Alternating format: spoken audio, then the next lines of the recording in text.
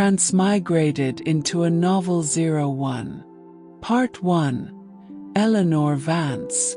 The very existence of Eleanor Vance was an exercise in quiet elegance.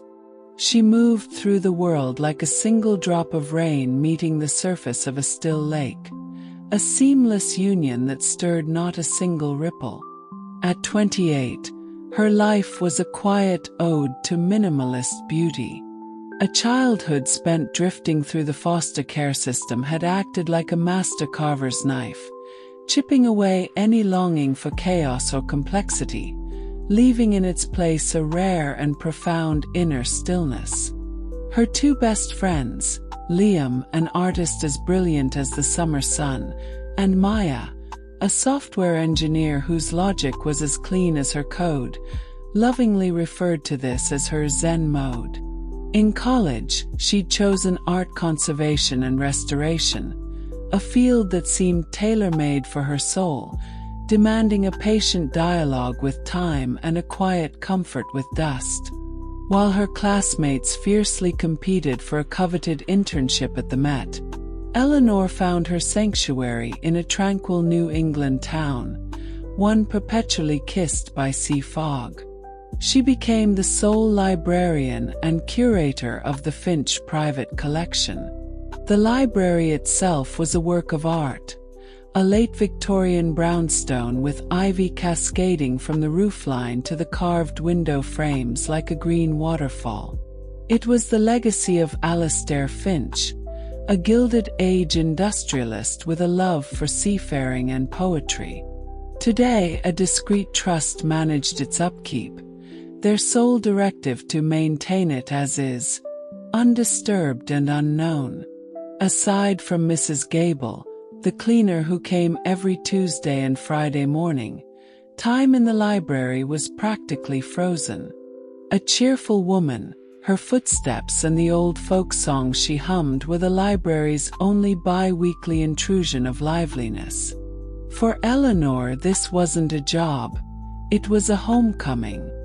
Her home was the library's attic, a warm nest of a space embraced by a steeply sloped roof.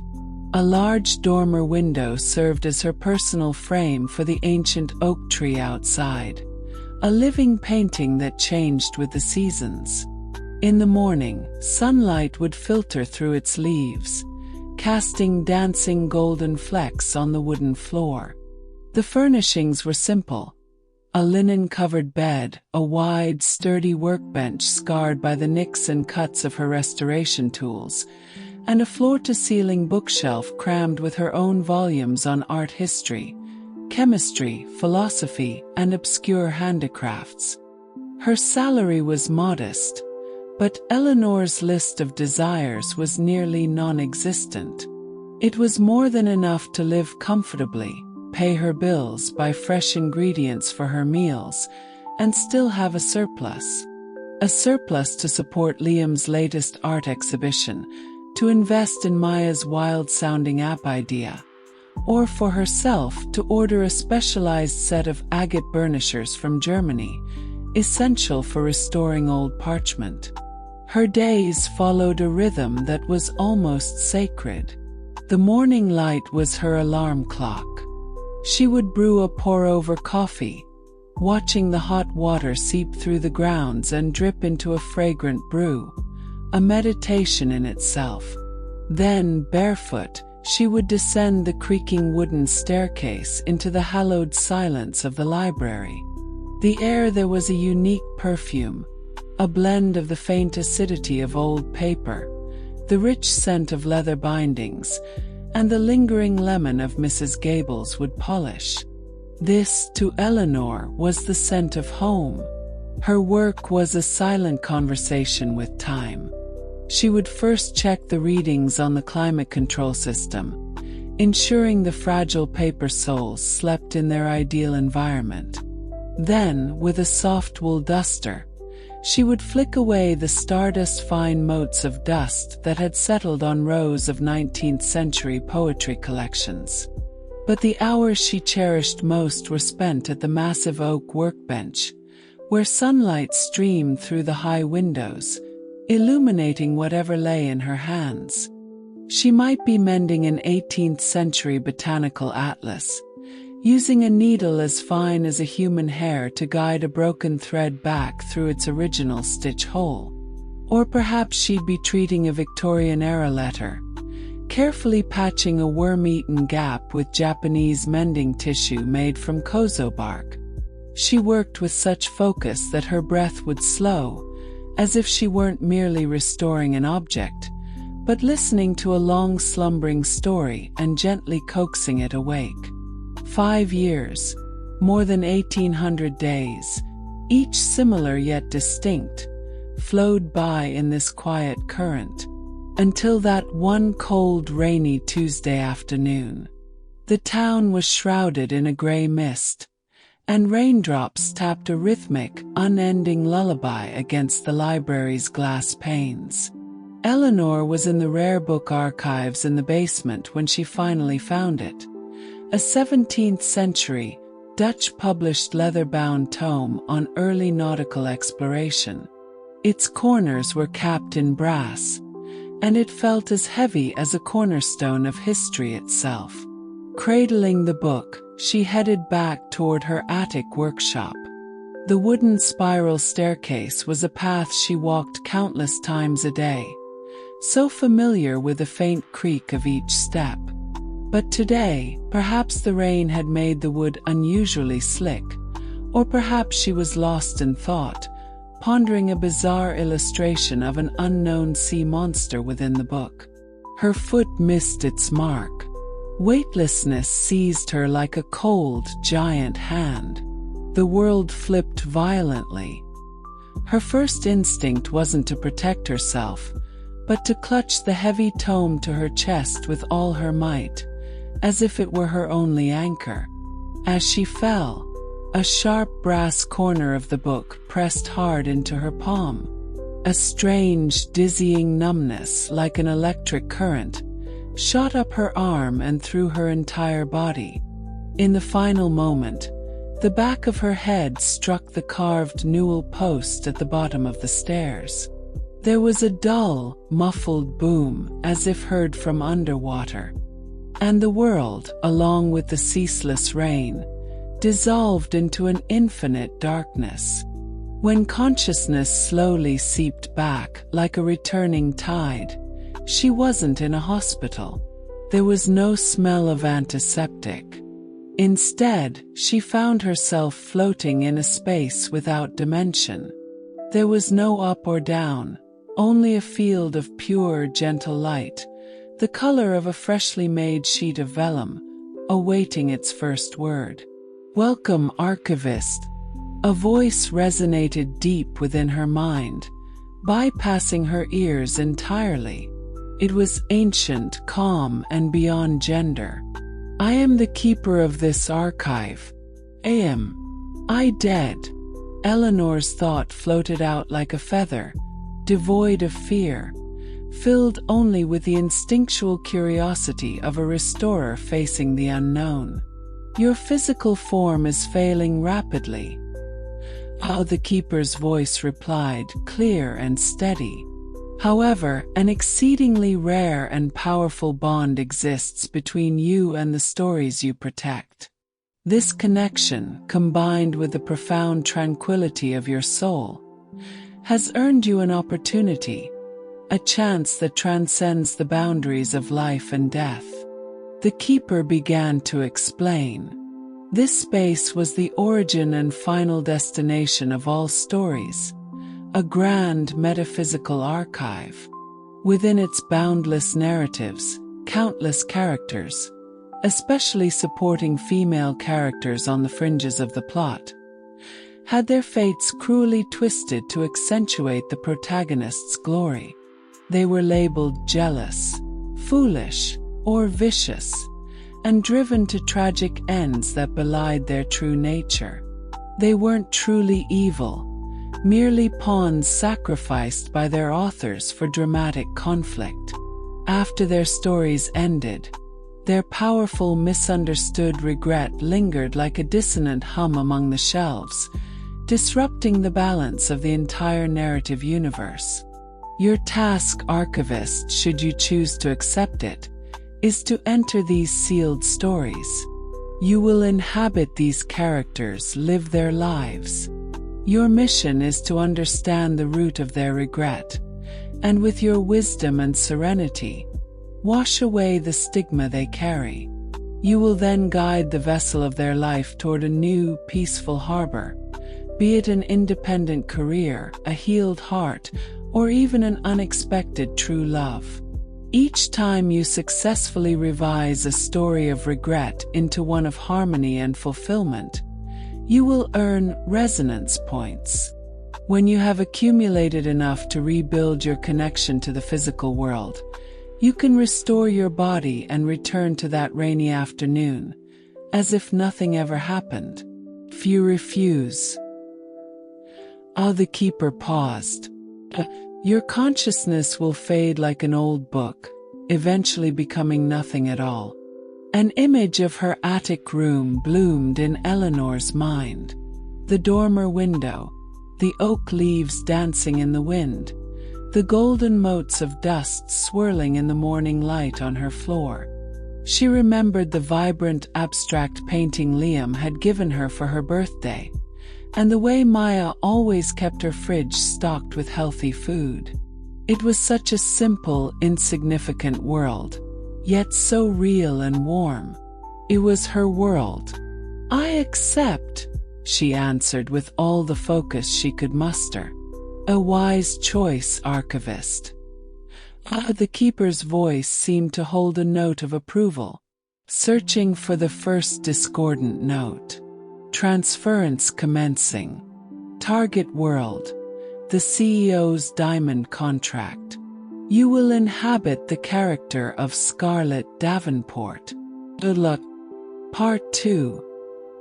The story of Scarlett Davenport. After a gentle vertigo, like being enveloped in warm seawater, Eleanor awoke in a bed so vast she could do cartwheels on it. The air was scented with an expensive, crisp fragrance of white tea. She stepped barefoot onto the cool marble floor and walked toward a mirror that took up nearly an entire wall. The woman in the reflection made her breath catch. She had long hair like molten gold, skin as flawless as fine porcelain, and a pair of sky-blue eyes that should have been as bright as a summer day. Instead, they were clouded by a persistent shadow of pride mixed with deep insecurity. Here was a creature favored by God, yet trapped in a cage of her own making.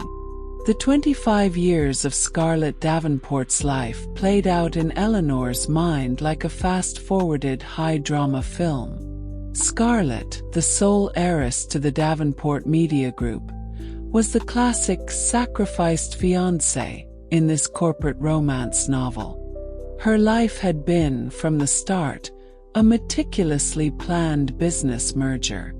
Her fiancé was the cold, ruthless, and decisive Aaron Blackwood, head of the tech giant Blackwood Industries.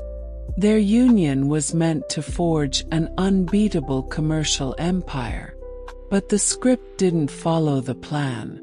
By chance, Aaron became intensely interested in a new employee at his company, Isabella Rossi, a woman from a poor background, but fiercely talented and resilient as a wildflower. From that moment on, Scarlett's life became a futile and painful chase. She loved Aaron, or rather, she loved the idea of winning Aaron, a goal that would finally prove her worth to her demanding father. She resorted to every clumsy, televised drama tactic she could think of, making trouble for Isabella at work, publicly humiliating her at high society galas, trying to buy her off with money. Every attempt only fanned the flames of the main couple's romance, solidifying their bond as they fought against this evil force together. In the end, blinded by jealousy, Scarlett leaked corporate secrets to orchestrate a business trap designed to ruin Isabella's career. But the trap was easily dismantled by the protagonist, who seemed to be protected by plot armor.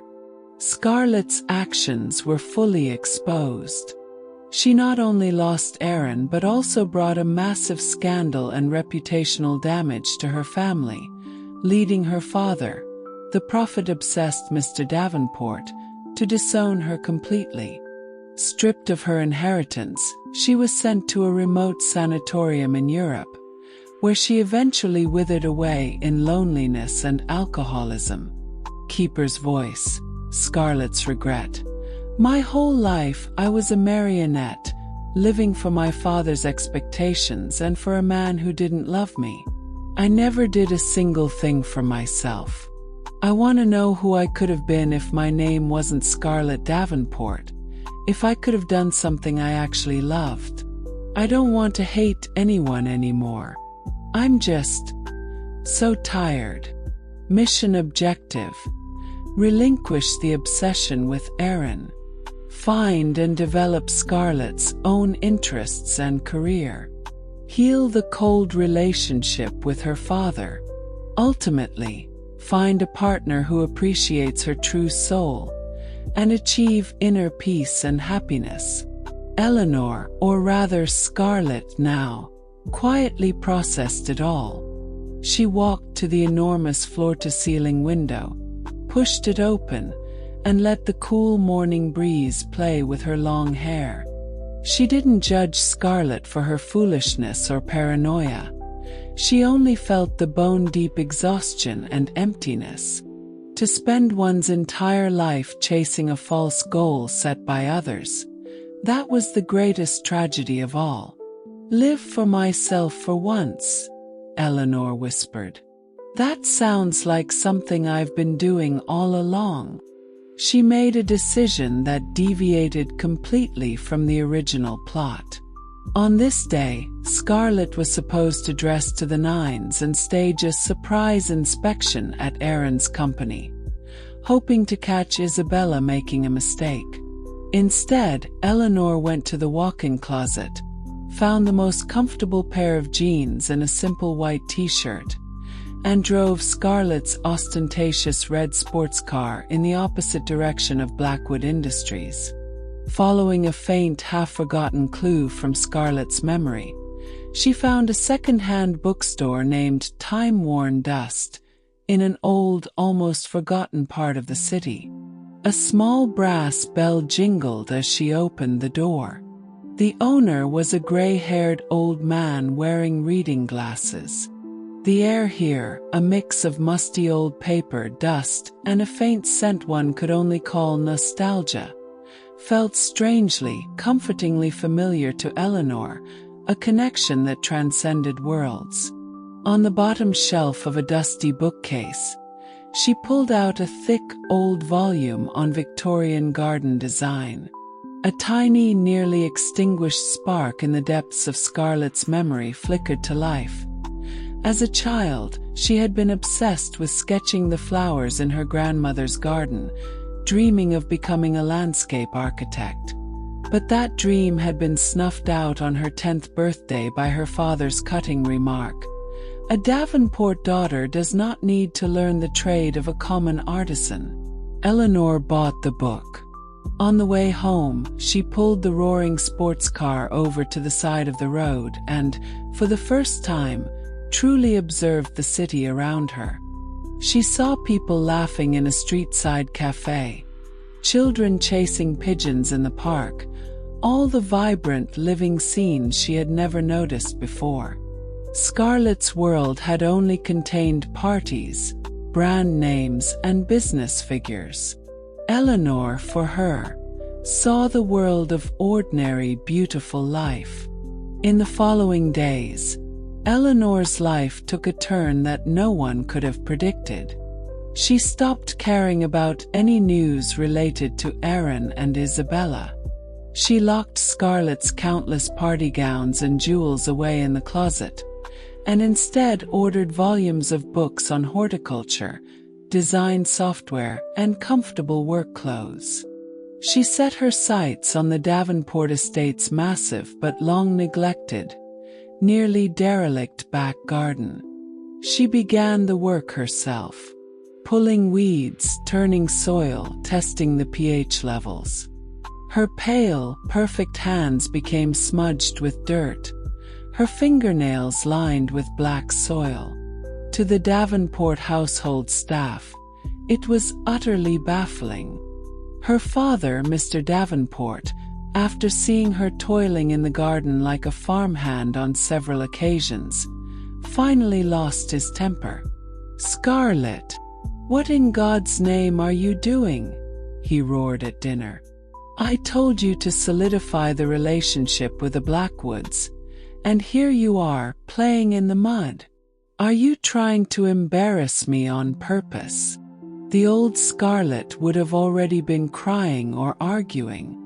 But Eleanor simply put down her silverware, dabbed her mouth with her napkin, and looked up, meeting her father's gaze with those clear blue eyes. "Father," her voice was soft, but held an undeniable strength.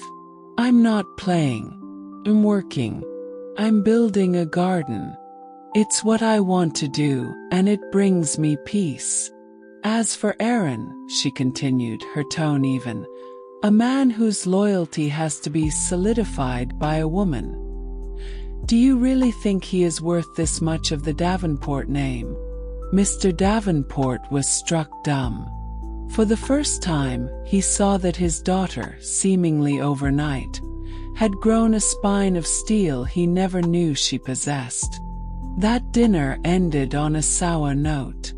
Mr. Davenport stormed off, leaving nothing but his cold, rigid back. But he didn't try to forcefully stop Eleanor's activities again. Perhaps her words had struck a chord, or perhaps he simply wanted to see what kind of spectacle his ever-obedient daughter would make of herself. Eleanor had gained precious, uninterrupted time. She immersed herself completely in the garden's transformation. This was more than just manual labor. It was a vast and intricate project that perfectly suited her instincts as a conservator. She treated the derelict patch of land exactly as she would a damaged, ancient book. First came the diagnosis. For an entire week, she did nothing but wander the different corners of the garden from dawn till dusk, armed with a sketchbook and a camera. She documented the angle and intensity of the sunlight at every hour, tracked the direction of the wind, and noted which areas held moisture and which were perpetually dry. She discovered an old magnolia tree nearly choked to death by wild vines and found a corner, sheltered by the building's shadow, that was perfect for shade-loving ferns. Then came the cleaning. The work was tedious and grueling. She didn't ask the staff for help, choosing to do it all herself. Donning thick gloves, she pulled up deep-rooted weeds one by one and cleared away years of accumulated dead leaves and branches. For her, the process was a kind of purification ritual. With every clump of weeds she uprooted, it felt as if she were tearing out the wildly overgrown jealousy and anxiety from Scarlett's memory. Sweat soaked her t-shirt and dirt smudged her cheeks, yet her heart felt a clarity and lightness it had never known before. Next was planning and design, the phase she enjoyed most. Her attic room was now her design studio. Giant blueprints covered the floor, marked with dense concepts in different colored pencils. She didn't aim for the symmetrical, ostentatious style of a typical mansion garden. Instead, she drew from the deep-seated yearning for nature she'd found within Scarlett. She divided the garden into several interconnected rooms, each with its own distinct style. Near the terrace, she designed a moonlight garden, exclusively using white, fragrant night-blooming flowers like tuberose, moonflower, and white roses. This would create a luminous sanctuary for quiet contemplation, even after dark. At the heart of the garden, she kept the natural lawn but introduced a variety of native wildflower seeds, hoping to cultivate a wild, spontaneous meadow. And beneath the rescued magnolia tree, she planned to lay moss and flagstones, place a long bench, and create a tranquil corner with the spirit of a Zen garden. Her actions sent ripples all the way to Aaron Blackwood. He was accustomed to Scarlett's constant calls and ever-present surveillance. Now, weeks of silence left him with a strange sense of unease. This quiet was more alienating than any hysterical accusation. He even began to wonder if he'd missed some crucial piece of information. Finally, he took the initiative and called Scarlett. "What have you been busy with?"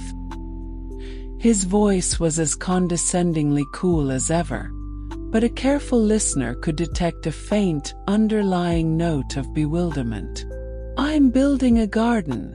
Eleanor's voice came through the phone, as calm as if she were commenting on the weather. There was a moment of silence on the other end. "A garden? Scarlett, this isn't a game you should be playing. The board meeting is next week. I need Davenport Media's support for the Rossi Group proposal. You should be at the office, getting familiar with Isabella, with the project team." He defaulted to his usual commanding tone. "Aaron," Eleanor interrupted him, "Father will send a professional to follow up on that proposal. I have faith in your abilities and in the professional judgment of our two companies. As for me, I've found something more important than getting familiar with a project team. More important than the future of our two families." Aaron's tone was laced with mockery. "No," Eleanor corrected him. "More important for me than attending a meeting I have no interest in. I don't believe my absence will affect the future of our families in any way." With that, she politely said her goodbyes and hung up. She had to go receive the first shipment of rose saplings she'd ordered. This was the first time Aaron had ever felt utterly defeated in an exchange with Scarlett. He found that all his prized assets, his power, his wealth, his charm, were completely useless against this new Scarlett. She simply didn't care. And that indifference was more disarming than any heated confrontation. Meanwhile, Eleanor's grand project in the garden finally recaptured her father's attention. But this time Mr. Davenport didn't roar. One evening, feigning nonchalance, he walked alone into the garden, which was already beginning to take shape. He saw the immaculately cleared grounds, the freshly turned soft soil divided into sections, and the rescued magnolia tree, now showing signs of renewed life. He also saw the professional gardening tools and stacks of design blueprints in a corner. The lines on the drawings were precise, the notes clear, filled with a rational beauty. This was no longer his daughter playing around. This was a serious undertaking, one that required immense effort and professional knowledge. He stood in silence for a long time. He remembered a little Scarlett in a princess dress many years ago, excitedly showing him her first drawing of a crooked rose. And he remembered how he, with one cold phrase, "That's useless," had single-handedly extinguished the tiny flicker of fire in her eyes. From that day on, the relationship between father and daughter began a subtle thaw. Mr. Davenport stopped questioning her project. Instead, at dinner he would mention, as if by chance, "I heard from a friend there's a world-class tulip exhibition in the Netherlands next month." Or, "A new shop just opened on the east side of town, specializing in antique gardening tools. "Looks interesting." Eleanor knew this was her father's clumsy, prideful way of offering his belated support. She would smile in response, discussing varieties of tulips or the maintenance of antique tools with him for a few moments. The space between them, no longer filled solely with business, marriage alliances, and suffocating expectations, was finally beginning to hold life. Part 3. A parting of ways and a new encounter. As spring arrived, the garden's silhouette grew more distinct. The plants Eleanor ordered arrived in batches, and she, like a general, commanded them to their designated positions on the map of her garden. The work gave her a sense of satisfaction she had previously only found in restoring ancient books. Each plant was like a single character, and she, with these living characters, was composing a poem of beauty. Her life became simple and fulfilling, and she completely cast the world of Aaron and Isabella from her mind. However, the inertia of a plot is a powerful force. At a tech charity gala hosted by Blackwood Industries, Scarlett's attendance, as the nominal fiancée, was unavoidable. Eleanor prepared meticulously for this re-emergence. She didn't choose one of the sexy, aggressive battle gowns of the past. Instead, she selected a forest green gown by an independent designer, simple in style but exquisitely tailored. The fabric was embroidered with delicate fern patterns in a matching thread, understated yet full of life. She gathered her golden hair into a loose bun, secured with only a single rustic wooden hairpin, and wore almost no makeup. When she entered the ballroom, she didn't immediately scan the room for Aaron, as the old Scarlett would have. Her aura, much like the garden she was building, was serene and expansive, possessing a beauty that stood apart from the world. She drew many eyes, but they were no longer the gazes one gives to Aaron Blackwood's accessory, but rather a pure appreciation for beauty itself. Naturally, Aaron and Isabella were the center of attention. Isabella, in a simple white dress, was charmingly engaged in a spirited conversation with several tech moguls, showcasing her unique talent and charisma. Aaron stood by her side, his eyes filled with undisguised admiration and love. Seeing this, Eleanor felt not a ripple of emotion. She simply thought they looked well suited for each other, and that finally it had nothing to do with her. She found a quiet corner, picked up a glass of champagne, and began to study an indoor botanical arrangement with great interest. Just then, a gentle voice spoke beside her. "You seem quite taken with this plant arrangement. Forgive my forwardness, but this combination of a bird of paradise and a monstera, while popular, isn't actually a great match in terms of their light and humidity needs." Eleanor turned to see a man in a well-fitted tuxedo. He was in his early 30s, wore gold-rimmed glasses, and had a warm, focused gaze. He had the air of a scholar rather than a businessman. "I agree," Eleanor replied with a smile. "The bird of paradise needs more direct light to bloom, and the monstera's leaf edges will easily scorch under these kinds of spotlights. It's a design that sacrifices the well-being of the plants for visual effect." A glint of pleasant surprise flashed in the man's eyes. "Are you a fellow enthusiast?" "I know a little," Eleanor said modestly. And just like that they began to talk. The conversation flowed naturally from the lighting needs of houseplants to the greenhouse designs at Kew Gardens, and then to the Kersansui rock gardens of Kyoto. Eleanor was amazed to find the man before her incredibly knowledgeable, with unique insights.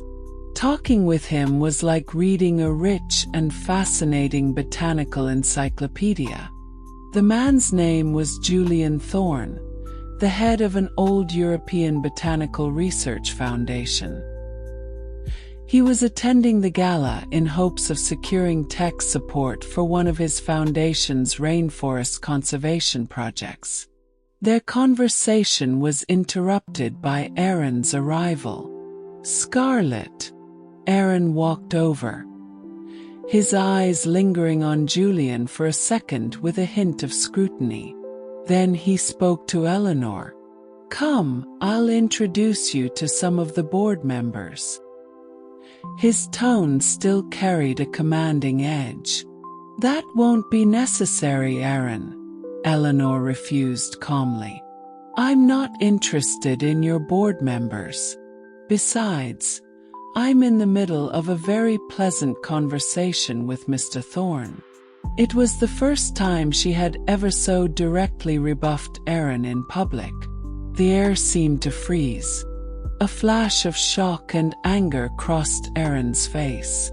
Julian, meanwhile, watched this beautiful and unique woman with great interest, the smile in his eyes deepening behind his glasses. After the gala, Julian extended an invitation to Eleanor. "Miss Davenport, I know of a private fern conservatory on the outskirts of the city that isn't open to the public. Happen to know the owner. If you're interested, I would be delighted to accompany you for a visit next weekend." "I would be honored, Mr. Thorne," Eleanor accepted with pleasure. The gala was a clear turning point. It made Eleanor realize she was now fully capable of facing the hero and heroine of this world with complete tranquility. A few days later, she took the initiative to meet with Aaron. The venue wasn't a fancy restaurant, but her own burgeoning garden. When Aaron arrived, he was met with a Scarlett he didn't recognize at all. She wore work pants dotted with mud and a straw hat, and was personally planting a newly arrived Japanese maple. In the sunlight, her profile was focused and soft. "Have a seat." Eleanor pointed to the bench under the magnolia tree and handed him a bottle of cold water, not the top-shelf whiskey he was used to. "Scarlett, we need to talk," Aaron said, getting straight to the point. He couldn't stand this loss of control. "Yes, we do," Eleanor agreed, wiping her hands and sitting across from him, her tone perfectly even. "Aaron, let's end our engagement." Even though he had anticipated it, hearing the words actually spoken by Scarlett still sent a jolt through him. "Why?" he asked instinctively, forgetting for a moment that this was the outcome he should have wanted. "Because this engagement, for you, for me, and even for our families, has lost its original meaning," Eleanor said slowly. "You've fallen in love with Isabella. That's a good thing. You should be with someone who makes you happy. And she glanced around the garden she had created with her own hands. "I have also found what brings me peace and joy. There's no need for us to continue playing the part of a disconnected couple. It's not fair to anyone, especially not to Isabella." Her words were clear, rational, and held not a trace of resentment or bitterness. She had even considered Isabella. For the first time, Aaron realized how childish his prized business acumen was when it came to handling emotions. And the woman he had always thought was purely emotional was far more clear-headed than he was. "I understand," he said after a long silence, finally giving a difficult nod. Their parting of ways had none of the dramatic conflict common in novels. Like Eleanor herself, it was calm, dignified, and clean. Freed from the engagement, Eleanor felt an unprecedented sense of liberty. She poured more of her energy into the garden and into her growing friendship with Julian. They visited the Fern Conservatory together and spent weekends browsing antique markets for old gardening tools. Julian was a gentle mentor, teaching her a great deal about plants, while Eleanor, with her unique sense of beauty, infused his rational scientific theories with artistic inspiration. Their affection for one another through these shared moments grew quietly like a vine, naturally and tightly intertwining. What Julian admired was not Miss Davenport, but the real Eleanor, the woman who could find joy in the soil and delight in the blooming of a single flower. And Mr. Davenport saw it all. He saw his daughter smile more and more, her joy becoming more genuine. He saw the natural ease and connection she shared with a young man named Julian. And while he wasn't entirely satisfied with Julian's net worth, as a father, he ultimately wanted his daughter to be happy. He chose to give his silent consent. The story was being gently rewritten by Eleanor. Part 4. The Garden's Bloom and the Soul's Homecoming.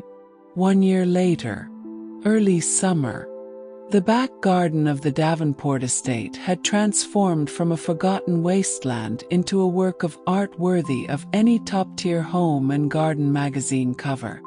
It wasn't just a garden. It was a flowing symphony composed of plants. White roses in the moonlight garden now climbed the old walls, and the evening breeze carried their sweet, ethereal fragrance. The central wildflower meadow was at its peak, the blue of cornflowers, the red of poppies, and the white of daisies weaving together like a Monet painting, spontaneous and brilliant. In the zen corner under the magnolia tree, the moss was thick and lush, the stone lantern ancient and rustic. Water dripped from a bamboo pipe, striking the pebbles below with a clear, crisp sound that cleansed the soul. The completed garden made its official debut at the Davenports' annual charity gala and immediately caused a sensation. Guests wandered through it, captivated by its beauty and ingenuity. They were astonished to discover that the designer was none other than Scarlett Davenport, the woman they remembered only for chasing after Aaron Blackwood. "This is just incredible," a renowned art critic exclaimed to Mr. Davenport, a glass of wine in his hand. "Your daughter possesses more than just talent. She has a rare spirituality, an ability to converse with nature. This garden, it has a soul." Listening to the chorus of praise around him, watching his daughter as she confidently explained her design philosophy to the guests, Mr. Davenport's face, for the first time, showed an undisguised, purely paternal pride. He realized that the beauty his daughter had created brought more honor to the Davenport name than any business contract ever could. At the gala, the landscape architect who had initially approached Eleanor for a collaboration found her again, this time with a more substantial proposal, an invitation to join his firm and co-lead the Central Park project, a massive revitalization of a derelict industrial zone. It was a huge opportunity, one that could make her famous. But after careful consideration, Eleanor politely declined. "I prefer," she told the architect, "to focus on the small, beautiful, forgotten corners. I want to design green spaces that bring peace and healing to ordinary communities, schools, and even hospitals. Places that don't have the chance for large-scale gardens." Her decision only deepened Julian's admiration for her. He knew she wasn't chasing fame or fortune, but a more profound satisfaction found in creation and healing. And so, with Julian's encouragement and financial backing from Mr. Davenport, Scarlett founded her own small landscape design studio, named The Secret Garden. Her first project was to design the courtyard for a local children's home. She used no expensive or exotic flowers. Instead, she chose hardy, interesting plants that would spark the children's imagination. Dandelions whose seeds could be blown to the wind, jewelweeds whose petals could be used as pretend fingernails, and nectar-rich plants that would attract butterflies and bees. She worked alongside the children, teaching them about the plants and letting them feel the soil. When the once barren yard transformed into a vibrant playground filled with life and laughter, Eleanor felt a happiness from the children's smiling faces far greater than any award could ever bring. The Secret Garden studio slowly gained a reputation. Her designs were always filled with humanistic care and a delicate understanding of the user's emotional needs, setting her apart in the commercialized design world. She no longer needed the Miss Davenport halo. Her own name, Scarlett, had become a brand synonymous with healing design. Her love, like her garden, flourished with the passage of time. Julian proposed. There was no grand spectacle, no pigeon's egg-sized diamond. It was an ordinary weekend afternoon. They were in the garden they tended together, digging a hole for a new blueberry bush. As Eleanor looked up, her hands covered in soil, she saw Julian down on one knee. In his hands was not a velvet box, but a small ring he had woven himself from willow twigs, still fragrant with the scent of fresh grass. Scarlett. His voice was gentle and sincere. I can't give you a business empire, but I am willing to spend my life building countless beautiful gardens with you. I study the language of plants, and you are the most beautiful flower I have ever seen. One of a kind. Will you marry me? Eleanor looked into his loving eyes behind the glasses and cried with a smile.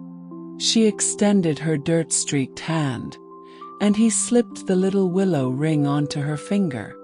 Their wedding was held in the very garden she had created.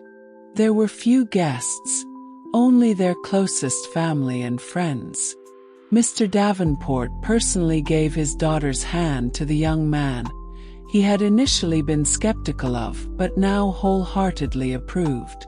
Seeing the radiant, serene smile on his daughter's face, a smile he had never seen before, he finally let go of all his old reservations. Aaron Blackwood and Isabella also attended, offering their sincere congratulations. They too had found their own happiness. Aaron's business empire continued to expand, with Isabella as his most capable partner. As they looked at the newlyweds, their eyes held the piece of a story that has found its proper conclusion. The fates of the three had finally settled into their own harmonious orbits. Married life was simple and happy. Scarlett continued her design work, and Julian traveled the globe for his botanical research, but no matter how far he went, he always came home. They traveled together, visiting the world's most beautiful gardens. They also stayed home, reading by the fireplace or simply enjoying each other's quiet company. Scarlett's life had been completely rewritten. She was no longer the tragic supporting character who needed a man to validate her existence. She had an independent career, her father's understanding and pride, and most importantly, a partner who saw past her beautiful exterior to truly love her soul. She had, for herself, cultivated a life in full bloom.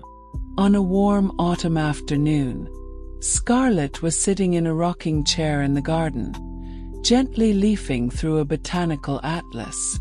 Nearby, Julian was trimming some overgrown rose branches. Sunlight dappled through the golden leaves, casting shifting patterns of light and shadow. An orange cat was curled up lazily at her feet, napping. This, perhaps, was the very picture of a tranquil life. And then that familiar ancient voice returned, right on cue in the depths of her mind. "You have done exceptionally well, Archivist. The story of Scarlett Davenport has been successfully re-archived. Her regrets have been soothed, and her soul has found peace and happiness. Mission complete. Resonance points plus 1,500. Current total 1,500. Do you choose to depart this world now?" Eleanor took one last look at this beautiful world. She saw Julian's focused profile nearby, the cat napping in the sun, and felt the flower-scented breeze on her cheek.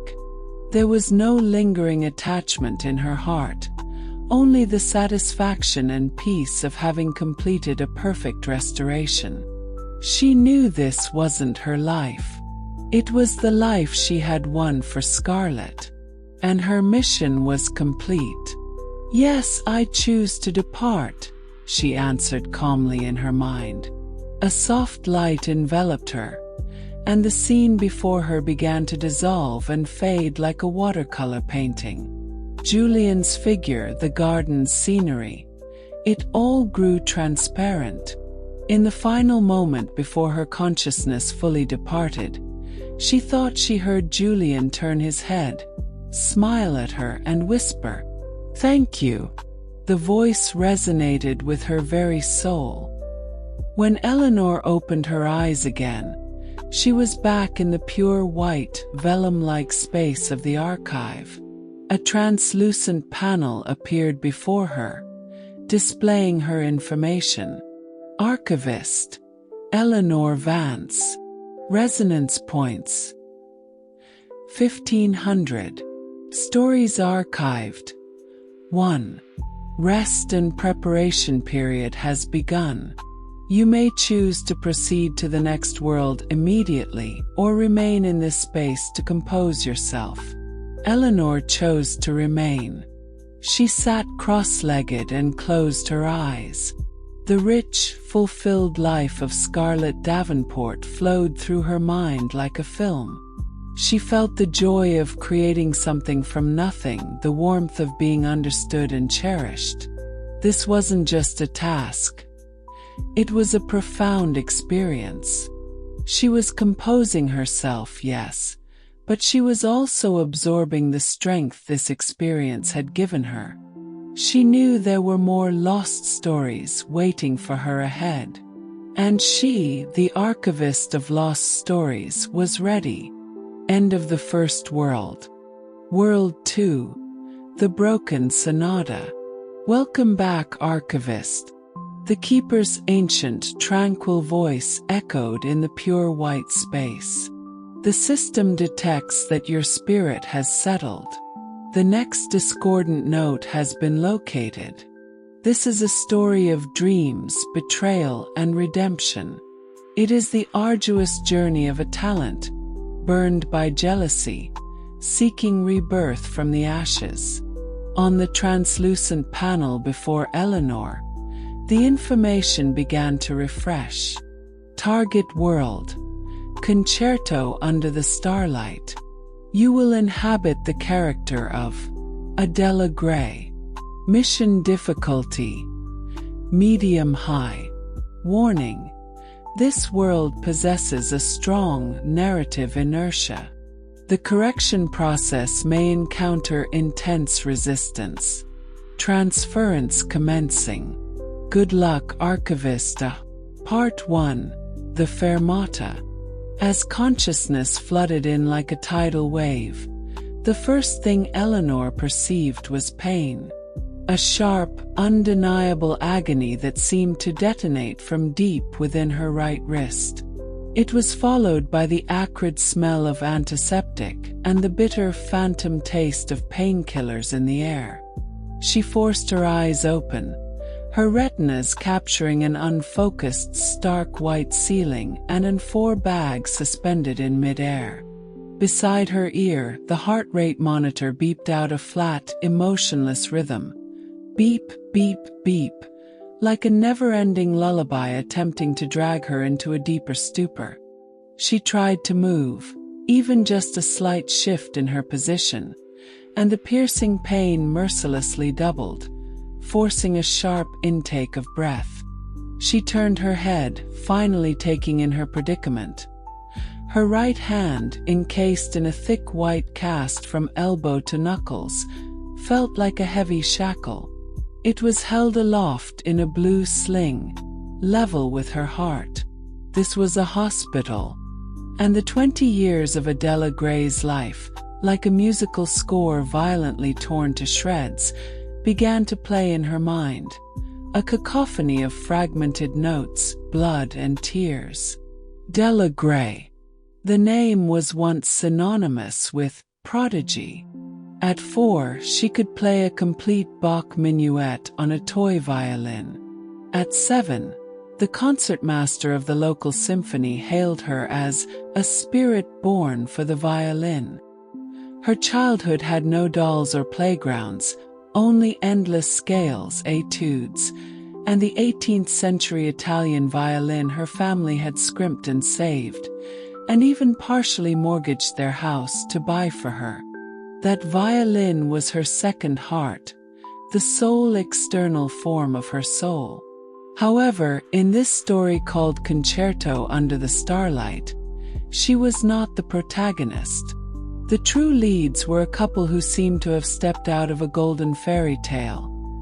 The piano prince, Lucas Vanderbilt, and the cello princess, Selina Rothschild. Their love and their music were the perfect concerto, the most celebrated tale in high society. And Adela, she was a jarring, superfluous arpeggio in this perfect composition. A detestable, villainous supporting character, labeled as gloomy and paranoid, consumed by jealousy, and unscrupulous. In the story, she had entered the hallowed halls of Juilliard with her unparalleled talent, earning the top spot and becoming the dazzling concertmaster of the violin department. There she met Lucas, a piano genius and fellow music obsessive. They were once the Academy's acknowledged twin stars, their duets praised by professors as a perfect union of technique and emotion. Adela loved Lucas deeply, or rather, she loved the feeling of meeting her match, of her soul resonating with his when they played together. She naively believed they would be each other's lifelong first chair in both music and life. But the fairy tale began to crack the moment Selina returned to the country. Lucas's childhood friend not only possessed a distinguished family background to match his own, but also an angelic face and a gentle, kind personality. Her cello playing, while perhaps not as virtuosic and flashy as Adela's violin, was filled with a warmth and tolerance that easily merged with Lucas's piano. The unspoken understanding between them was a chasm that Adela, with all her talent and effort, could never hope to cross. The scales of Lucas's affection tipped, without suspense. He began to cancel his practice sessions with Adela, using various excuses to spend time with Selina, who needed help adjusting. When Adela flared up because Selina had inadvertently sat in her designated concertmaster's chair, Lucas, without asking for context, accused her of making a big deal out of nothing and being petty. When Adela pointed out a rhythmic error Selina made in a quartet rehearsal, Lucas saw it as a malicious provocation born of jealousy. Consumed by insecurity and fear, Adela did all the foolish things a tragic supporting character would do. She mimicked Selena's style of dress, only to be derided as a clumsy imitator. In a school competition, desperate to beat the string quartet led by Selena, she ignored a pre-existing injury in her wrist and forced herself to tackle Paganini's La Campanella, a piece that was incredibly risky even for her. The tragic climax erupted backstage at the annual gala. Unable to bear the sight of Lucas and Selena's oblivious intimacy, Adela confronted Selena, hysterically accusing her of stealing everything from me. In the ensuing shove, blessed by the god of plot, Selena merely tumbled to the ground, looking pitiful but entirely unharmed. Adela, however, while stumbling backward, accidentally knocked over a heavy music stand, lost her balance, and slammed her right hand at a grotesque angle against the cold corner of a wall. Comminuted fracture. Every word on the diagnosis report drew a blood-red fermata over the career of a violin prodigy. What followed was Lucas's final, merciless judgment. He stormed into her hospital room, his eyes devoid of pity, filled only with disgust and ice. "I was so wrong about you. To hurt Selena, you were willing to sacrifice your own hand. Adela, you're disgusting." The rest of her life was an endless fall. Dropping out of school, cutting ties with her parents, alcoholism, playing simple tunes on a piano in third-rate bars for meager drink money. The story ends on a rainy night, with her lonely death from gas poisoning in a cheap rental, a result of her drunken stupor. And her death. It was nothing more than an insignificant single line of text in the news coverage of the main couple's wedding of the century at the Vienna Musikverein. Keeper's voice, Adela's regret. "I never wanted to hurt anyone. I was just so terrified of losing everything I had. My hand, my violin, my love. They were the entire meaning of my existence. If my hand hadn't been broken, if I hadn't lost my music, would my life have been different? I don't want to be consumed by hatred anymore.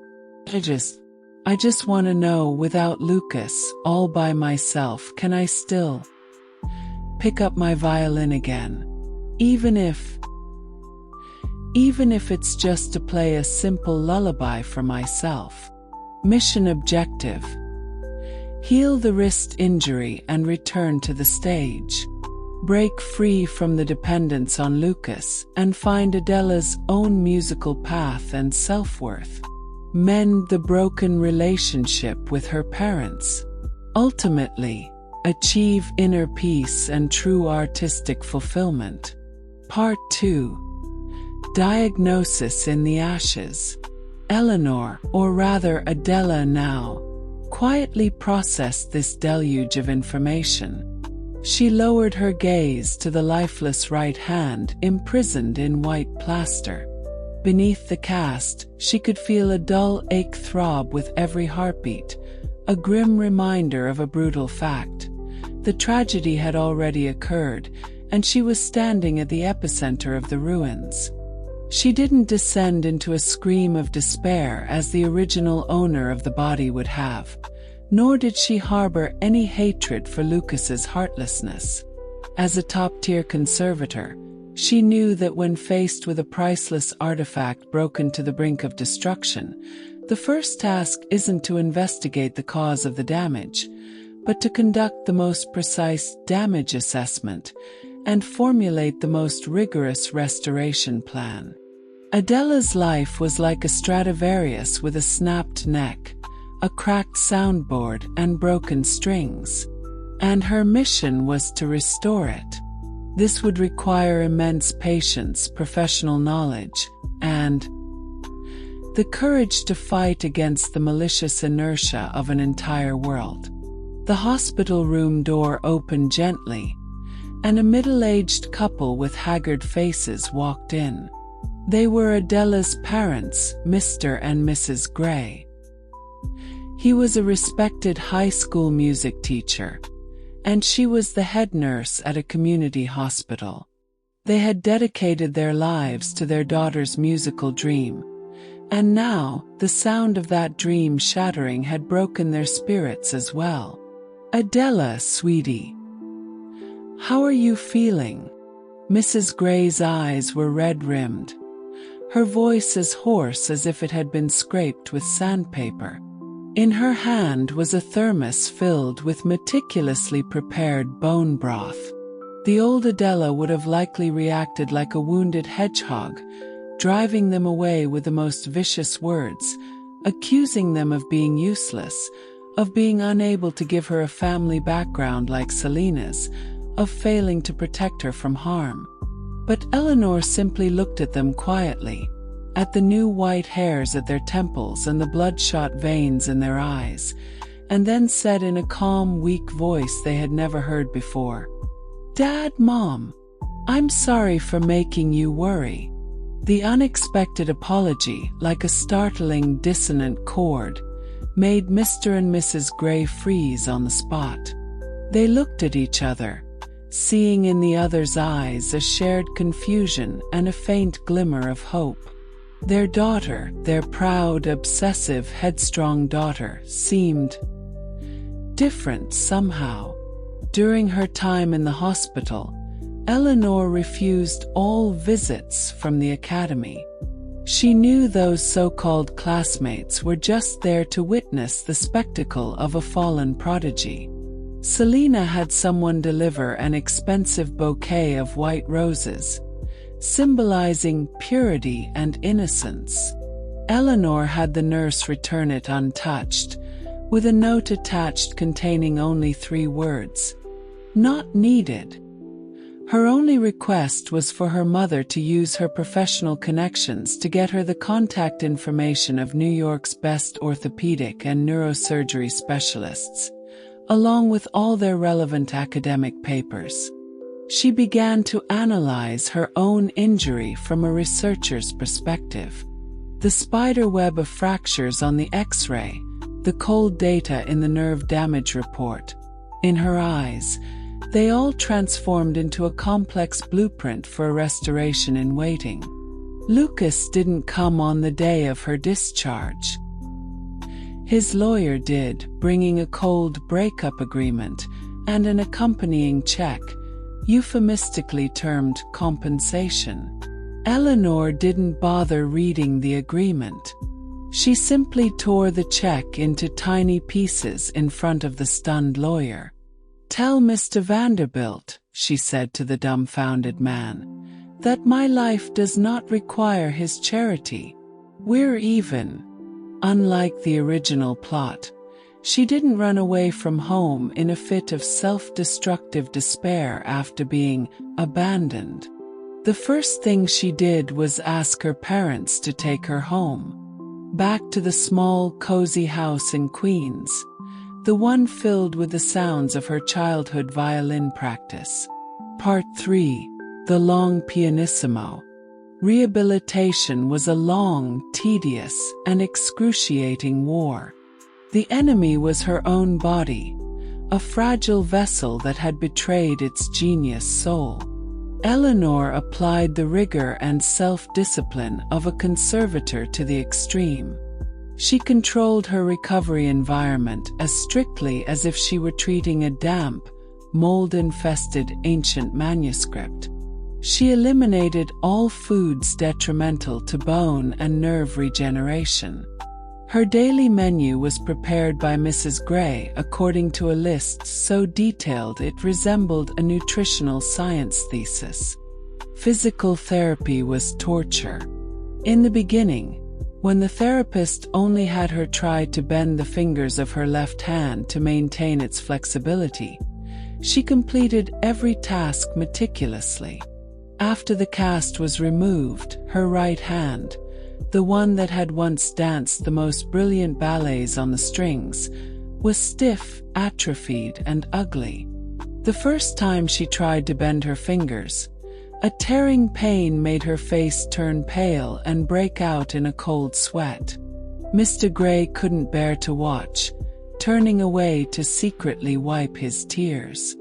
Mrs. Gray, her heart aching, pleaded, "Sweetie, maybe that's enough for today?" "No." Eleanor squeezed the word through her teeth. There were no tears in her eyes, only an almost cold, hard focus. When you restore a piece, you can't stop halfway. She imagined the piercing pain as the necessary corrosion from a chemical agent used to remove a stubborn stain from an old book. Every tiny bit of progress, from being able to slightly bend a finger to holding a small rubber ball to picking up a coin with her fingertips, felt to her like the immense joy of successfully reattaching a tiny, separated fragment of a page with invisible mending tissue. During the days she couldn't touch her violin, Eleanor began another form of practice: studying. She devoured knowledge like a sponge. She had her father borrow stacks of books from the city library, their range so wide it stunned Mr. Gray. It was no longer just music theory and history, but philosophy, physics, especially acoustics and resonance theory, architecture, psychology, and even introductory books on Zen Buddhism. She began to understand music from a much grander perspective. She discovered that the ingenious polyphonic structure of a Bach fugue had a surprising isomorphism with the architecture of a Gothic cathedral, that the powerful will in a Beethoven symphony, erupting in order and harmony from chaos and struggle, echoed Kant's philosophy, and that the obsessive pursuit of timbre in Debussy's impressionistic music was, in essence, a masterful application of the overtone series in physics. Her inner world, nourished by this knowledge, became an expanding new universe, increasingly vast, profound, and serene. She no longer staked the entire meaning of music on 4 strings and a single spotlight. She began to hear music she had never heard before: the intervals in the morning birdsong, the polyrhythms of raindrops on the windowpane, the sustained drone of a city's nightly traffic. All things were in performance, and she just needed to become a better listener. She carefully stored Adela's cherished Italian violin in its climate-controlled case. She knew the time wasn't right. A dusty masterpiece needs a performer whose soul is in its best state to awaken its most beautiful voice. Before that, she needed to first restore herself. That year, Lucas and Selina's Golden Concerto resounded throughout the classical music world. As a couple, they won several international awards, signed with a top record label, and became darlings of the media. Occasionally, Mr. and Mrs. Gray would catch their news on TV and nervously glance at their daughter. But Eleanor's face remained perpetually calm, as if she were watching a weather forecast that had nothing to do with her. This very calmness, however, worried her parents even more. They would rather she cried or threw a tantrum than endure this dead-still silence.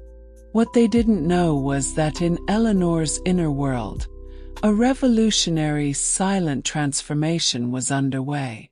Part 4. The First Resonance. A year and a half later, on an early spring afternoon, through meticulous daily restoration, Eleanor's wrist had recovered 80% of its function. The doctors were amazed at the speed and effectiveness of her recovery, calling it a small miracle. Although they made it clear that the damage to her wrist joint and nerves was permanent, and she could never again withstand the high-intensity, Paganini-style virtuosity that required extreme power and flexibility, she was cleared for normal, non-intensive playing. For Adela, this might have been a death sentence, But for Eleanor, it was the Restoration Complete inspection report. She finally reopened the long-sealed case, the scent of rosin and old wood wafting out. The moment her fingertips touched the 4 cold strings again, a long-lost familiarity, like an electric current, shot through her entire body. She didn't immediately start practicing any pieces.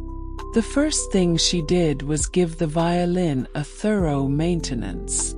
Like a devout ritualist, she gently replaced the strings, cleaned the fingerboard with special oil, precisely adjusted the bridge, and carefully applied new rosin to the bow.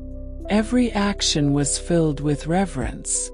She was awakening an old friend who had been asleep for nearly 2 years. After all this was done, she tucked the violin under her chin, took a deep breath, and slowly drew the bow across the strings. A simple, open G-string note sounded in the room. The sound wasn't perfect, perhaps even a bit shaky and rough from long disuse. But as that note, the very first meaningful note played on this reborn violin by her healed hand, vibrated in the air, Eleanor's eyes, without warning, grew moist. These were not her tears. They were the soul echo of Adela, still residing in this body, expressing its ecstasy and gratitude in the most primal way. She was back, in a completely new way. She did not choose to return to Juilliard, that glittering world of fame and vanity, the place that had witnessed both her glory and her humiliation, was no longer for her. She chose a path that would stupefy everyone. She saw an online job posting for an assistant music therapist at a newly founded non-profit organization in the city called The Bridge of Harmony. The organization specialized in providing art therapy for children with autism, ADHD, and emotional disorders. The decision caused a storm at home. "Are you insane, Adela?" Mr. Gray, normally so gentle, yelled at her for the first time. "Your talent is a gift from God. You shouldn't be wasting it in a place like this. You should be back on the stage, back in the spotlight, letting the whole world hear your music." "Dad!" Eleanor calmly put down the job description and looked her father straight in the eye. "There are many kinds of spotlights. Perhaps I'm looking for one that's less blinding, but can illuminate some forgotten corners. Besides," she paused, then enunciated each word clearly, "I am no longer God's favorite. I'm just a restorer. I want to see if I can use this restored violin and this restored hand to restore something else." She got the job. The founder of the organization was a woman named Ava Copeland, an experienced and senior music therapist. During the interview, Ava barely asked about her performance skills. She simply listened quietly as Eleanor spoke about her understanding of music and resonance. In the end, Ava told her, "We don't need a performer. We need a listener. And in your eyes, I see the most important quality a good listener can have. You have experienced being broken, and you understand how to coexist with brokenness." At the Bridge of Harmony, Eleanor met all sorts of special children. They were like locked books with complex passwords.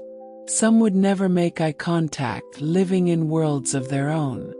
Others would repeat stereotyped movements, as if trapped in a time loop. And still others were hypersensitive to external sounds, where even the soft click of a door could trigger a violent emotional breakdown.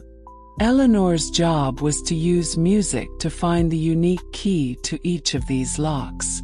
She completely abandoned the showy, egocentric performance style of her past. She began to learn how to hide herself behind the music. She no longer pursued technical brilliance, but focused instead on the texture, frequency, and timbre of each note, and the emotional resonance they might evoke. For the little boy who was hypersensitive to sound and always had his hands over his ears, she didn't play any structured piece. She simply used the lightest pressure of her bow to create a sustained, wind-like sound on the strings, similar to white noise. After a few minutes, the boy slowly, tentatively, lowered his hands. For the first time, he looked with curiosity and stillness at the wooden box in her hands that could make wind. For the little girl who always hid in a corner like a frightened fawn, avoiding all contact, Eleanor played a self-arranged, incredibly slow and warm rendition of Bach's air on the G string. She didn't look at the girl, just played immersively for herself. When the piece ended, she caught a glimpse from the corner of her eye. On the little girl's face, for the first time, a fleeting, faint smile appeared. Here, her violin was no longer a weapon for conquest and competition, but a bridge for communication, comfort, and healing. In the pure, direct feedback from these children, she found a meaning more profound, more soul-shaking, than any thunderous applause in Carnegie Hall. Her music finally truly began to have a soul. It was no longer a lofty work of art, but a warm presence that could be touched and embraced. Part 5. A dissonant reunion. Another 2 years passed. Eleanor had grown from an assistant into a fully fledged, competent music therapist. Her story with The Bridge of Harmony was featured in a report by a local TV station focused on community development, generating considerable public interest. And her unique musical philosophy. The essence of music is resonance, not performance. Healing, not conquest, began to circulate quietly in non-mainstream, independent music circles. Meanwhile, Lucas and Selena's Golden Concerto had reached its dazzling zenith. They had become the hottest celebrity couple in the classical music world, with world tours, multi-million-dollar endorsements, and fashion magazine covers. They lived at the top of the pyramid, basking in the envy of the world. Yet, beneath the brilliant halo, shadows were quietly growing. Lucas had an almost obsessive pursuit of perfection in his music. His playing was technically flawless, as precise as a machine, but because of that, it gradually lost a touch of human warmth. Selena was the exact opposite. Romantic by nature, she yearned for free, improvisational, and emotionally charged expression. Their musical disagreements inevitably spilled over into their lives. Arguments began to replace duets more and more frequently. By chance, Lucas saw the in-depth report about The Bridge of Harmony on a hotel television. When the camera focused on the woman in a simple cotton dress, smiling as she played her violin for a group of special children in a sun-drenched room, he froze completely. The Adela on the screen was someone he had never seen. The gloom and hostility were gone from her face, replaced by a soft yet resolute glow he couldn't describe. She was playing a simple folk tune he'd never heard, her technique unadorned, almost clumsy. But the ineffable warmth and powerful vitality contained within that music struck his heart like an invisible hammer, sending a wave of inexplicable, intense panic through him. He began to uncontrollably search for everything about her. He discovered in the obscure corners of some indie music forums that she occasionally collaborated with other independent musicians, performing experimental, improvisational gigs at a small live house converted from an old warehouse, called Resonance. As if guided by a ghost, he cancelled an important business dinner that night and went alone, wearing a hat and a mask, to the dilapidated Brooklyn neighborhood. The live house was dimly lit, the air a mixture of beer and dust. Lucas sat in the most inconspicuous corner, feeling entirely out of place. When Eleanor walked onto the small stage with a weathered man holding a wooden guitar and a black girl playing a handpan, his heart skipped a beat. There was no sheet music, no presets, not even a signal to start. The guitarist began with a few lazy chords, and the handpan answered with an ethereal water drop sound.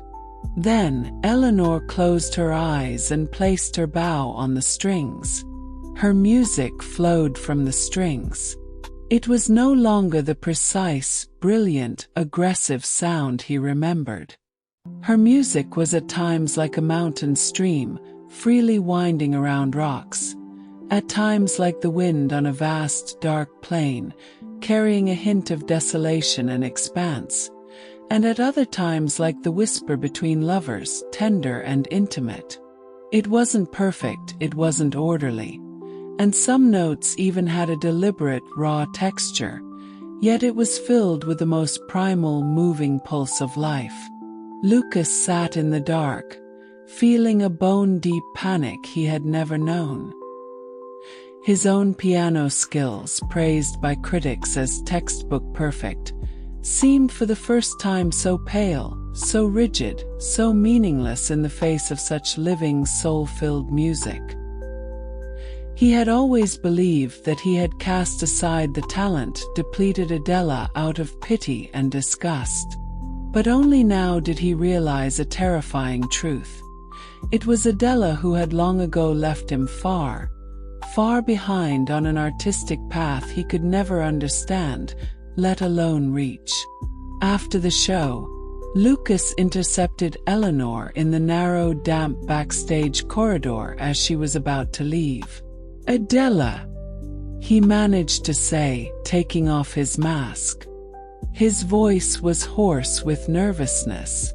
Eleanor looked at the man before her, dressed in an expensive suit but with a weary, lost expression on his face. Her gaze was as calm as if she were looking at a stranger asking for directions. "Can I help you, Mr. Vanderbilt?" The title, like an invisible wall, instantly separated them. "Your hand. It's completely healed." He asked an incredibly stupid question because he didn't know what else to say. "As you can see." Then, "Why didn't you go back to Juilliard? Why not return to a real stage? With your ability, you could take back everything that's rightfully yours." His tone carried an urgent, questioning edge he himself didn't even notice. "Which stage is the real stage?" Eleanor interrupted him, her voice quiet but exceptionally clear. "For me right here," she gestured to the humble venue behind her, the one that had just brought her immense joy. "This is the most real stage there is. As for taking back what's rightfully mine, Mr. Vanderbilt, you might be mistaken. I never lost anything that was truly mine to begin with. I heard your music." Lucas's defenses crumbled before her tranquility, his voice tinged with an undeniable tremor. "I didn't know. I truly didn't know music could be like that. Della, I'm sorry about what happened back then. I was wrong." This apology, 3 years too late, was like a pebble dropped into the ocean to Eleanor. It couldn't stir a single ripple. She wasn't Adela. She didn't possess that all-consuming love, and therefore, none of the bone-deep hatred. "It's all in the past," she said lightly, her tone as if she were recounting an old piece of news that had nothing to do with her. You don't owe me an apology. You owe one to the Adela who once trusted you. And you owe one to your own music. I have to go now. She walked past him, her steps composed, without a shred of lingering attachment. Lucas instinctively reached out, as if to grab the corner of her sleeve, only to let his hand fall limply to his side. He watched her calm, resolute back disappear down the end of the corridor, and for the first time, he truly, viscerally, tasted the heart-stabbing bitterness of the word regret.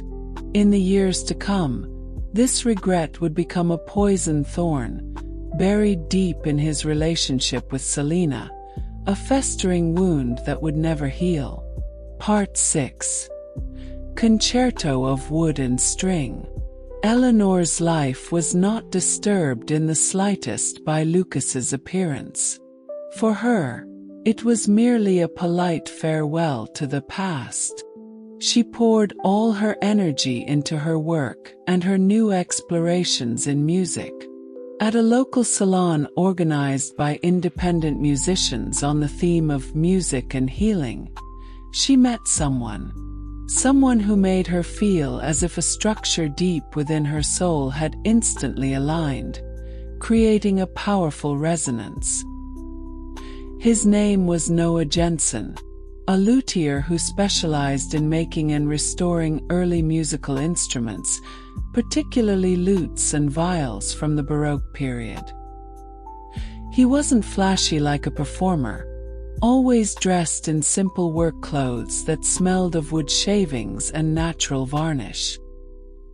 He was a man of few words, reserved in nature, but when he spoke about the grain and sound of different woods, his eyes, hidden under a slightly long fringe, would light up with a glow that Eleanor found incredibly familiar. Their meeting was highly dramatic. At the salon, a speaker was showcasing a 17th-century theorbo, a type of large lute, and lamenting its dry timbre due to age. From the audience, Eleanor quietly murmured to her companion, "The problem might be in the arching of the soundboard and the adhesion of the bracing. A long-term imbalance in tension leads to uneven resonance." Her words were overheard by Noah, who was sitting right behind her. After the salon, Noah approached her. "Hello, I'm Noah," he said, extending his hand a bit shyly. "What you said just now about the theorbo's bracing. How did you know? Instinct or perhaps experience?" Eleanor replied, shaking his hand with a smile. "I'm a conservator. I don't restore musical instruments, but the principles are related.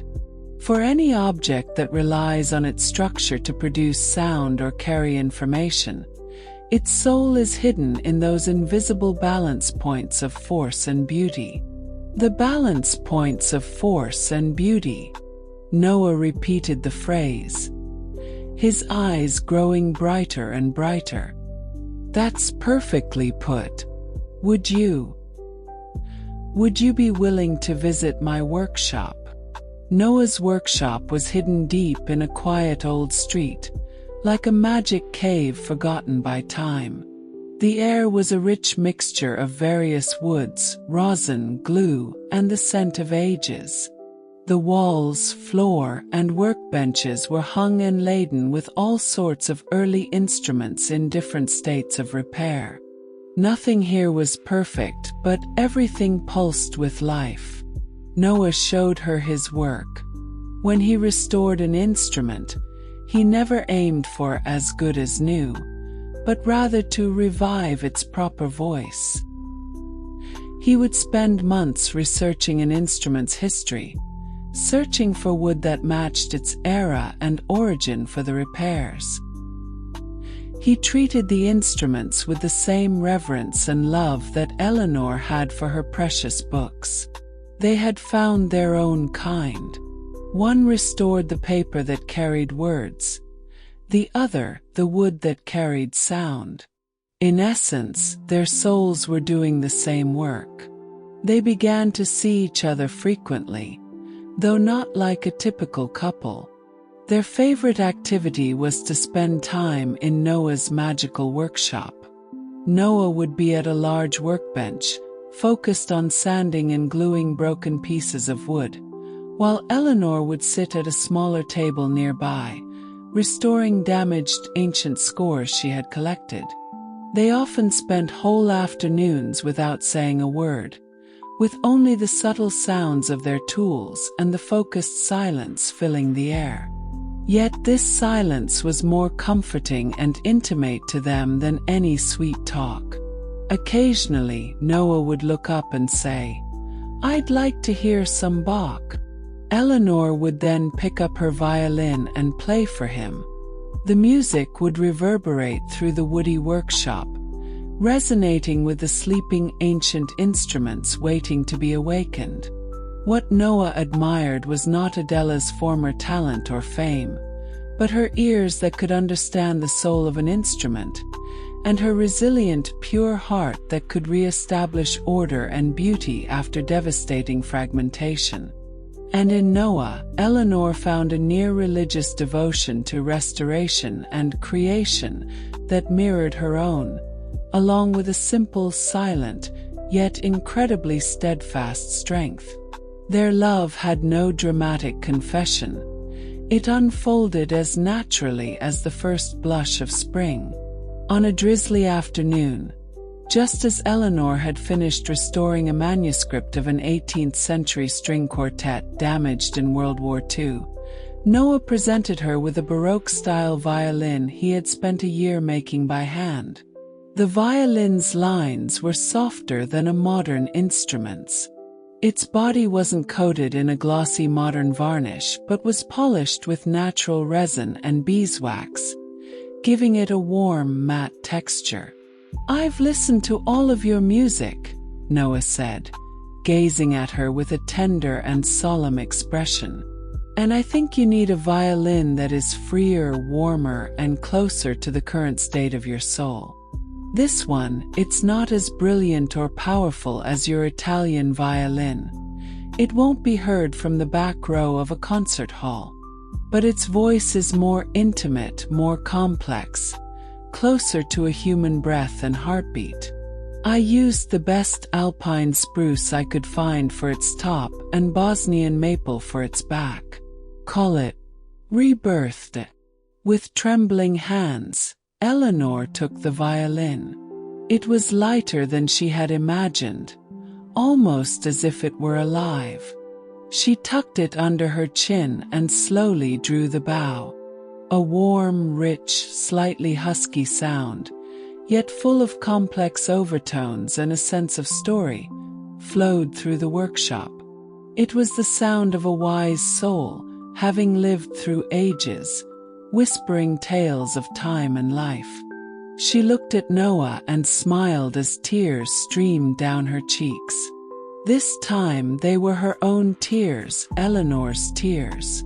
Tears of joy, of rebirth, of the wordless emotion of having found her soul's home. Part 7. A perfect cadence. Several years later, the name Eleanor Gray, she had reclaimed her surname, having imbued it with new meaning, had become a quiet, respected legend in certain circles. She didn't become a world-famous soloist, but something rarer and more needed, a master of music therapy and an independent musical artist. Together with Noah, she founded the Wood and String Foundation.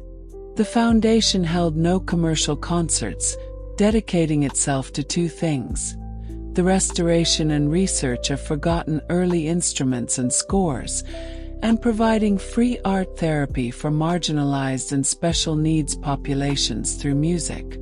Her parents had long become her most steadfast supporters. Mr. Gray even took early retirement to become a volunteer at the foundation, responsible for archiving the ancient scores Eleanor collected from around the world. They were prouder than they had ever been to have a daughter who created light and warmth with her music, rather than just chasing it. On a mild autumn afternoon, the foundation held a small charity concert in a community center converted from an old church. The audience consisted of the children they had helped, their families, and a few of the foundation's patrons. Holding the violin named Rebirth that Noah had made for her, Eleanor, along with a few like-minded musician friends, including the guitarist and handpan player from that long-ago livehouse, performed a piece she had composed herself. The piece was titled The Restorer's Anthem. The music was serene, filled with the essence of sun, wind, rain, and earth. It had no flashy virtuosity, no dramatic conflict. It simply gently told a story of being broken, of waiting, listening, mending, and being reborn. Everyone present, whether they understood music or not, felt an unparalleled sense of peace, of being understood and accepted from the sound. At the concert's end, Noah walked onto the small stage. He gently embraced Eleanor from behind as she held the final, long note, resting his chin lightly on her shoulder. They exchanged a smile, and that last warm, sustained note drew a perfect, harmonious cadence in the hearts of all. Archivist, you have once again completed your task with a perfection that exceeded expectations. The story of Adela Gray has been successfully re-archived. Her regrets have been soothed, her broken dream has found fulfillment in a greater, more meaningful way, and her soul has found its final, harmonious home. Mission complete. Resonance points plus 2,000. Includes bonus for high difficulty narrative inertia. Current total 5,100. Do you choose to depart this world now? Eleanor took one last look at this warm world. She felt the faint vibration of the violin Rebirth in her arms, the woody warmth from Noah's body behind her, and the pure, grateful, and joyous gazes from the audience. This was a world of sound, and she had finally helped the girl, once tortured to death by dissonance, find her own most harmonious, most beautiful, and most unique concerto of life. Yes, I choose to depart. Light flared, and everything began to dissolve like notes in the air. In the final moment before her consciousness faded, she thought she heard a whisper by her ear. It wasn't Noah's voice, nor anyone else's. It was the sound of a violin, a warm, rich, story-filled sound saying to her, "Thank you." Back in the pure white archive, Eleanor took a deep breath, feeling the immense satisfaction and peace that comes after completing a highly complex and delicate restoration. She knew that the next lost story, covered in cracks and dust, was already waiting for her to listen and to mend. End of the second world. World 3. The false reflection. Archivist, your soul frequency has stabilized. The keeper's voice resonated in Eleanor's consciousness, this time with a barely perceptible note of gravity. The system has detected the next discordant note. This is considered a highest difficulty world. It is filled with lies, manipulation, and distorted truths. Its narrative inertia is exceptionally strong, and the world's margin for error in correction is extremely low. On the panel before Eleanor, the information refreshed at an unprecedented speed, tinged with a cautionary pale red. Target world, fatal headline. You will inhabit the character of Evelyn Winter. Mission difficulty extremely high. Warning: The protagonist's plot armor in this world is exceptionally strong, and the antagonist is highly intelligent. Any misstep may lead to the collapse of the mission chain and a failure to correct the narrative. Be careful, archivist. Transference commencing. Part 1. The Abyss in the Spotlight. This time, the arrival brought no sharp pain, no acrid smell of medicine. Eleanor's consciousness coalesced in a state of absolute darkness and silence. She could feel her body curled up, wrapped in soft fabric, in a space so cramped she couldn't stretch. The air was thick with the scent of high-end leather and a faint, cold trace of perfume. She tried to move and her body bumped against a smooth, cold surface. Reaching up, she pushed. A heavy lid lifted, cracking open a sliver of space. Light, and a cacophony of human voices, flooded in. Pushing the lid fully open, she sat up and found herself inside a giant suitcase. She was in a brightly lit, bustling backstage dressing room of a hotel. In the mirror, a face stared back that made her breath catch. It was a face sculpted by God with an aggressive, predatory beauty. Deep-set blue eyes like a frozen lake, a high-bridged nose, a sharply defined jawline, and a mane of slightly curled black hair that shimmered like a midnight sky. The face was breathtakingly beautiful, yet so cold it could repel anyone. At this moment, however, those eyes, which should have been as sharp as a falcon's, were filled with the dead, vacant emptiness left by alcohol and drugs. Her name was Evelyn Winter, 24 years old, the most controversial and the most gifted top actress of Hollywood's new generation. And the 24 years of Evelyn's life, like an award-winning yet tragic art house film filled with flashbacks, montages, and intense conflict, began to unfold in her mind.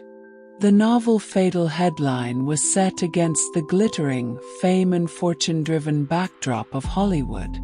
The female protagonist, Lily Anderson, was a typical Cinderella. Of humble origins, she possessed a sun-bright, healing smile and the resilience of a wildflower. Debuting as a sweet-faced idol, she carved out an seemingly impossible path to success in this hypocritical world with her persona of kindness, diligence, and being down to earth. The male protagonist was Carter Sterling, the heir to the media empire Stardust Group, a cold, calculating, and immensely powerful business magnate. He was drawn to Lily's purity and was determined to propel her to the pinnacle of Hollywood, protecting her from the industry's darkness. And Evelyn Winter. She was the most formidable, complex, and tragic villainess in this story. She wasn't a traditional antagonist. She was more like the dark reflection of the protagonist, Lily. Evelyn was a true genius. Born into a showbiz dynasty, her father was a legendary director with a Lifetime Achievement Award, and her mother a glamorous Oscar-winning actress. At 3, she had a cameo in her father's film, displaying a stunning screen presence. At 18, she won Best Actress at the Cannes Film Festival for an independent film, becoming the youngest ever recipient. Her acting was described by the harshest critics as an innate instinct, capable of conveying an entire epic with a single glance. She and the male lead, Carter Sterling, were once Hollywood's acknowledged golden couple. Their relationship transcended simple romance. It was more of a strategic alliance of powerhouses, mutually beneficial. Evelyn needed Carter's commercial empire to solidify her status, while Carter needed Evelyn, this work of art, to add the most elegant touch to his business map. Their bond was filled with intellectual games and mental sparring, a dangerous and captivating equilibrium. However, this balance was shattered when Carter met the pure Lily. Lily's existence made him feel, for the first time, a soft emotion, a need to be protected. He grew tired of the constantly tense, calculated relationship with Evelyn. The story's conflict revolved around an epic sci-fi film titled Gemini. This film was the swan song of Evelyn's father, the legendary director Arthur Winter, a project he had poured 10 years of his heart into. It was also a tailor-made, Oscar-bidding masterpiece for his daughter. Evelyn had prepared for the complex female lead for 2 full years, even developing a mild depression in the process.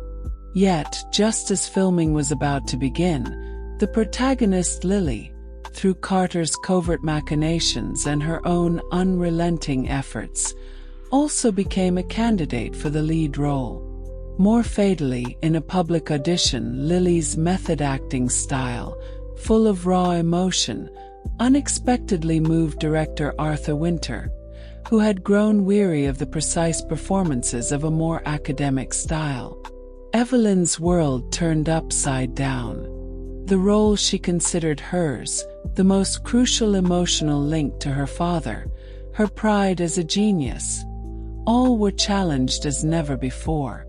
Driven into a corner by a sense of betrayal and crisis, Evelyn began to employ every dark tactic at her disposal. She used her industry connections to spread negative rumors about Lily. She paid paparazzi to try and capture indecent photos of her. She even accidentally spilled red wine on Lily's white gown at a gala, publicly humiliating her. But every move, under Carter's protection and Lily's protagonist's plot armor, was twisted into Evelyn's vicious suppression of a newcomer, which only aroused public sympathy for Lily, causing her popularity to soar. The final, tragic trigger was a meticulously planned cyberbullying incident. Through a hacker, Evelyn anonymously leaked Lily's home address and some of her early unknown dark history, like having worked in a bar. Her intention was to make Lily back down, but it unexpectedly sparked a larger out-of-control wave of online attacks and harassment against Lily. In this storm, Lily displayed astonishing strength. She bravely stood up, tearfully denouncing the cyberbullying and packaging herself as an innocent victim. Her experience of working in a bar to support her family was spun by Carter's PR team into a motivational tag. Ultimately, through Carter's private investigation, Evelyn was exposed as the mastermind. In an instant, the internet erupted.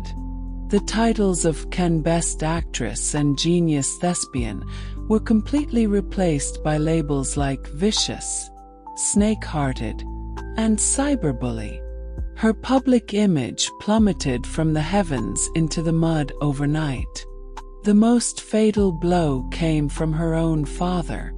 Arthur Winter, an artist who valued his reputation above all else, could not tolerate his work being associated with such a massive scandal.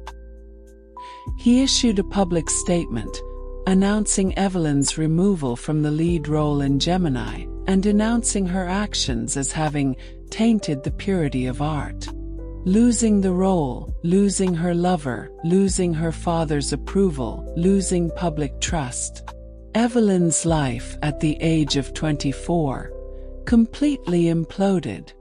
She began to abuse alcohol and drugs, numbing herself in the most extreme ways. The story ends with her attending a fashion gala, where she dies alone from a cardiac arrest in a backstage dressing room after overdosing on illicit substances. Ironically, she was clutching the script for Gemini in her hand when she died. Not long after her death, Gemini officially began filming with Lily Anderson as the lead. The film became a massive success, catapulting Lily to an Oscar for Best Actress and completing her magnificent transformation from a sweet-faced idol to a powerhouse performer. Keeper's voice, Evelyn's regret. I never thought it would end like this. I just wanted to take back what was supposed to be mine. I don't understand why my talent, my hard work, lost to so-called purity and kindness. I hate Carter for his betrayal, and I hate my father even more for his heartlessness. But in the dead of night, the one I hate most is the version of myself that became so unrecognizable in jealousy and panic. If I could do it all over again, I don't want to fight with anyone anymore. I just want to cleanly, with my own ability, play my part in Gemini. It's my father's work, and it's my everything. Mission objective: reclaim the leading role in Gemini. Restore the relationship with her father, Arthur Winter. Break free from the toxic dependence on Carter Sterling and find true self-worth. Uncover the hidden truths behind the story and clear her name. Ultimately, as a true actress, win respect and inner peace. Part 2. The Silent Script. Eleanor, or rather Evelyn now, sat quietly in the enormous Louis Vuitton trunk, processing the complex and heavy information that was worthy of a Hollywood blockbuster. She looked down at the expensive silk blouse she was wearing and the priceless Patek Philippe on her wrist. Beneath the luxurious facade was a soul already riddled with 1,000 wounds. She surveyed her surroundings, an opulent private dressing room. On the vanity, high-end cosmetics, a half-empty glass of champagne, and an inconspicuous small glass vial tainted with white powder were scattered about. This was Evelyn's death scene, and she had arrived at the precise moment just before Evelyn, having ingested a large quantity of drugs, slipped from a stupor into death. She took a deep breath, feeling the dizziness and palpitations from the residual drugs in her system. She knew she had to act immediately. She wasn't a doctor, but she possessed the calm and knowledge of a conservator. She staggered to the bathroom, forced her fingers down her throat, and made herself vomit everything in her stomach. The violent retching left her weak, but her mind became a little clearer. She returned to the mirror, looking at the pale, disheveled, yet still stunningly beautiful face. She didn't judge Evelyn for her foolishness or malice. She only felt the bone-deep loneliness and despair of being betrayed by the entire world. As a conservator, she knew that the first step in restoring a severely damaged piece isn't to start mending, but to perform a thorough cleaning, removing the contaminants that adhere to the work and cause continuous harm. For Evelyn, these contaminants were her insincere relationships, her toxic emotional dependencies, and the twisted survival rules of Hollywood. A knock came at the door. "Evelyn, are you ready? The gala is about to start. Mr. Sterling is waiting for you," a voice called out. It was her agent, a shrewd and cold man named Daniel. The old Evelyn would probably have plastered on heavy makeup, walked out, and continued to play the role of the arrogant, caustic, pathetic character who couldn't live without Carter Sterling. But Eleanor just walked to the door and said through it, her voice hoarse but unnaturally calm, "Daniel, tell Carter Sterling I'm not feeling well and I've gone home. Also, starting tomorrow, I'm on leave. Indefinitely. Don't schedule any work for me, and don't disturb me until I contact you." Daniel was stunned on the other side of the door, clearly not expecting this response. Evelyn, are you crazy? Do you have any idea how important tonight's gala is? The role in Gemini. I'll get that role back my own way. Eleanor cut him off, her tone holding an authority that brooked no argument. Right now I need to rest. If you want to continue being my agent, you'll do as I say. With that, she ignored the shouting outside. She found an inconspicuous black sweatsuit and a baseball cap in the walk-in closet. She turned off Evelyn's incessantly ringing phone and threw it in a drawer. Then, instead of using the main entrance, she slipped out unnoticed through a hidden staff corridor, leaving the glittering, clamorous world of celebrity behind. She didn't go back to Evelyn's palace-like, cold mansion in Beverly Hills. Following a memory, she took a cab to an unremarkable suburban neighborhood in Los Angeles. She stopped in front of a small house with roses growing by the door. This was where Evelyn's mother, the long-retired Oscar-winning actress Anna Wintour, lived alone after separating from her husband. In the original plot, the proud Evelyn never set foot in this place again, right up to her death. She rang the doorbell. A woman of enduring grace and elegance opened the door. When she saw her pale-faced daughter standing there in a plain sweatsuit, a flicker of shock crossed her eyes, quickly replaced by a deep, aching concern. Evelyn! Before Anna could finish, Eleanor stepped forward and gently hugged her. She buried her head in her mother's shoulder, like a long-lost child who had finally found her way home. She whispered, "Mom, I'm tired. Can I stay here for a while?" Anna's body tensed for a moment, then she hugged her daughter back tightly, her hands trembling. She asked no questions, simply choked out, "Of course, you silly girl. Anytime. This will always be your home." Part 3. The Faded Film.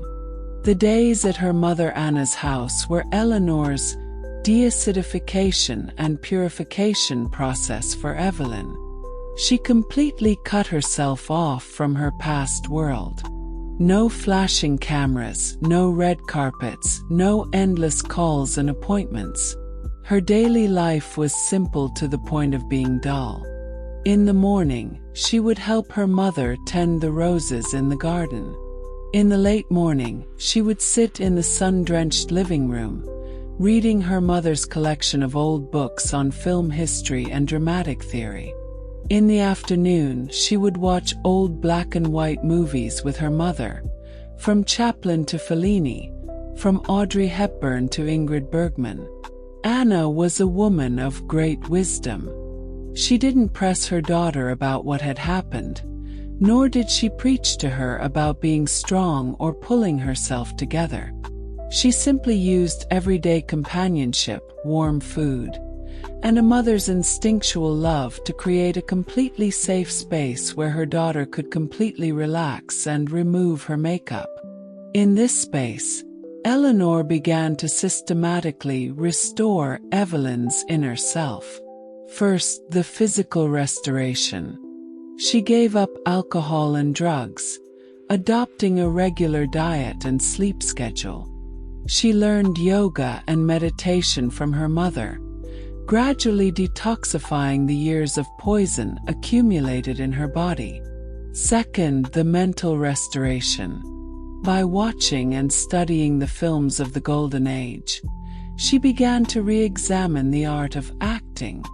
She realized that Evelyn's acting, while technically flawless and hailed as genius, was outward, aggressive, and full of ego.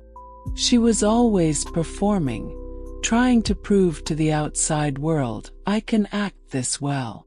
But the truly great actors, their performances were inward, a state of becoming. They dissolved themselves completely into their characters, making the audience forget the actor's existence. A true actor, her mother Anna remarked casually after watching Roman Holiday one day, doesn't seek to illuminate the character with their own brilliance. They seek to become the cleanest mirror, to faithfully reflect the light of the character's soul. That sentence struck Eleanor like lightning. She instantly understood the root of Evelyn's failure. Evelyn wanted to win too badly, wanted to prove herself too much.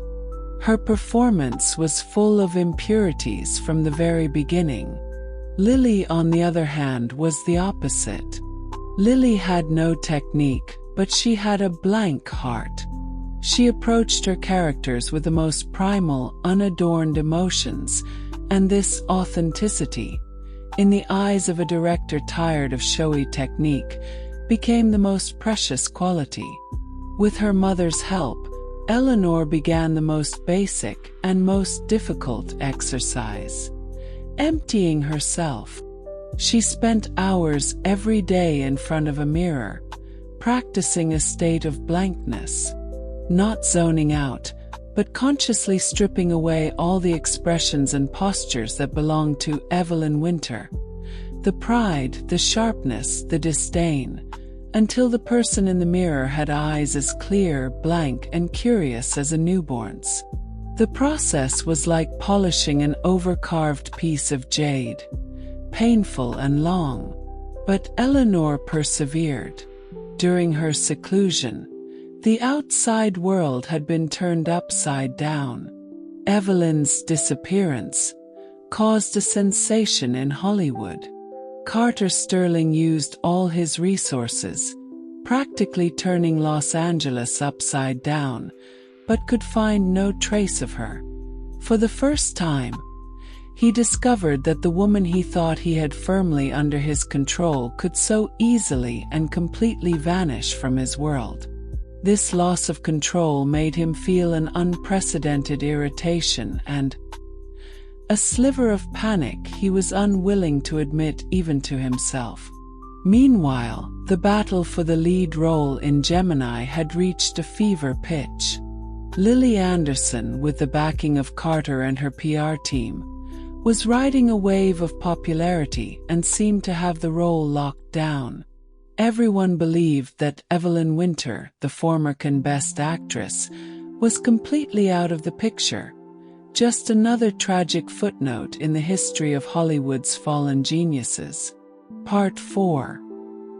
The Silent Audition. 3 months later, on a sunny morning, Eleanor, or rather, a new Evelyn, stood before the mirror in her mother's house. In the mirror, she wore a simple white t-shirt and jeans, her black hair casually tied back in a ponytail, her face free of makeup.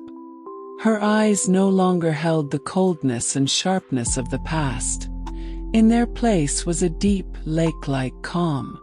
Her entire being was like an ancient sword, stripped of all ornate decoration, leaving only its purest, sharpest edge, restrained yet more powerful. "Are you ready?" her mother Anna asked gently from behind her. "I'm ready," Eleanor nodded.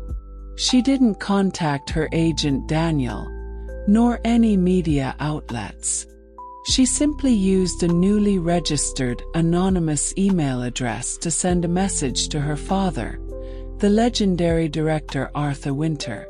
The email contained no excuses, no pleas, just one sentence and an address.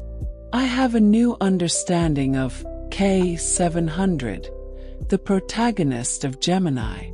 If you would give me 10 minutes, I'll be waiting for you tomorrow at 10 a.m. at the abandoned St. Maria Theatre on the West Side." Arthur Winter was an extremely proud artist. He received the email and recognized his daughter's unique anonymous email format. He scoffed, intending to delete it immediately. But the name St. Maria Theatre gave him pause. It was where he had directed his first play as a young man, and where he had met his wife, Anna. Only their family knew the special significance of this place. As if guided by a ghost, the next morning, he drove alone to the abandoned ivy-covered old theater. He pushed open the creaking doors and saw his daughter standing center stage. He hadn't seen her in 3 months. She was thinner, but there was something in her eyes that felt foreign to him. It was no longer the aggressive, ambitious light of the past, but a settled, focused stillness. "You have 10 minutes, Arthur said coldly, still unable to forgive his daughter for the massive scandal she had brought upon him and his work. Eleanor didn't speak. She simply closed her eyes.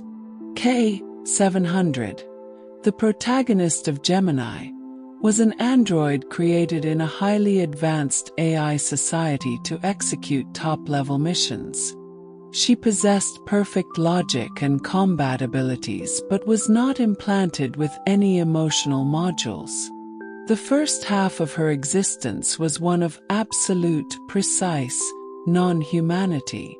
It's not until a mission where she accidentally encounters human art and love that her internal programming begins to bug, and she starts to awaken a self-awareness, ultimately leading to a painful struggle between becoming truly human and fulfilling her final directive to destroy humanity. It was an extremely complex character. The old Evelyn had planned to use her signature, precise, and explosive acting style to interpret the character's divinity and destructiveness. But now, Eleanor's choice was completely different. She stood there, eyes closed, motionless. 1 minute, 2 minutes, 3. She did nothing. No lines, no movements, not even an expression. She simply existed. Her breathing, her heartbeat, the most subtle textures of her body were all simulating a non-human state. There was not a trace of the scattered, emotional aura of a human being about her. She was like an exquisite, soulless statue. Arthur's brow furrowed. He thought his daughter was playing tricks. Just as he lost his patience and was about to turn and leave, Eleanor moved. A single tear, without any warning, rolled down her cheek. The tear, tracing a path down her expressionless face, seemed so abrupt, so illogical. Immediately after, the little finger of her left hand began to twitch at a very slight, uncontrollable frequency. It was the most minute bug, the kind a machine would exhibit when its underlying code conflicted. Then she slowly lifted her head, opened her eyes, and looked out at the empty audience. Her gaze was no longer the void of a non-human. It was now filled with the most extreme, pure confusion, fear, curiosity, and the joy of new birth. As if a blind person, granted sight for the first time, was seeing the colors of the world. She hadn't spoken a single line, but in just a few minutes of layered, non-performance acting, she had perfectly portrayed the core transformation of K-700 from a perfect machine to a self-aware life. Arthur Winter, the legendary director who had seen countless actors, was completely stunned. He was no longer seeing his daughter Evelyn playing an android. He was seeing K-700 herself, the fragile, confused soul, newly born and trapped in a machine's shell. This performance had transcended technique. It was the deepest understanding of a character and a complete state of becoming. "How?" Arthur managed, his voice hoarse. "How did you do that?" "I emptied myself," Eleanor replied calmly. "I stopped trying to act her. I just wanted to be her."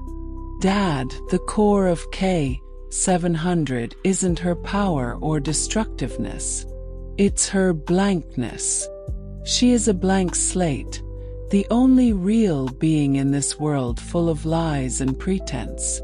All her reactions to the world should be first-time, instinctual ones. That is the root of her tragedy, and the core of her charm. Arthur was silent. He looked at his daughter as if he were truly seeing her for the first time. He knew that in her 3-month absence, she had undergone a transformation he couldn't have imagined. She was no longer the genius who needed awards and fame to prove herself. She had become a true artist. "Come home," Arthur finally said after a long pause, turning away.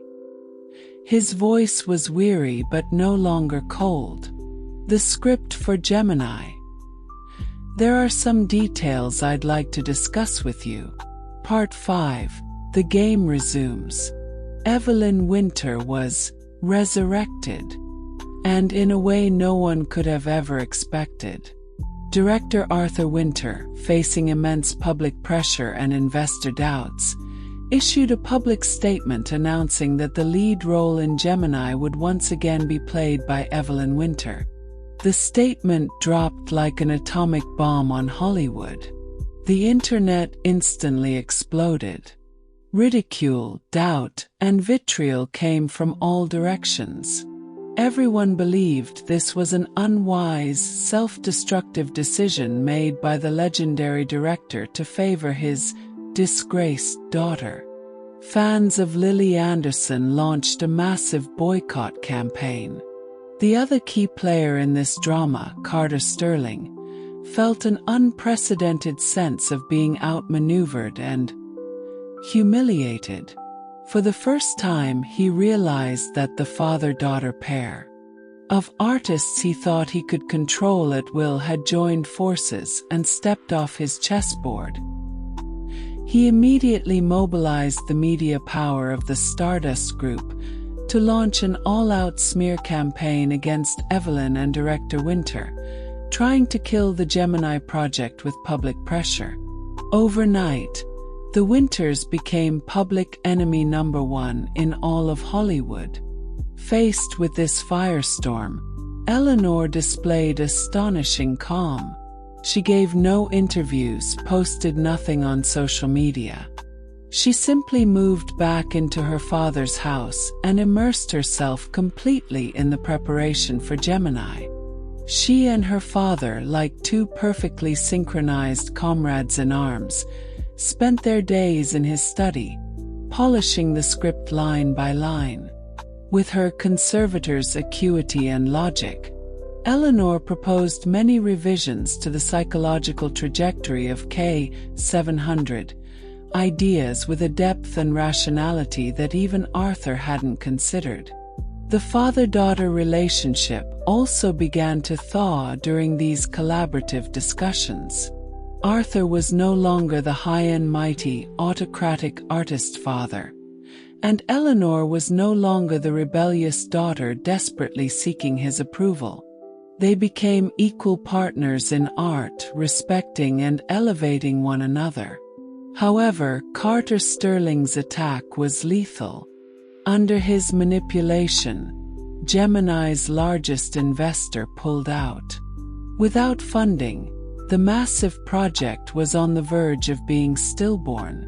Just when everyone thought the Winters were about to lose everything, an unexpected ally appeared. It was a man named Julian Thorne. Yes, the same Julian Thorne Eleanor had met in her first world, the head of the Old European Botanical Research Foundation.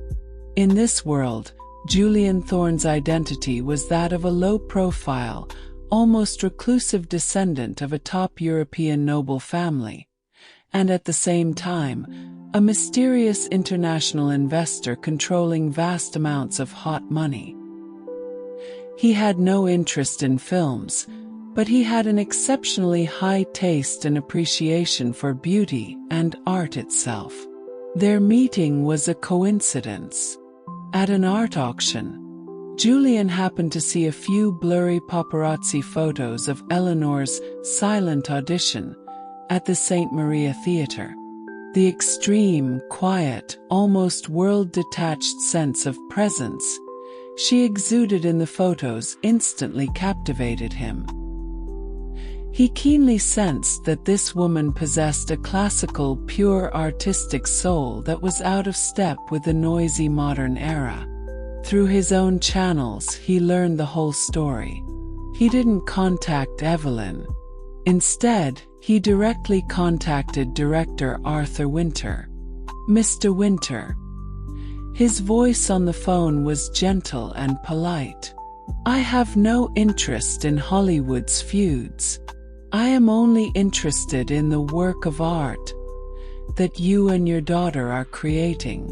I am willing to personally finance Gemini in its entirety, with no interference in your creative freedom. I have only one condition." "And what is that?" Arthur asked warily. "After the film is completed, I wish to have dinner with Miss Winter, to discuss art and nothing more."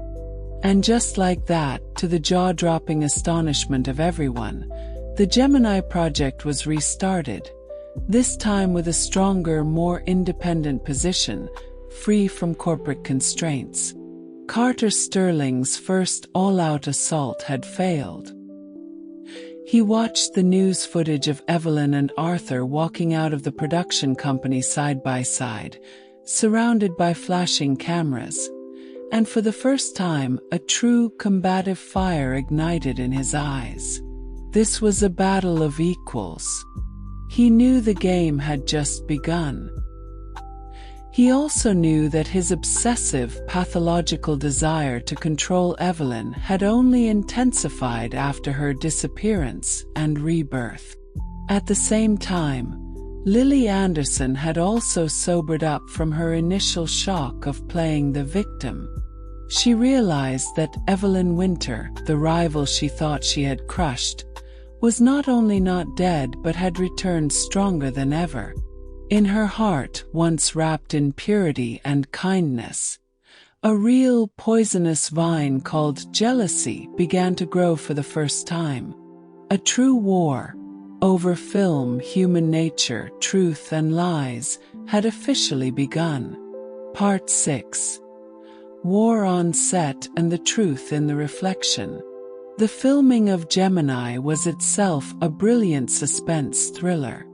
The set became a silent battlefield for three top-tier players. Eleanor fully embodied the state of K-700. On set, she barely interacted with anyone, observing everything around her with the calm perspective of an android. Her performance was precise, restrained, yet in every subtle expression and movement, it contained a surging undercurrent of impending emotional eruption. Her collaboration with her father, Arthur, was seamless. Nearly every shot was a one-take wonder. The entire crew was awed by her divine, immersive acting. Carter Sterling did not give up. Unable to kill the project financially, he began to undermine it from within. Using the influence of the Stardust Group, he planted several of his people in the crew, trying to create various accidents to delay the schedule or to tarnish the film by leaking materials and behind-the-scenes footage. Lily Anderson, meanwhile, launched her signature gentle offensive. She no longer confronted Evelyn directly. Instead, she frequently visited the set in the guise of a victim and a junior. She would bring high-end afternoon tea for the crew, show tender concern for every staff member, look at director Arthur with eyes full of adoration, and ask Eleanor for acting advice with the most sincere tone. Her actions won her the favor of many unsuspecting crew members and successfully created a public image of Evelyn being aggressive, Lily being magnanimous. Faced with all this, Eleanor remained as unshakable as a mountain. She knew that to win on this chessboard, she could not be led by her opponent's rhythm. She focused on one thing only: playing her part to perfection. She believed that the final work would be her most powerful weapon. However, during filming, Eleanor, with her conservator's hypersensitivity to detail and logic, noticed something was. She re-examined Evelyn's memories and all the public reports about the cyberbullying incident, and found several extremely small but inexplicable logical loopholes. For instance, the method the hired hacker used to leak Lily's address was too professional and covert, not something an amateur like Evelyn could have orchestrated. Also, Lily's PR team's response speed and strategy in the face of the cyberbullying were so precise they were almost prescient. A bold, terrifying suspicion slowly formed in Eleanor's mind. Using some of Evelyn's remaining connections and resources, she began a secret investigation.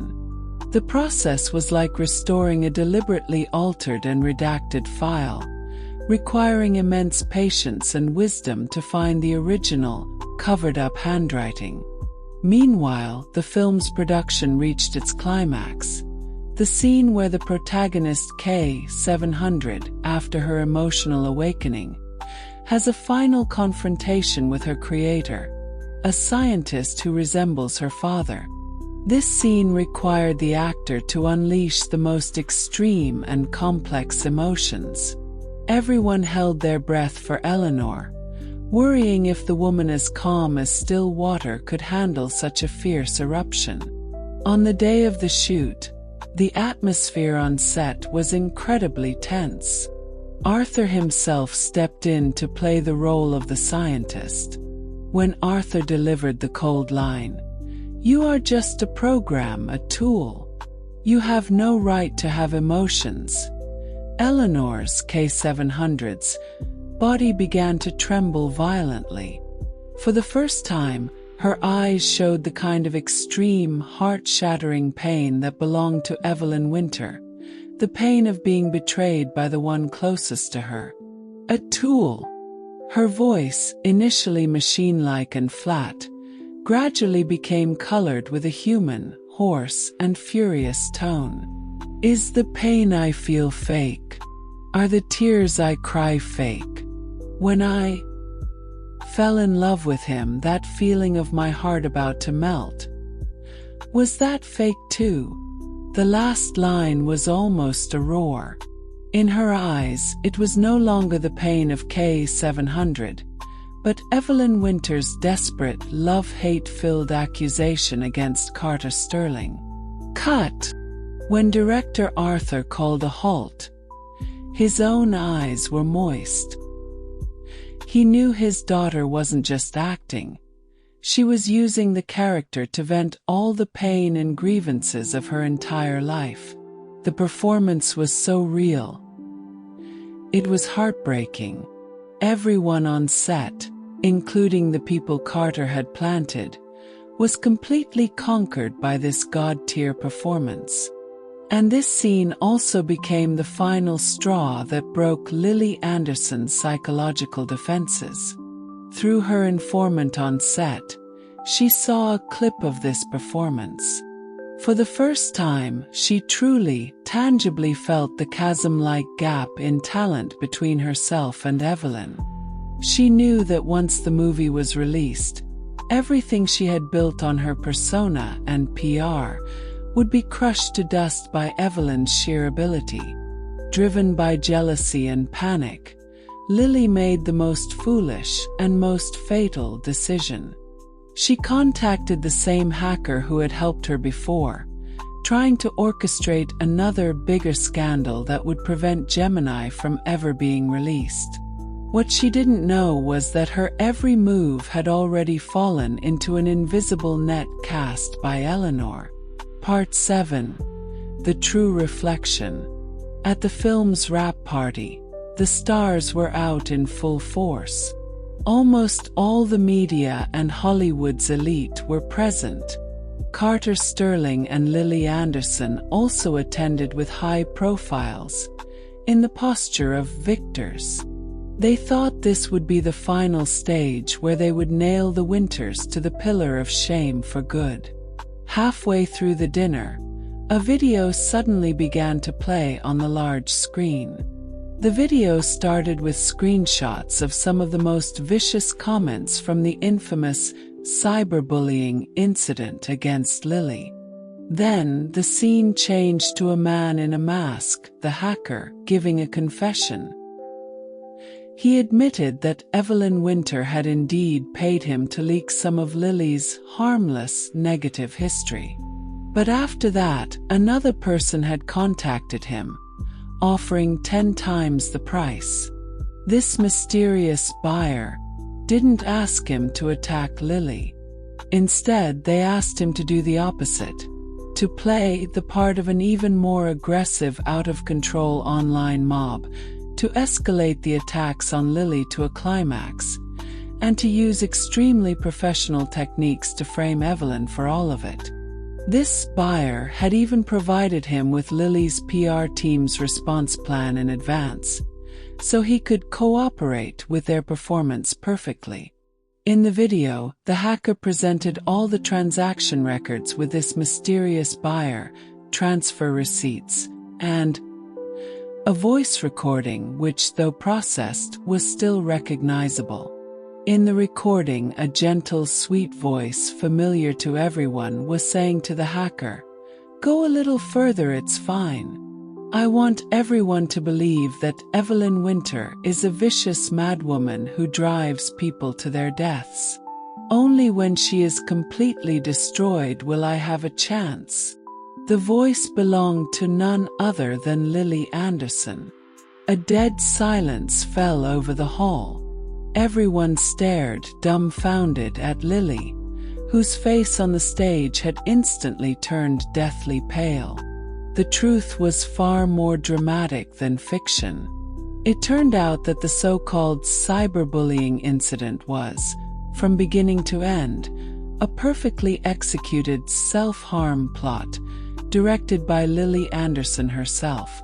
She had cleverly used Evelyn's malice as a pretext, with the ultimate goal of completely destroying her rival.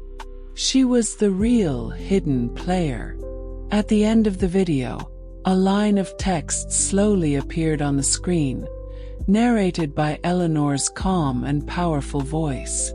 The spotlight can sometimes create illusions, but there are always some things, like talent and truth, that no illusion can hide for long.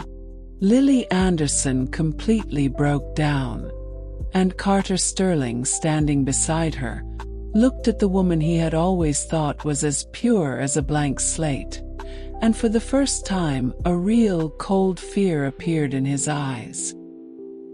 He realized that his prized ability to control everything had been nothing but a joke in this game.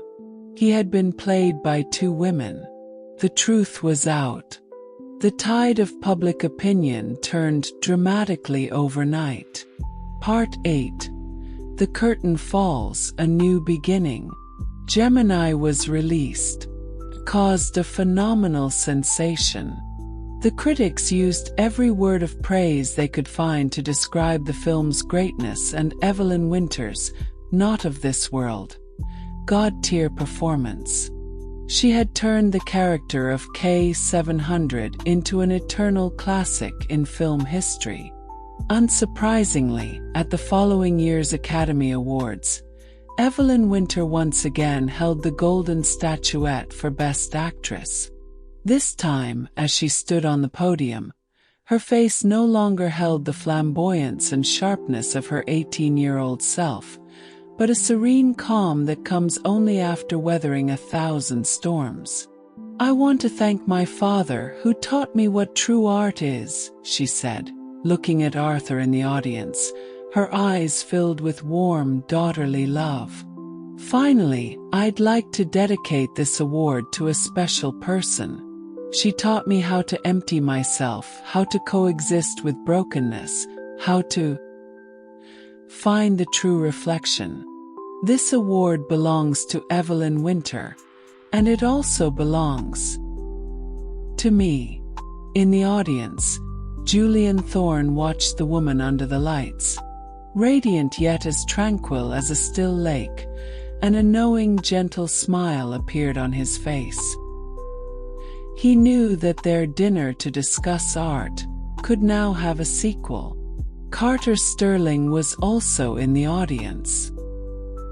He watched the woman on stage, so familiar yet so strange, and saw in her eyes, now calm lakes with no reflection of him, that he had completely and forever lost her. He had lost the game he thought he was controlling, lost it utterly. In the end, Evelyn did not remain in the glitzy world of Hollywood. She and her father started an independent film studio, dedicated to making small-budget, non-commercial films of true artistic value. She was no longer a star who needed headlines to prove her worth. She had returned to the most authentic state of an actor. Her relationship with Julian also flowed naturally, like a gentle stream, into a vast ocean, built on artistic resonance and a deep soulmate connection. They didn't have a earth-shattering romance, only the most peaceful companionship and the most profound understanding. Archivist, you have completed a near-impossible restoration. Under your guidance, the story of Evelyn Winter has been freed from all lies and manipulation, and re-archived as a true version of redemption and homecoming. Mission complete. Resonance points plus 3,000. Includes bonus for perfect correction of an extremely difficult world. Current total 8,100. Do you choose to depart this world now? On an afternoon bathed in California sunshine, Eleanor was sitting in her yard, quietly reading a script. Julian sat beside her, pruning an award-winning rose bush. All was peaceful and right with the world. She felt the warmth of this world, felt the unprecedented peace and freedom that now resided deep within Evelyn's soul. She knew it was time. Yes, I choose to depart.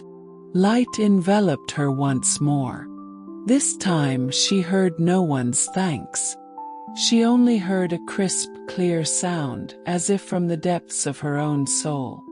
Cut. It was the signal of a director, completely satisfied with their masterpiece.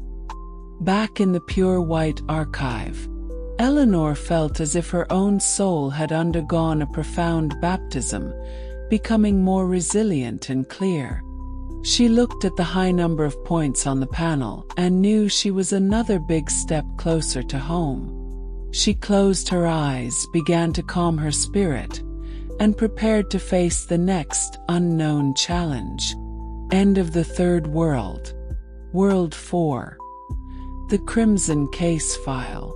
Mission briefing. Ilara's consciousness sank into a bottomless darkness, immediately assaulted by waves of despair and righteous indignation. When she opened her eyes again, she was in a small apartment crammed with law books and case files.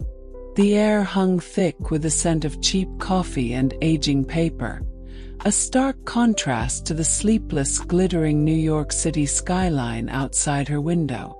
World 6 has been loaded. Client: Amelia Reed, 25, a top graduate of Harvard Law School and a junior associate at the prestigious New York law firm, Thorne & Sterling. World background: a city-rocking class action lawsuit, Miller et al. v. Omnigen Pharmaceuticals.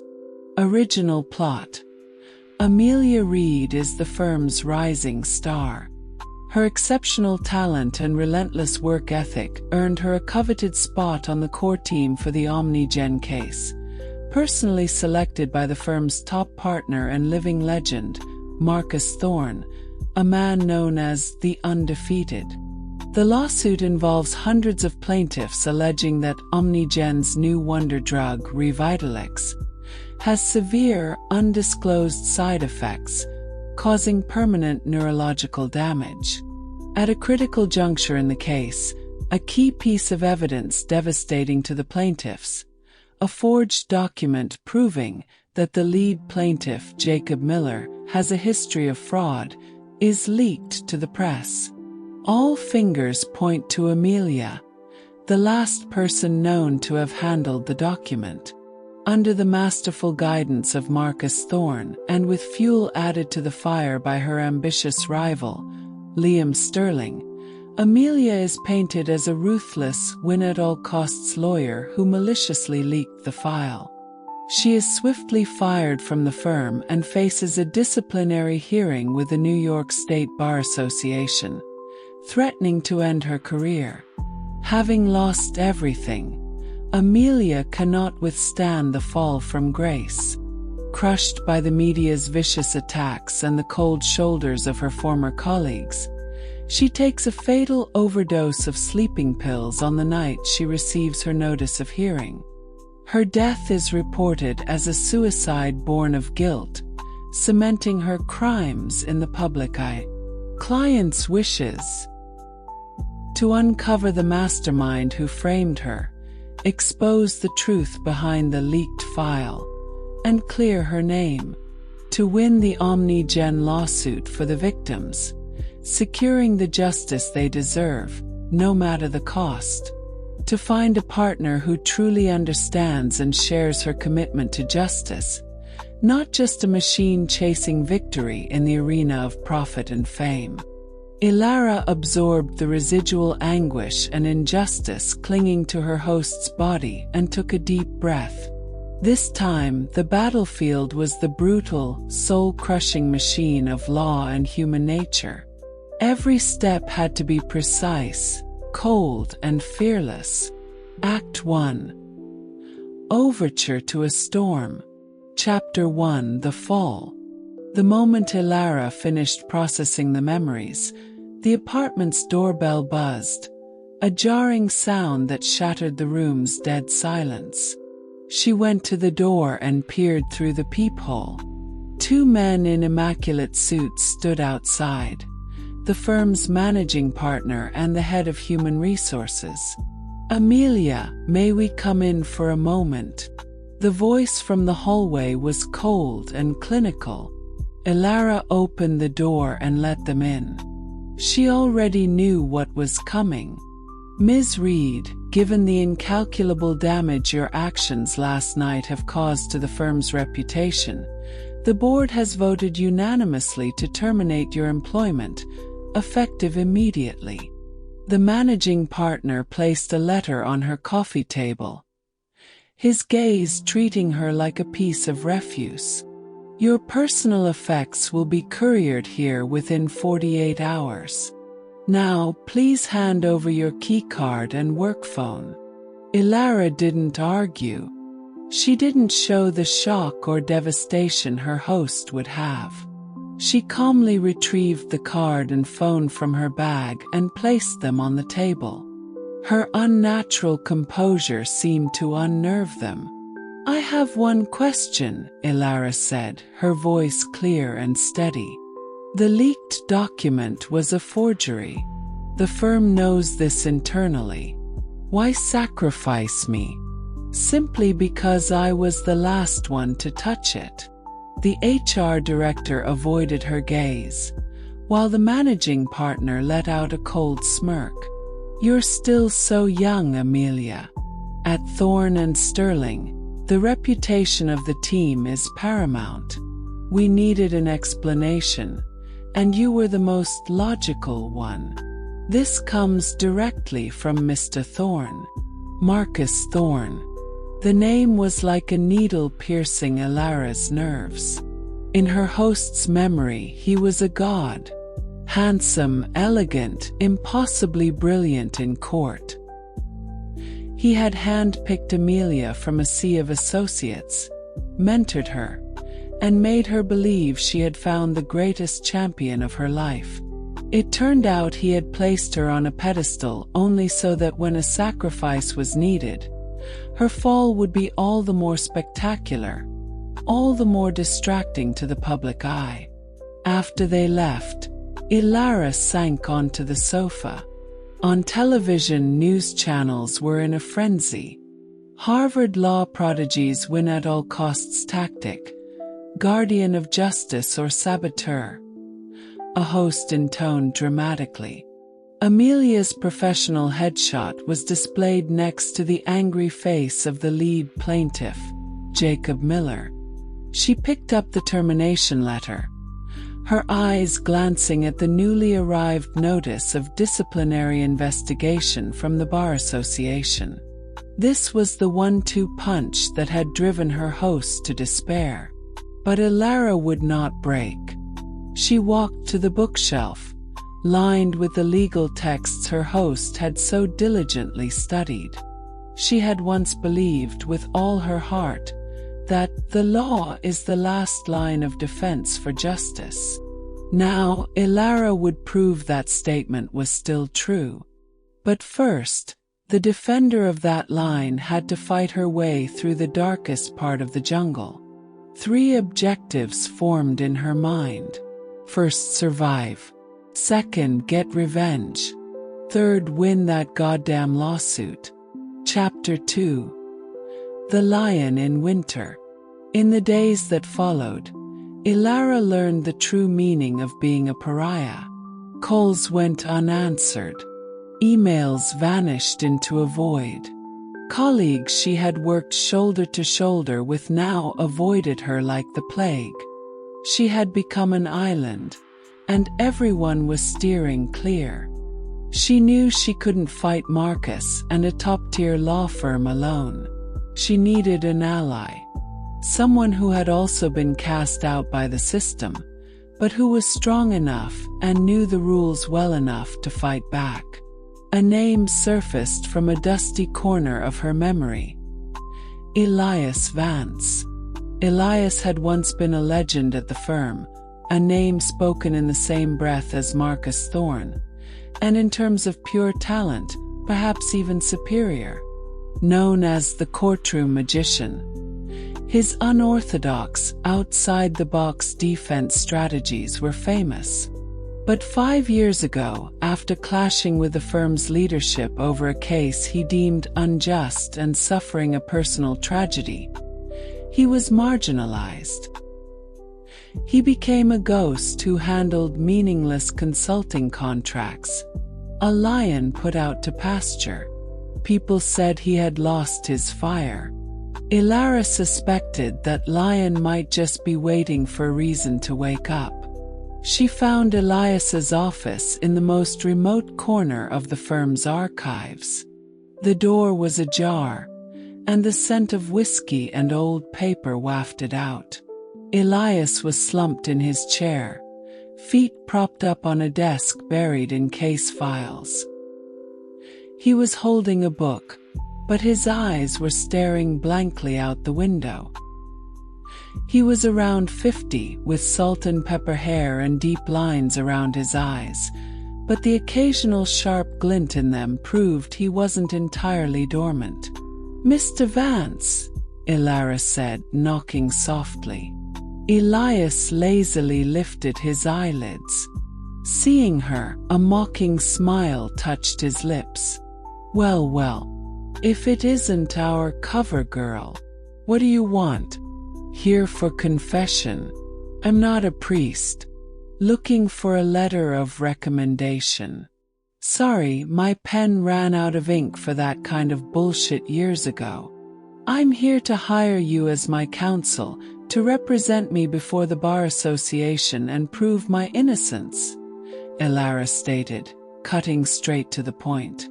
Elias laughed as if he'd heard the funniest joke of the century. "Me. A washed-up has-been, shelved by the firm, to go up against Marcus Thorne, their golden boy. Kid, did you hit your head on the way down?" Why in God's name would I help you, a total stranger, and piss off all of Wall Street in the process? Because you and I are the same kind of people, Ilara replied calmly. We both believe in the law, but we despise those who use it as a weapon for evil. Marcus framed me to create chaos in the Omnigen case, sacrificing me to cover up a much bigger scheme. Aren't you the least bit curious what kind of secret is so valuable that Marcus Thorne would burn one of his most important assets to protect it? Her words were a probe, striking deep into the stagnant waters of Elias's soul. His laughter died. His gaze sharpened. For the first time, he was truly seeing the young woman before him. There were no tears, no hysteria. Just a composure that was unnerving for someone her age. Do you have any idea what you're saying? Elias's voice dropped to a low growl. You have no proof to accuse Marcus. Proof, Ilara said, is what we are going to find. She placed a file on his desk, the product of 2 sleepless nights of work. This is a timeline of the document leak, everyone who handled it, and my analysis of Marcus's and Liam's patterns of behavior. I need your experience, your wisdom, to help me find the crack in their wall. Elias picked up the file and began to read. His expression shifted from amusement to surprise, and finally, to a long-forgotten gravity. The girl's analytical skills, her logical precision, were far beyond what he'd expected. This wasn't a plea for help. This was a declaration of war. He closed the file and was silent for a long time. The only sound was the hum of the old air conditioner. All right, he finally said, as if shaking off years of dust. I'll take the case. Not for you, for me. I want to see just how ugly the face is behind Marcus's perfect mask. He pulled a dusty glass from a drawer and poured 2 whiskeys. But my fee is steep. You can have all my savings. No, I don't want your money, Elias said, pushing a glass toward her. His eyes glittered with a dangerous, exhilarating light. I want you to understand exactly what you're up against. You're fighting an empire built on money, power, and lies. Once you start down this road, there's no turning back. You could lose much more than you already have. Maybe even your life. Drink this, and you're officially my client. And their enemy. Ilara picked up the glass and downed it in one go. The fiery liquid burned her throat, igniting the battle fire in her chest. I have nothing left to lose, she said, setting the empty glass down and meeting his gaze. Therefore, I have nothing to fear. Act 2. The Undercurrent. Chapter 3. The first piece of the puzzle. Once Elias decided to act, he revealed the fearsome skill that had earned him the name, the courtroom magician. He didn't rush to refute the firm's accusations. Instead, he told Ilara, when your enemy wants you to look left, you stare right. They want everyone obsessed with who leaked the file. We're going to investigate the file itself. The forged document, the one accusing Jacob Miller of fraud, was a masterpiece. But Elias, using contacts he'd cultivated over decades in the justice system, found a retired handwriting expert. On a rainy afternoon, the 3 of them met in a dimly lit coffee shop. The old expert, wearing thick glasses, examined a copy of the document with a magnifying glass, comparing the signature to Miller's real one. The forgery is high quality, the expert finally concluded. But the forger made a classic mistake of being too clever. He tried so hard to imitate the natural flow of Miller's signature that he pressed too hard at several key points, leaving microscopic pools of ink. Shows hesitation, calculation. Someone signing their own name would never have that kind of pause. The expert pointed to a spot. Look here, the start of the J. Miller has a light touch. This is a heavy press. The forger was left-handed, wasn't he? An image flashed in Alara's mind. Liam Sterling, her rival, who always wore an expensive watch on his left wrist and had a habit of twirling his pen with his left hand. Thank you. This is crucial, Elias said, sliding an envelope of cash to the old man. Leaving the cafe, Alara immediately said, "It was Liam. He's a lefty." "Good. That's the first piece," Elias said calmly. "But it's not enough. Liam is just Marcus's knife. We need to find the hand holding it. Even if we prove Liam forged it, Marcus will just cut him loose, claim it was Liam's own rogue action. We need something that ties them both together, inextricably." Chapter 4. An audience with the victims. To get a deeper understanding of the case, Elias arranged for Alara to meet with the lead plaintiff, Jacob Miller. Miller, once a powerful steelworker, was now confined to a wheelchair. His wife, after taking Revitalex, had suffered severe neurological decay and now lay in a nursing home, essentially a vegetable. They met Miller and a few other victims in a run-down community center in Brooklyn. Upon seeing Alara, Miller's eyes filled with undisguised hostility. "You have the nerve to show your face here." Miller's voice was raw with anger. "One of Thorne and Sterling's attack dogs. You people sling mud at victims to win your cases, and now you come here with another trick up your sleeve." "Mr. Miller," Alara said, holding his gaze, "I'm not here today as a lawyer from Thorne and Sterling. I'm here as someone who was also betrayed by them. I was fired. I'm under investigation by the bar. My name has been dragged through the mud. The document used to frame me ultimately hurts you the most. We have a common enemy." Her candor surprised the people in the room. Elias added, "We're investigating this independently, not just to clear her name, but to ensure your case isn't derailed by these dirty tactics. We need your help. We need to know what other methods OmniGen and Thorne's firm have used against you that we don't know about." Miller was silent for a long moment, then sighed. "Methods? They'll stop at nothing." He pointed to an elderly woman.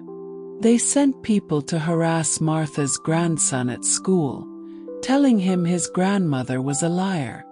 They paid off one of my old co-workers to give a false testimony that I was an alcoholic. They even tried to prove my wife's condition was genetic, not caused by their poison." Listening to the victims' heart-wrenching stories, Alara felt a deep, piercing pain. This was no longer just a case file. It was a collection of broken lives, of shattered faces. "I promise you," Alara's voice trembled slightly but was firm, "I will get the truth into that courtroom, whatever it takes." The meeting solidified her resolve. It also gave her an unexpected lead. Miller mentioned that a scientist inside OmniGen, a Dr. Lena Petrova, had raised concerns about neurotoxicity in the drug's early development, but was quickly reassigned from the core project team. Lena Petrova. This could be their breakthrough. Chapter 5. A dangerous introduction. Finding Dr. Petrova was harder than they thought. She had left Omnigen and seemed to have deliberately vanished. Elias used every resource he had, finally tracking her down at a university biology lab. Ilara went alone. Bringing a recognizable face like Elias's would only make their target more guarded. Dr. Petrova was a woman in her 50s, her face etched with exhaustion and her eyes filled with fear. When she saw Ilara and heard the word Revitalix, she immediately tried to shut the door. "Please leave me alone," she said through the crack. "I don't know anything. I'm just a researcher." "Dr. Petrova," Ilara said, wedging her foot in the door and sliding a folder of the victims' photos through the opening. "These people's lives were destroyed because of a buried report. I know you submitted an early report on the neurotoxic risks of Revitalix, and it was suppressed. All I need is a copy of that report." Through the crack in the door, Lena saw the photos. Her hands began to tremble. "I don't have a copy. They destroyed everything. They'll kill me." "They're already killing people, Doctor." Ilara's voice hardened. "With lies and money. Do you want to live the rest of your life in guilt and fear? Or do you want to be brave just once?" Her words struck a nerve. Lena yanked the door open, pulled Ilara inside, and quickly locked it. "I don't have a copy of the report," she whispered, nervously glancing out the window. "But I kept all the raw experimental data logs. Data doesn't lie. Any expert could look at this data and see how they manipulated the final conclusions. The USB drive is hidden somewhere safe."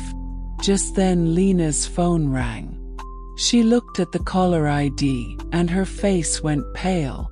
"It's them. Omnigen's legal department. How did they know you were here?" Ilara's blood ran cold. She realized she must have been followed. "Tell me where the drive is," Ilara urged. "There's no time. You have to go. Use the back door." Lena pushed her frantically. "Remember, Central Park, the Shakespeare Garden, the back of the third bench from the entrance. Stuck there with chewing gum. Go." As Ilara burst out the back door, she saw two large men in dark suits getting out of a black sedan and approaching the front of the lab. She didn't dare look back. She just ran. Act 3, The King's Gambit. Chapter 6. The Clarion Call. Ilara returned to Elias's office with the life or death intelligence. They both knew they had stirred the hornet's nest. Marcus and Omnigen would not let this go. "They'll be looking for that drive now too," Elias said decisively. "We can't go straight for it. It'll be a trap. We need a plan. A plan that drags every last one of them into the light." For the next 48 hours, Elias's office became a war room. He contacted a trusted private investigator, a former FBI agent, to handle surveillance and retrieval of the USB drive in Central Park. Simultaneously, he filed an emergency motion with the Bar Association, requesting a closed-door inquiry into the leaked file incident, and invited Marcus Thorne and Liam Sterling to attend as key witnesses. Marcus graciously accepted. In his mind, this was the perfect opportunity to deliver the final killing blow to Amelia's career. He had no idea he was walking onto a stage Elias had built just for him. On the day of the hearing, the atmosphere was solemn. 3 senior members of the disciplinary committee sat at the head of the room. Marcus and Liam, impeccably dressed and radiating confidence, sat at the petitioner's table. Across from them, Ilara and Elias looked like two soldiers preparing for a final stand. The hearing began. Marcus and Liam took turns presenting their case, eloquently recreating how Amelia, driven by ambition and buckling under pressure, had accidentally leaked the document. Their narrative was seamless, almost convincing everyone in the room. When it was Elias's turn, he didn't offer a direct rebuttal. He simply smiled. "A fascinating performance from you both. Before I respond, I'd like to call a technical witness." To everyone's astonishment, the old handwriting expert walked into the hearing room. He methodically explained the signs of forgery in the signature, and stated unequivocally that the forger was almost certainly left-handed. The color drained from Liam's face. He instinctively tried to hide his left hand under the table. Marcus, however, remained composed. He smiled. "That's an interesting theory, but it's meaningless. A signature proves nothing. Perhaps Amelia hired a left-handed accomplice. This only makes her look more guilty." "Well said, Marcus." Elias applauded softly. "So let's look at the next coincidence." He submitted a bank statement to the committee. "These are Mr. Sterling's credit card records. 2 days before the leak, he made a significant purchase at a specialty print shop, a shop that happens to offer high-resolution document scanning and aging services. Another coincidence, I'm sure." Beads of sweat began to form on Liam's forehead. "A series of coincidences," Elias's voice rose, "is no longer coincidence. It's a conspiracy." He turned to Liam, his gaze like a scalpel.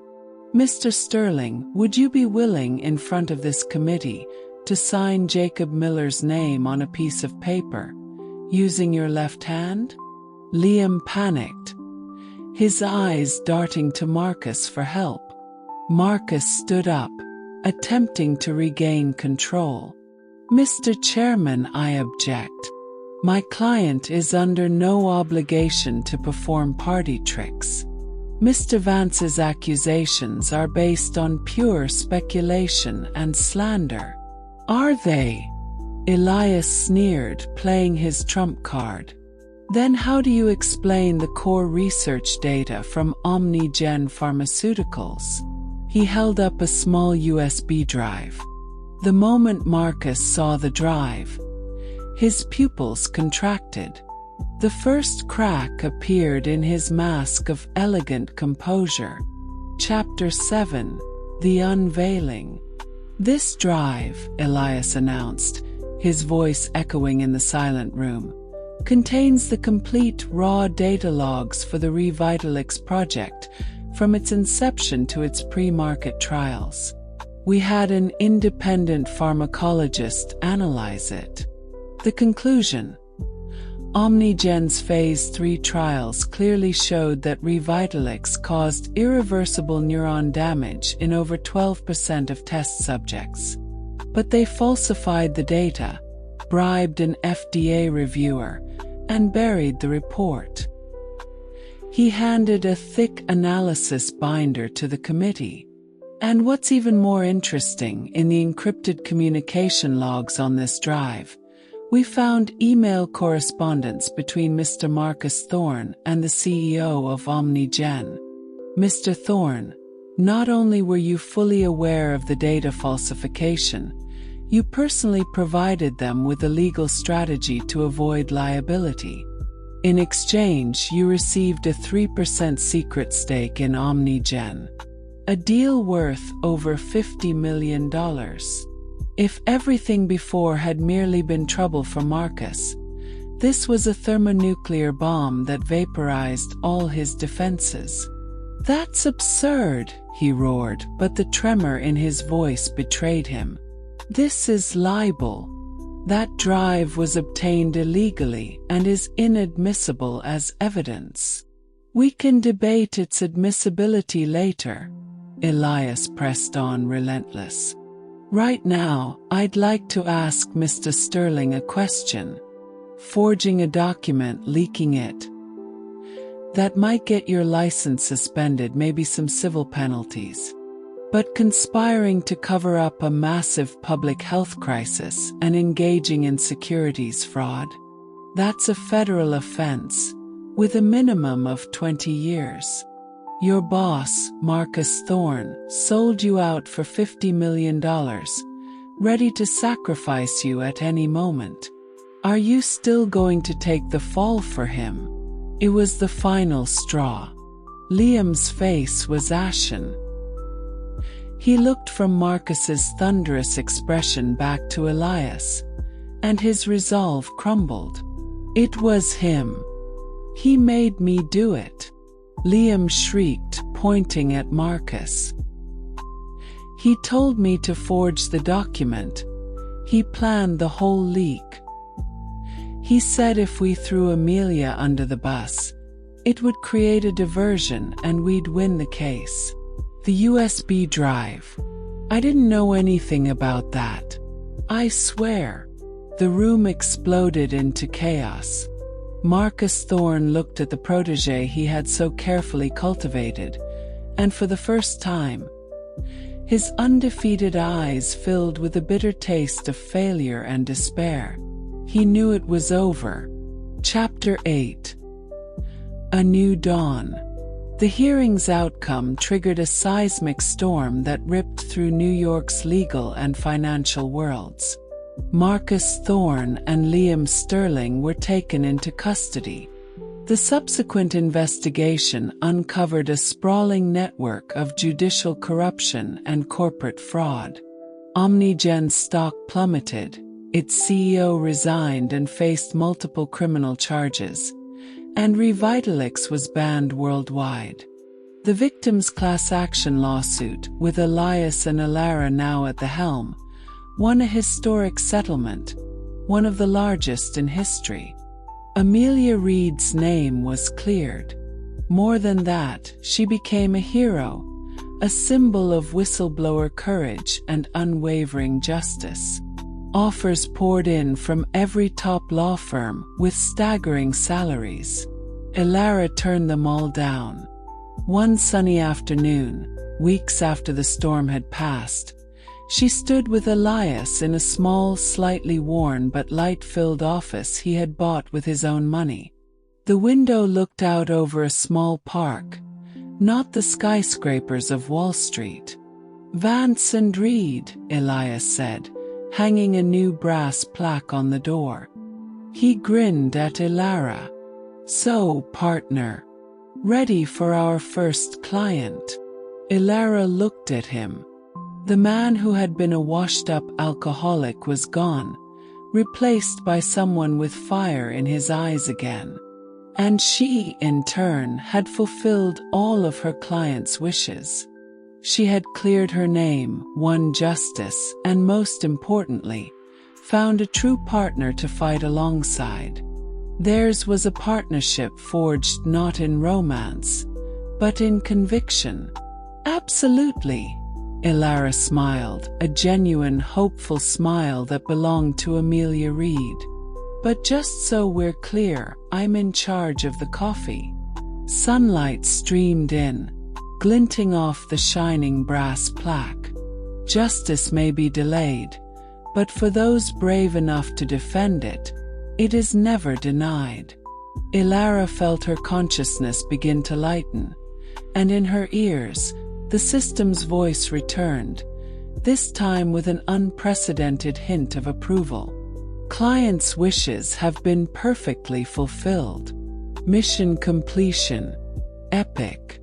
Overall ratings plus. Congratulations, you have unlocked the special title, Guardian of the Rules. The next journey awaits." World 5. Echoes of Eden. Mission briefing.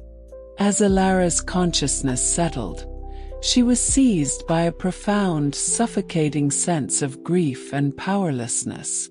It wasn't her own, but the instinctual residue left by her host. She found herself sitting in an old Honda parked on the side of a rain-slicked street.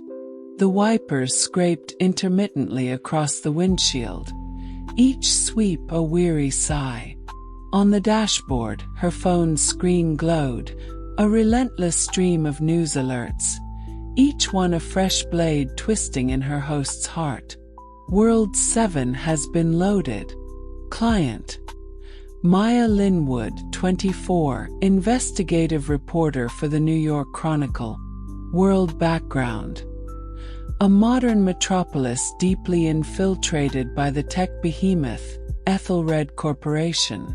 Original plot: Maya is an idealistic young journalist secretly investigating Ethelred Corp and its charismatic CEO, Alastair Finch.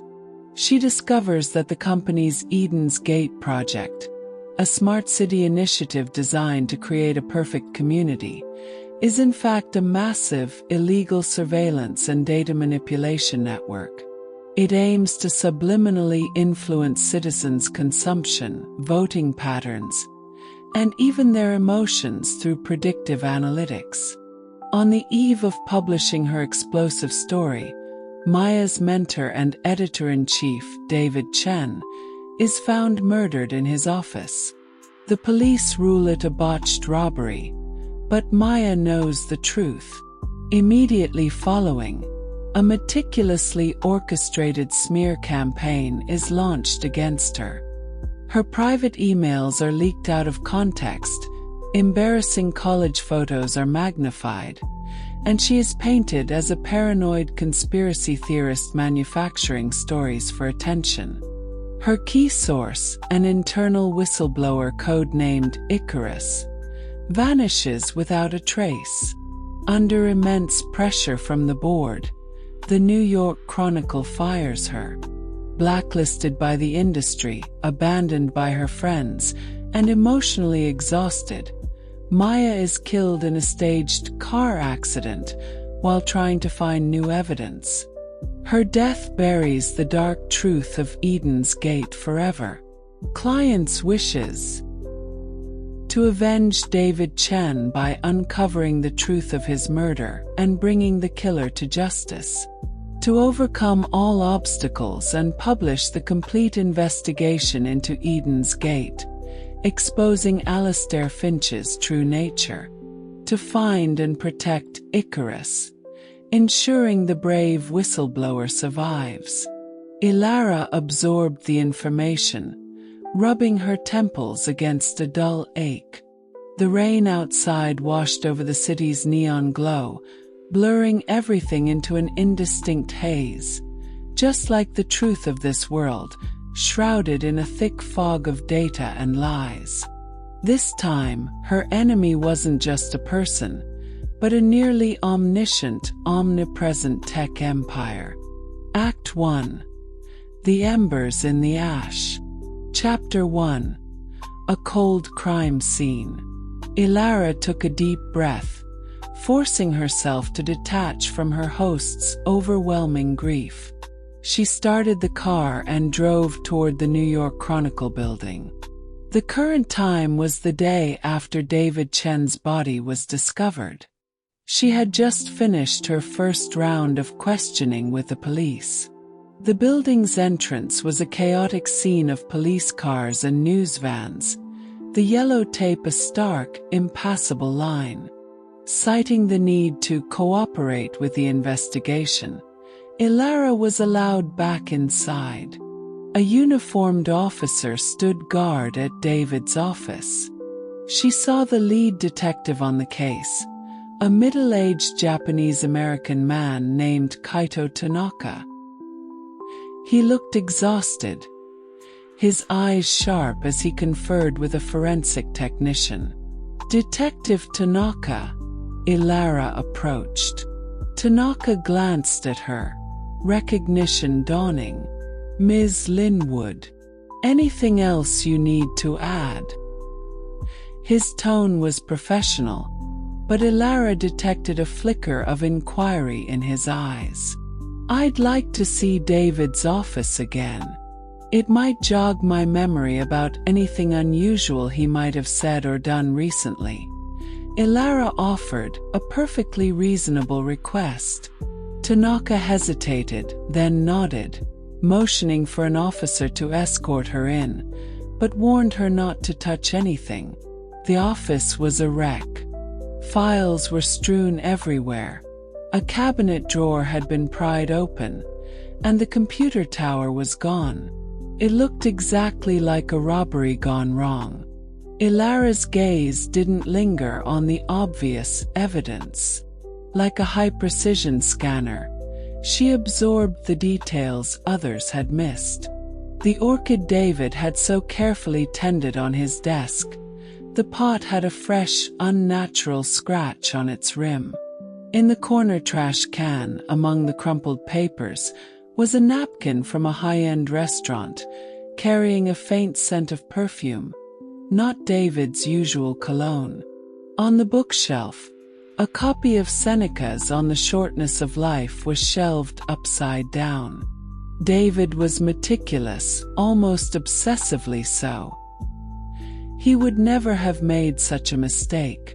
These details were meaningless to the police, but to Ilara, they were silent messages from the dead. She committed them to memory. As she was leaving, she said to Tanaka, "David never took work home, but last night he emailed me saying he was taking some critically important backup files with him." Did the police find them at his apartment? No, Tanaka shook his head.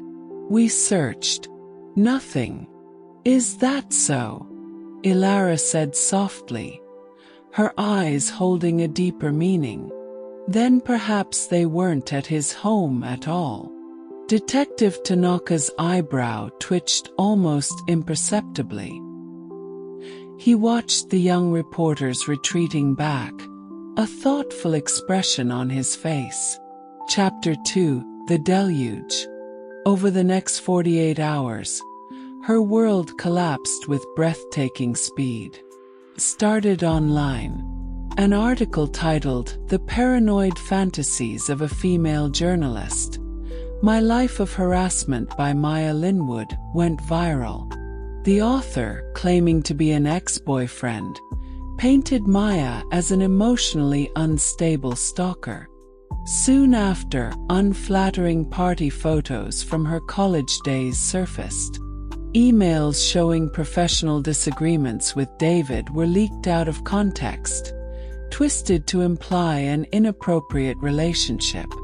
Ethelred Corp's PR team issued a statement expressing their deepest condolences for David Chen's death, adding that they were deeply concerned by Maya Linwood's recent attempts to contact company executives with baseless accusations.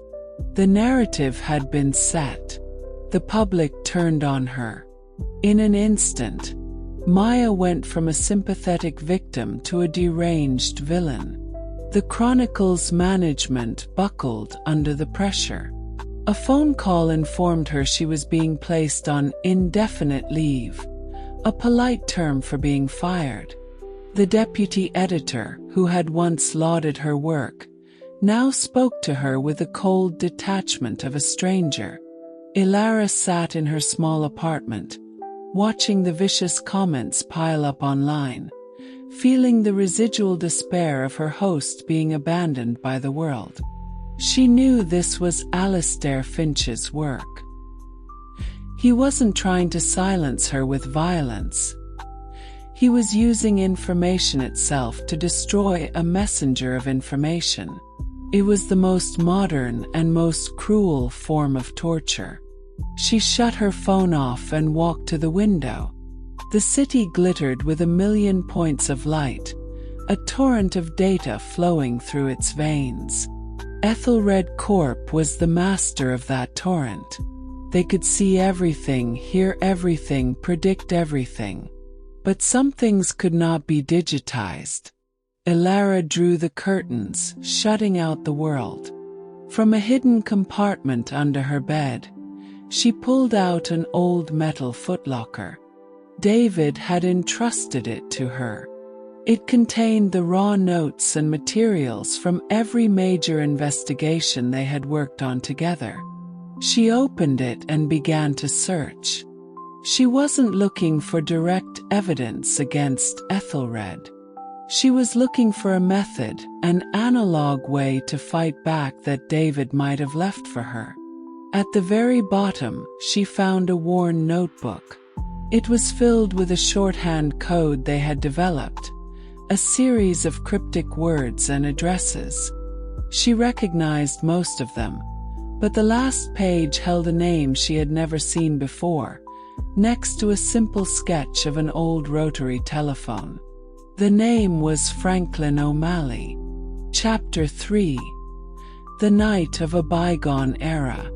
Franklin O'Malley's private investigation office was located in an old brick building in Manhattan, with a rickety elevator that required you to pull a manual iron gate. When Ilara pushed open the frosted glass door, she was hit by a scent of stale cigars, old paper, and mildew. The office was a chaotic mess. Filing cabinets overflowed, the desk was buried under stacks of case files, and a faded map of New York City hung on the wall, crisscrossed with pins and colored string. A man with a shock of white hair and a rumpled trench coat stood with his back to her, studying the map. This was Franklin, or Frank. "We're closed," Frank said without turning, his voice as rough as sandpaper. "I'm a friend of David Chen's," Ilara said. "He sent me." Frank slowly turned around. He was in his 60s, his face a roadmap of hard-lived years, but his eyes were as sharp as a hawk's. He sized her up, his gaze lingering on the face that was now infamous across the internet. "David's dead," he stated flatly, his tone unreadable. "And now the whole city's saying some girl named Maya Linwood drove him crazy, and herself along with him. The stories are lies," Ilara replied evenly. 90% of all stories are lies," Frank scoffed, pouring himself a glass of whiskey. "The other 10% is the truth nobody cares about. What do you want from me? Help you clear your name? I'm not a PR firm. David left your name in his notebook, next to a drawing of a telephone."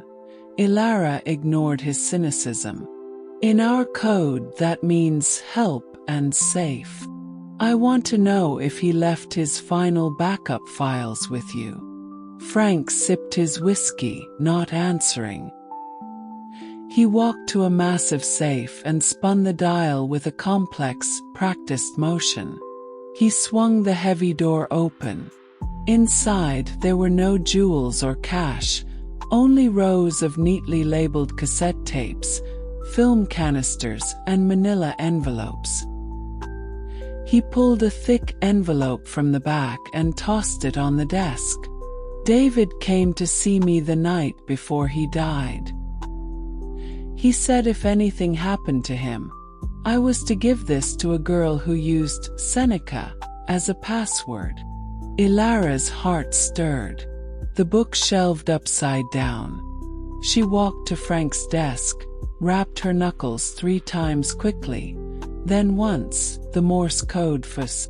Frank's expression finally changed. The cynical, world-weary mask fell away, replaced by a look of cautious gravity. "Sit down, kid. Looks like David put his faith in the right person." Ilara opened the envelope. Inside was a stack of printed, highly encrypted code, and a small audio recorder. She pressed play. David's familiar voice filled the room, but it was heavy with a weariness and resolve she had never heard before. "Maya, if you're hearing this, it means I failed. But we haven't lost yet." Finch thinks he controls everything, but his greatest weakness is his overconfidence in his own system. He believes everything can be digitized, predicted. So our counterattack must be analog, untraceable. Frank will help you. He's the only person I trust who still lives off the grid. Find Icarus. He has the final key. Trust no one, especially not those who offer you help out of the blue. Remember, in the Garden of Eden, the most venomous snake often looks the most harmless. The recording ended. "Icarus," Ilara murmured. "I've lost contact." "Then we'll dig him out of whatever hole he's in," Frank said, downing his whiskey. A fire she hadn't seen before, the fire of a hunter, lit up his eyes. "I've had it with those bastards at Ethelred, a company that got rich by spying on people, packaging themselves as saviors. I'll take this job. Consider it the last bill I'm settling for David." An impossible alliance. A cutting-edge digital journalist and a stubborn analog-era detective was officially formed in that office, a relic of a time gone by. Act 2: The Hunt. Chapter 4. Chasing a Ghost. The following weeks were a grueling slog. Frank put his old-school detective skills to work. Hitting the streets, running surveillance, digging through trash, and buying drinks for informants. Ilara, meanwhile, dedicated herself to deciphering David's encrypted messages, trying to re-establish a link to Icarus. Icarus communicated through a complex system of digital dead drops. Messages were fragmented and uploaded to unrelated, obscure forums and cloud servers in different countries. Only a specific key, usually a phrase from a book published at a prearranged time, could reassemble them. Ilara realized the key chain had been broken since David's death. She had to find the new one. She remembered David's words on the recording, "Things that can't be digitized." She began to frantically sift through her memories with him. They had frequented a jazz club where David loved an old saxophonist. They had argued for an entire afternoon about a story on a specific bench in Central Park. Their go-to spot was a Vietnamese pho restaurant where the owner always gave them extra brisket. Ilara decided to start there. She and Frank visited each location. At the jazz club, the old musician gave her a piece of sheet music for a song David had loved. Several notes were circled. In Central Park, they found a set of coordinates written in waterproof ink on the underside of their bench. At the pho restaurant, the owner handed her an empty tea tin David had left behind. A date was engraved on the bottom. Notes, coordinates, a date. 3 seemingly unrelated clues swirled in Ilara's mind. The notes corresponded to letters of the alphabet. The coordinates pointed to a specific reading room in the New York Public Library. The date was part of a call number. When she and Frank located the 19th century botanical encyclopedia in a dusty library annex and turned to the designated page, they saw a single sentence, lightly underlined in pencil. "And in the heart of the labyrinth, the Minotaur awaits his final visitor." "This is it," Ilara whispered, her heart pounding. Using a public library computer, she entered the phrase into the key generator. A new set of instructions appeared, an encrypted email address and a new countersign. They had done it. They had reopened the channel to Icarus. Ilara immediately sent an encrypted email containing a single word: Minotaur. Now all they could do was wait. Chapter 5: The Serpent's Gambit. While Ilara and Frank anxiously awaited a reply, an unexpected player entered the game. Alistair Finch. He didn't come with lawyers or PR agents. He appeared with calculated randomness. Ilara was researching in an independent bookstore when she ran into the tech emperor himself. He was dressed in a simple white t-shirt and jeans, looking more like a friendly neighbor than the CEO of a multi-billion-dollar empire. "Maya Linwood," he said, his expression a perfect blend of surprise and sympathy. "I'm so sorry we have to meet under these circumstances. What's happening online? It's just insane." Alarm bells screamed in Ilara's head. David's warning echoed in her ears.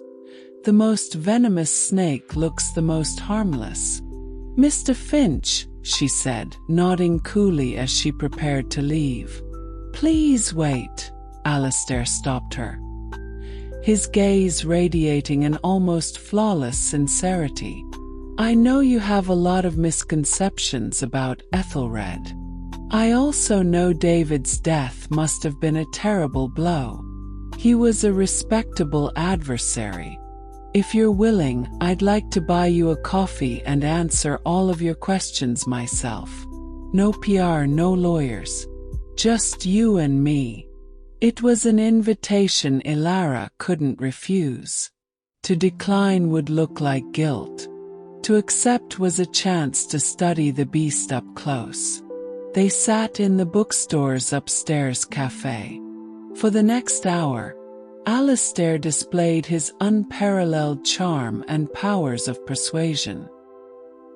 He candidly admitted that Eden's Gate collected vast amounts of data, but he framed it as a necessary growing pain to create a safer, more efficient, and more environmentally friendly future. Imagine a city with no traffic jams, no crime, with perfect energy efficiency. Isn't that a future we all want? He painted his utopia, his eyes shining with a dreamer's light. Then he pivoted, aiming his cannons at a rival, an old-school security firm called Goliath Group. "Maya, have you ever considered why your story was leaked? Why David was killed?" He lowered his voice, creating an intimate, conspiratorial tone. "Goliath Group's business has been decimated by Eden's Gate. They have the most to gain from our failure. I've even found evidence that they paid off some of your colleagues. David's death was likely a tragedy they engineered to frame us." He slid a folder across the table. "This contains some preliminary evidence of Goliath's illegal business practices. I know you're a journalist with a strong sense of justice. Perhaps your real enemy isn't me." It was a brilliant gambit. He was offering her a plausible truth, a perfect scapegoat that would clear her name and divert her attention. If she were the real Maya, a desperate and cornered young journalist, she might have fallen for it. Ilara took the folder, her face a mask of carefully crafted uncertainty. I need some time to process this." "Of course," Alistair smiled, the picture of a patient mentor. "My door is always open." Leaving the cafe, Ilara felt a cold sweat on her back. She was dancing with a fox, and one wrong step would get her devoured. She gave the folder to Frank. "The kid's even slipperier than I thought," Frank said, flipping through the documents with a sneer. "He's trying to use you as a weapon against his competition. But some of this stuff looks real. We can use this. Chapter 6. A Crack of Light. While waiting for Icarus, Frank used Alistair's gift as a starting point. He dug up some real dirt on Goliath Group and anonymously leaked it to one of their media rivals. The two corporations began a vicious public feud, successfully diverting some of the media attention and giving Ilara precious breathing room. And then Icarus replied. The email was encrypted, revealing an audio file when decoded. A synthesized, genderless voice spoke. The Minotaur is dead, but the labyrinth remains. Finch has initiated the Purge Protocol, eliminating everyone who knew the early core architecture. I can't hide for much longer. David's backup wasn't data. It was a person.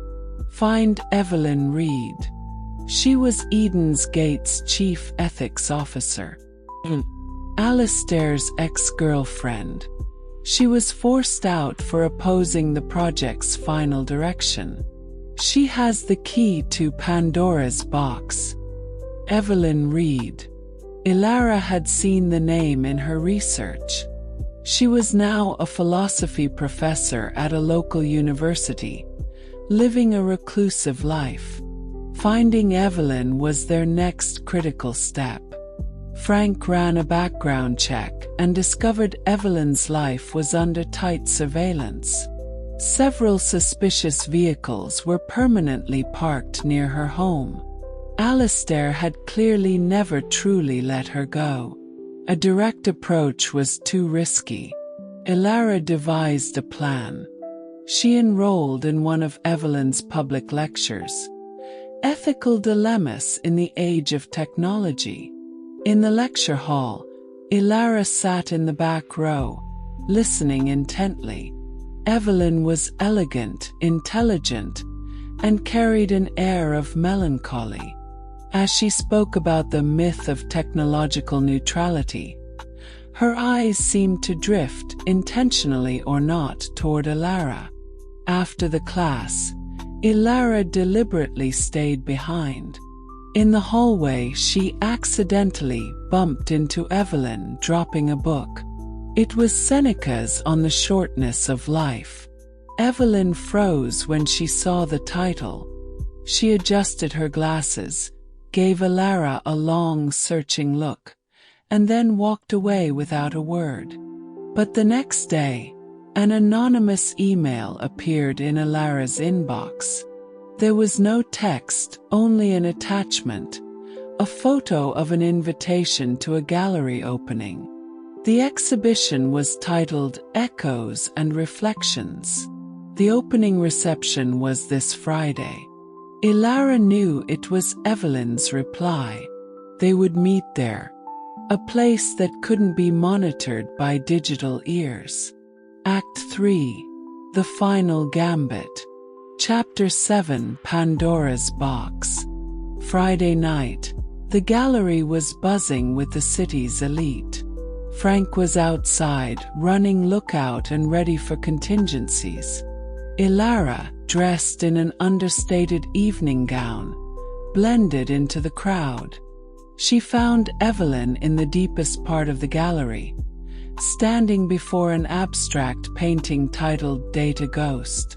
"You're very brave," Evelyn said softly, her eyes fixed on the artwork. "Coming to see me is like stepping directly into a spotlight." "Some things are worth the risk," Ilara replied. "Alistair is a genius. And a monster." Evelyn's voice was laced with a complex mix of emotions. "He genuinely believes he is creating a better world. But to achieve that betterment, he sees sacrificing the freedom and privacy of a few as a necessary cost. I couldn't accept that." She slipped something that looked like a lipstick from her clutch and pressed it into Ilara's hand. "This isn't the key. It's the tool to pick the lock. The real Pandora's box isn't with me. It's in the one place he feels most secure. The ARC data center on the top floor of Ethelred Tower. There's a physically isolated server there that holds the Genesis data for all his projects, including the original unredacted ethics assessment and risk report for Eden's Gate. I wrote that report. The lipstick was a custom-made EMP pen, capable of disabling electronic devices in a small area for a short time. I designed the ARC's security system. I left myself a back door. Evelyn's voice dropped to a whisper. But it can only be used once. Every Sunday morning between 3 o'clock and 3:05 a.m., the system undergoes a physical maintenance cycle. The security level is at its lowest. That's your only window. The password is cogito ergo non sum. I think, therefore I am not. It's the last thing I ever said to him. She looked at Ilara, her gaze resolute. Get it.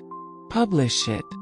Not just for David, but to stop the man I once loved from becoming a complete monster. Chapter 8. The Raid on the Ark. Sunday morning. The New York night was as dark as ink. The operation began. Frank created a diversion. Using a modified drone, he triggered a fire alarm on the opposite side of the Ethelred building, drawing the majority of the security forces away. Under the cover of the chaos, Ilara slipped into the building through a nondescript service entrance. Dressed in black, she was a shadow in the night. Using the route provided by Evelyn and an internal schematic from Frank, she methodically bypassed surveillance, making her way to the top floor. The infiltration was far more perilous than planned. Several key access points had had their permissions changed since Evelyn's departure. Ilara had to rely on the old-school lockpicking skills Frank had taught her, and the crucial EMP pen, to short-circuit the electronic locks at the last second. When she finally reached the door to the Ark, she had less than 3 minutes left. Before her was the final barrier, a massive alloy door secured by a biometric and password lock. She used a custom device to scramble the retinal scanner, then typed the philosophical, deeply personal password into the keypad. Cogito ergo non sum. The door slid open without a sound. The interior of the Ark was like a scene from a science fiction film. Countless servers blinked with a serene blue light, the only sound the hum of cooling fans in the frigid air. Ilara quickly located the isolated server and inserted a specially designed USB drive. Data began to transfer at a staggering speed. The progress bar crawled forward. Just as the transfer was about to complete, the Ark's serene blue lights flashed a blinding red. Alarms blared. A holographic image of Alistair Finch materialized before her. His expression was no longer charming. It was glacial fury. "I knew it would be you, Maya. Or should I say you all," he said, clearly aware of Frank's diversion. "Did you think you'd won? I knew about Evelyn's back door 5 years ago. I left it open, just waiting to see which rat would scurry in." Armed security personnel swarmed in from all directions, surrounding her. "The game is over," Alistair declared. Ilara looked at the progress bar, now at 99%, and a small smile touched her lips. "You're wrong, Mr. Finch. The game is just beginning." She yanked the USB drive out. Then, turning the EMP pen to its maximum setting, she jammed it deep into the server's mainboard. With a violent flash of electrical arcs and a loud crack, The Ark's core server crashed. All the lights died. The world plunged into darkness and silence. This was the final step of Evelyn's plan, a mutually assured destruction strategy. If you can't get the data out, destroy it at the source, crippling Alistair's empire from its very foundation. In the moment of chaos, as the guards were blinded by the sudden darkness, Ilara turned and shattered the glass curtain wall behind her. She clipped a pre-secured rappelling line to the window frame and leaped, vanishing into the New York night. Chapter 9: A Global Reckoning. Ilara had only managed to secure 99% of the data, but it was more than enough.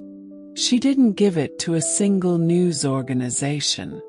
She knew that under Alistair's influence, any lone media outlet could be suppressed or bought. She made a bolder choice. She divided the data and, through encrypted channels, sent it simultaneously to The Guardian in the UK, Der Spiegel in Germany, WikiLeaks, and both the EU's Antitrust Commission and its Data Protection Agency.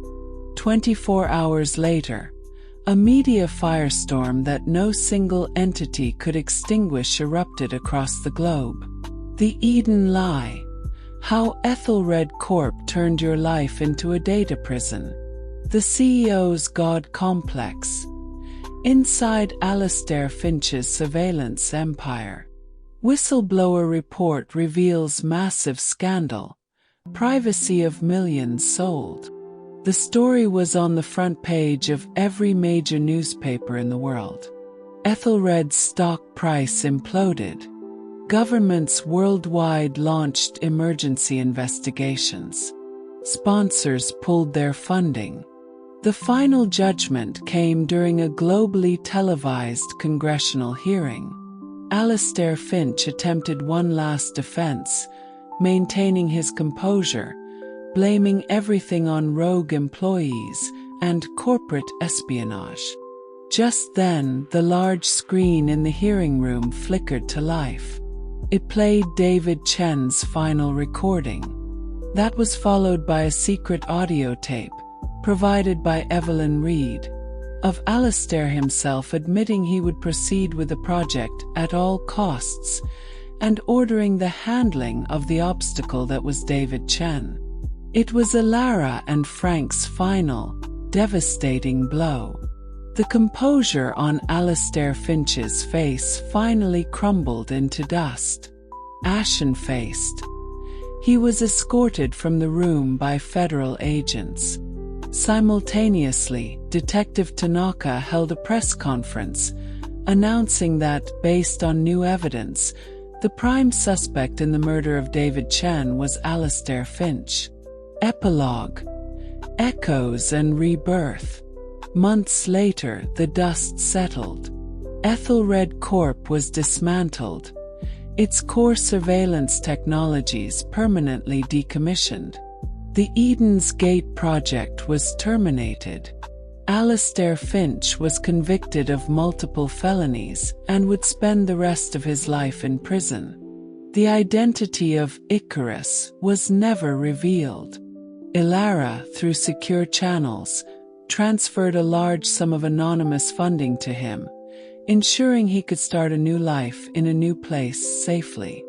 Maya Linwood's name became a legend in the world of journalism. She was awarded a Pulitzer Prize, but she turned down offers from every major media outlet. Instead, she used a portion of the Ethelred settlement money to establish a non-profit investigative journalism foundation with Frank, dedicated to supporting reporters who dared to challenge the powerful. On a sunny afternoon, Ilara sat in the small foundation office, looking out at the vibrant, bustling streets of New York. Frank had his feet propped up, reading a newspaper and complaining that the coffee wasn't as good as it used to be. On her desk was a postcard from Evelyn Reed. It contained a single sentence: "Thank you for making the echoes heard." Ilara smiled. She knew her client's every wish had been fulfilled, and then some. She had not only won the battle but had protected the faint glimmers of light who dared to speak out in the darkness. As the familiar feeling of lightness began to envelop her, she closed her eyes, ready for the next journey. This time, the system's voice seemed to carry a new warmth, a new respect. Clients' wishes have been perfectly fulfilled. Mission completion. Legendary. Overall ratings. A new special permission is being unlocked for you. Congratulations. You have acquired the permission. Weight of truth. In future missions, the truths you reveal will have a more profound and irreversible impact on the world. The journey continues. The hero's work is never done. World 6. Starfall's Perjury. Mission briefing. As Ilara's consciousness merged with her new vessel, a chilling coldness seeped into her, originating not from the room's temperature, but from the deep glacial memories of betrayal and abandonment left within her host. She found herself in a lavishly decorated but soulless hotel suite. Beyond the immense floor-to-ceiling windows, the glittering panorama of Los Angeles sprawled out, its beauty a vast, silent mockery. World 8 has been loaded. Client: Isabella Sorensen, 26, Hollywood's new top-tier costume designer. World background: the awards season campaign for the highly anticipated sci-fi epic, The Stardust Chronicles. Original plot: Isabella is a prodigy in her field. Her designs for The Stardust Chronicles, a seamless fusion of futurism and classical aesthetics, have made her the frontrunner for the Academy Award for Best Costume Design. She is deeply in love with the film's director and her fiancé, the brilliant Liam O'Connor. However, 1 week before the Oscar nominations are announced, an explosive piece of evidence is leaked to the notorious gossip columnist Brenda Marlowe. Several of Isabella's key concept designs bear a shocking resemblance to sketches made a decade ago by an obscure, deceased French designer. A meticulously orchestrated plagiarism scandal engulfs Hollywood. To protect the film's reputation and his own Oscar chances, Liam publicly announces the end of their engagement, citing the need to protect the integrity of the film. He has her name removed from the credits as costume designer. The most devastating blow comes from Isabella's trusted assistant and best friend, Sophia Rossi, who tearfully confirms to the media that she had seen Isabella studying the French designer's work. Betrayed in her career, love, and friendship, Isabella is left defenseless and her reputation in ruins. She develops severe PTSD, unable to even pick up a pencil. On Oscar night, as Liam stands on stage accepting his award and thanking everyone but her, Isabella, in her despair, drives her car off a cliff, ending her young life. Client's wishes: to utterly dismantle the plagiarism accusations, expose the mastermind behind the setup, and make them pay the price. To win, through her own undeniable talent, the Oscar statuette that is rightfully hers. To see Liam for who he truly is, and to find a soulmate who genuinely appreciates and trusts her. Ilara absorbed the memories, her gaze falling upon the brilliant diamond engagement ring on the nightstand. It glittered under the lamplight with a cold fire, much like Liam's love, beautiful but devoid of warmth. She removed the ring and placed it gently on the table. From this moment on, Isabella Sorensen's life would no longer burn for anyone else. It would burn for herself. Act 1. The Cracks Before the Storm. Chapter 1. The Hollow Celebration. Ilara's consciousness arrived just 3 days before the plagiarism scandal was set to break. The Stardust Chronicles had just secured a Directors Guild of America nomination, and the cast and crew were celebrating at a lavish party in a top Beverly Hills hotel.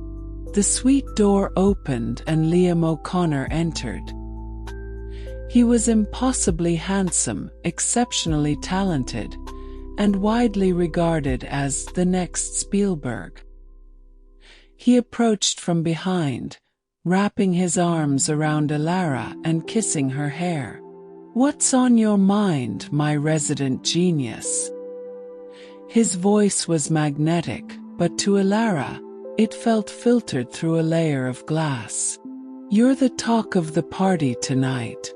Everyone is mesmerized by your designs." "I was just thinking," Ilara turned to face him, her expression serene, "about what's left when the spotlights fade." Liam paused, then chuckled. "What's left is us, Isabella. Soon we'll have a home, a studio. You can design anything your heart desires." His promises were flawless, but Ilara caught the flicker of ambition in his eyes, a feverish devotion to his career that far outshone his love for her. "Come on," he said, taking her hand. It was the hand that no longer wore his ring. "Everyone's waiting for you." The party was a constellation of stars. Ilara met the film's key figures. Gerald Royce, one of the producers, was a veteran movie mogul with the practiced smile of a shark. He raised his glass to her, his eyes glinting with a businessman's shrewdness. The film's lead actor, seasoned star Ethan Hawke, was a true artist who sincerely praised how her designs had helped him inhabit his character. And then she saw Sophia Rossi, her best friend, her most trusted assistant. Sophia was chatting animatedly with a group of young actors, but spotted Ilara and immediately rushed over, linking her arm affectionately. "Bella, you were absolutely breathtaking." Sophia's eyes sparkled with what looked like pure adoration. "You know, Brenda Marlowe tried to get some dirt from me earlier, asking about your inspirations. I told her off. That woman is a hyena, always digging for scraps." Ilara looked at Sophia's innocent, beaming face, and a sharp pain lanced through her heart. The original Isabella had trusted her completely, sharing every joy and struggle of the creative process. That unconditional trust had been forged into the sharpest knife to be plunged into her back. "Thank you, Soph," Ilara smiled, but a wall of ice was already rising within her. Later in the evening, Liam took the stage. He thanked everyone, his gaze finally settling on Ilara. "And last, I have to thank my muse, my fiancée, Isabella. Without her, the stars would have had no clothes to wear." The room erupted in applause. Ilara, standing in the crowd, smiled back, but her heart was a frozen landscape. She knew this heartfelt declaration was just another calculated performance for the media and investors. The moment her value conflicted with the film's interests, he would cast her aside without a second thought. In a quiet corner of the party, a less conspicuous figure caught Ilara's eye. Callum McRae, the concept artist for the Stardust Chronicles. He was a reclusive Scotsman who spent most of his time buried in a sketchbook. In her host's memory, she and Callum had clashed fiercely over design concepts. Callum felt her designs were too ornate, a deviation from the grittier post-apocalyptic aesthetic he had originally envisioned.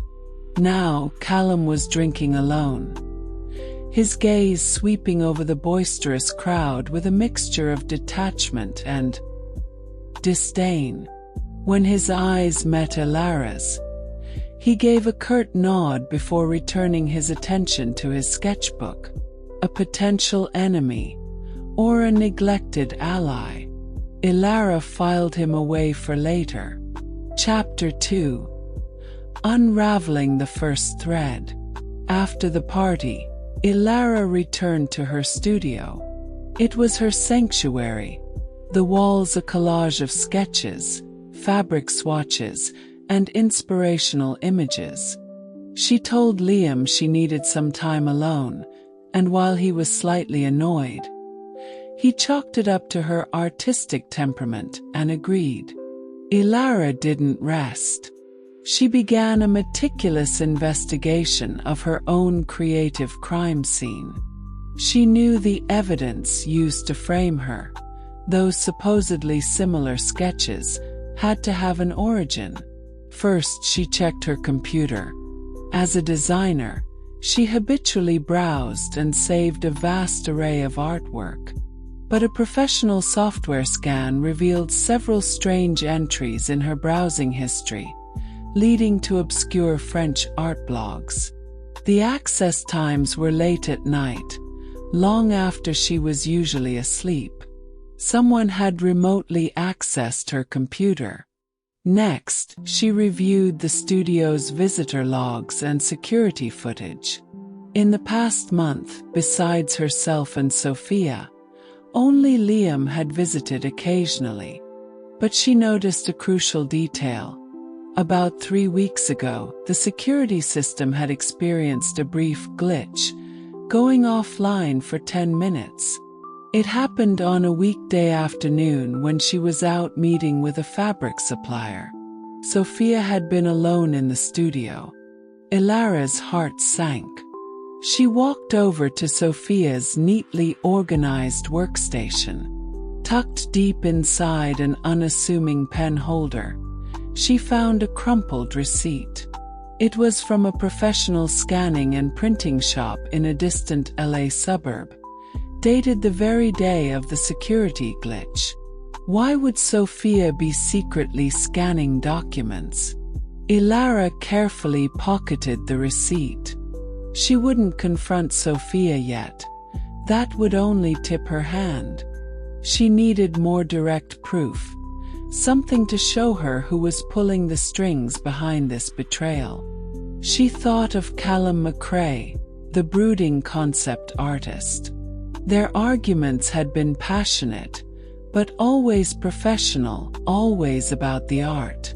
Callum was a purist. He despised commercialism, and he would loathe a plagiarist even more. If someone was trying to frame her in the design world, perhaps he, from his expert vantage point, could see something she had missed. She needed to talk to him. She needed to find a way to break the ice. Chapter 3. An Unlikely Ally. The next day, Ilara went to Callum's office. His space was a creative cavern, the walls pinned with concept art of every style, from grotesque alien creatures to majestic interstellar cities, all brimming with wild imagination. "Ms. Sorensen," Callum said, surprised to see her. His tone as cool as ever. "If this is about the protagonist's cloak again, I stand by my choice. Deep space blue has more depth than silver white."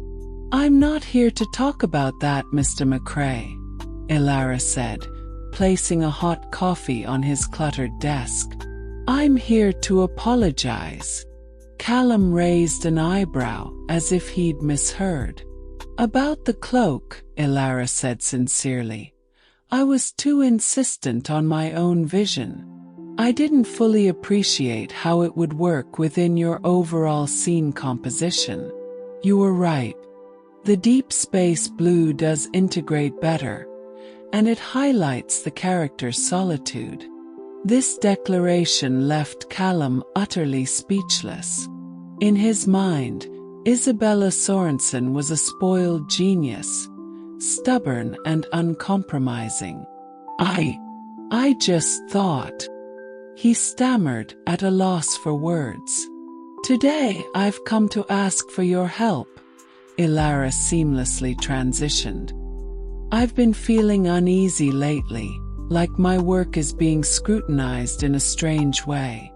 I was hoping you could, from a purely objective artistic perspective, review my entire collection for Stardust.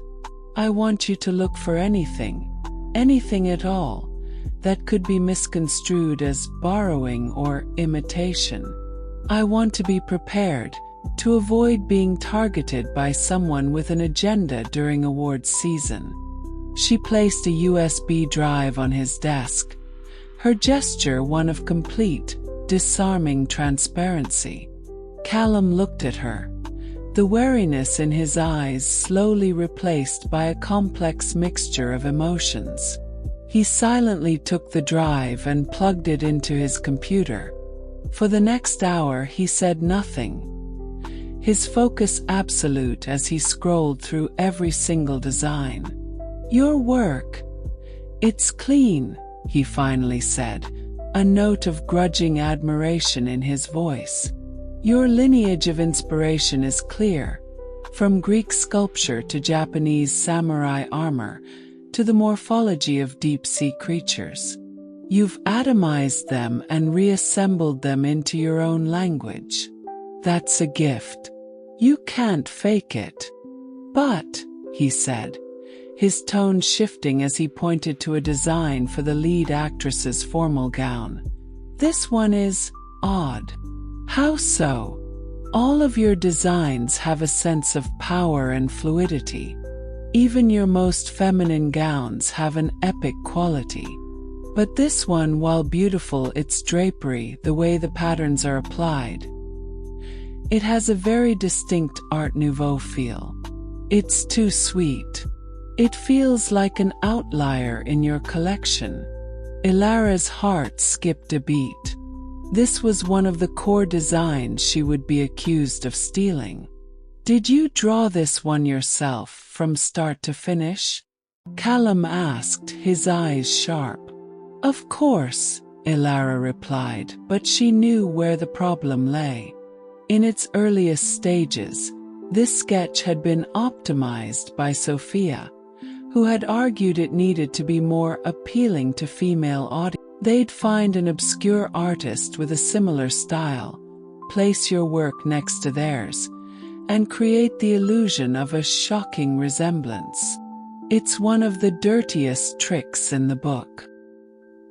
He looked at Ilara, and for the first time, there was no hostility in his gaze, only the understanding of a fellow creator and a flicker of empathy. Thank you, Callum, Ilara said, her gratitude genuine. I hate plagiarism, Callum muttered, as if explaining his change of heart. And I hate it even more when it's used as a weapon to destroy a real artist. Watch your back. Hollywood's a deeper, darker ocean than you think.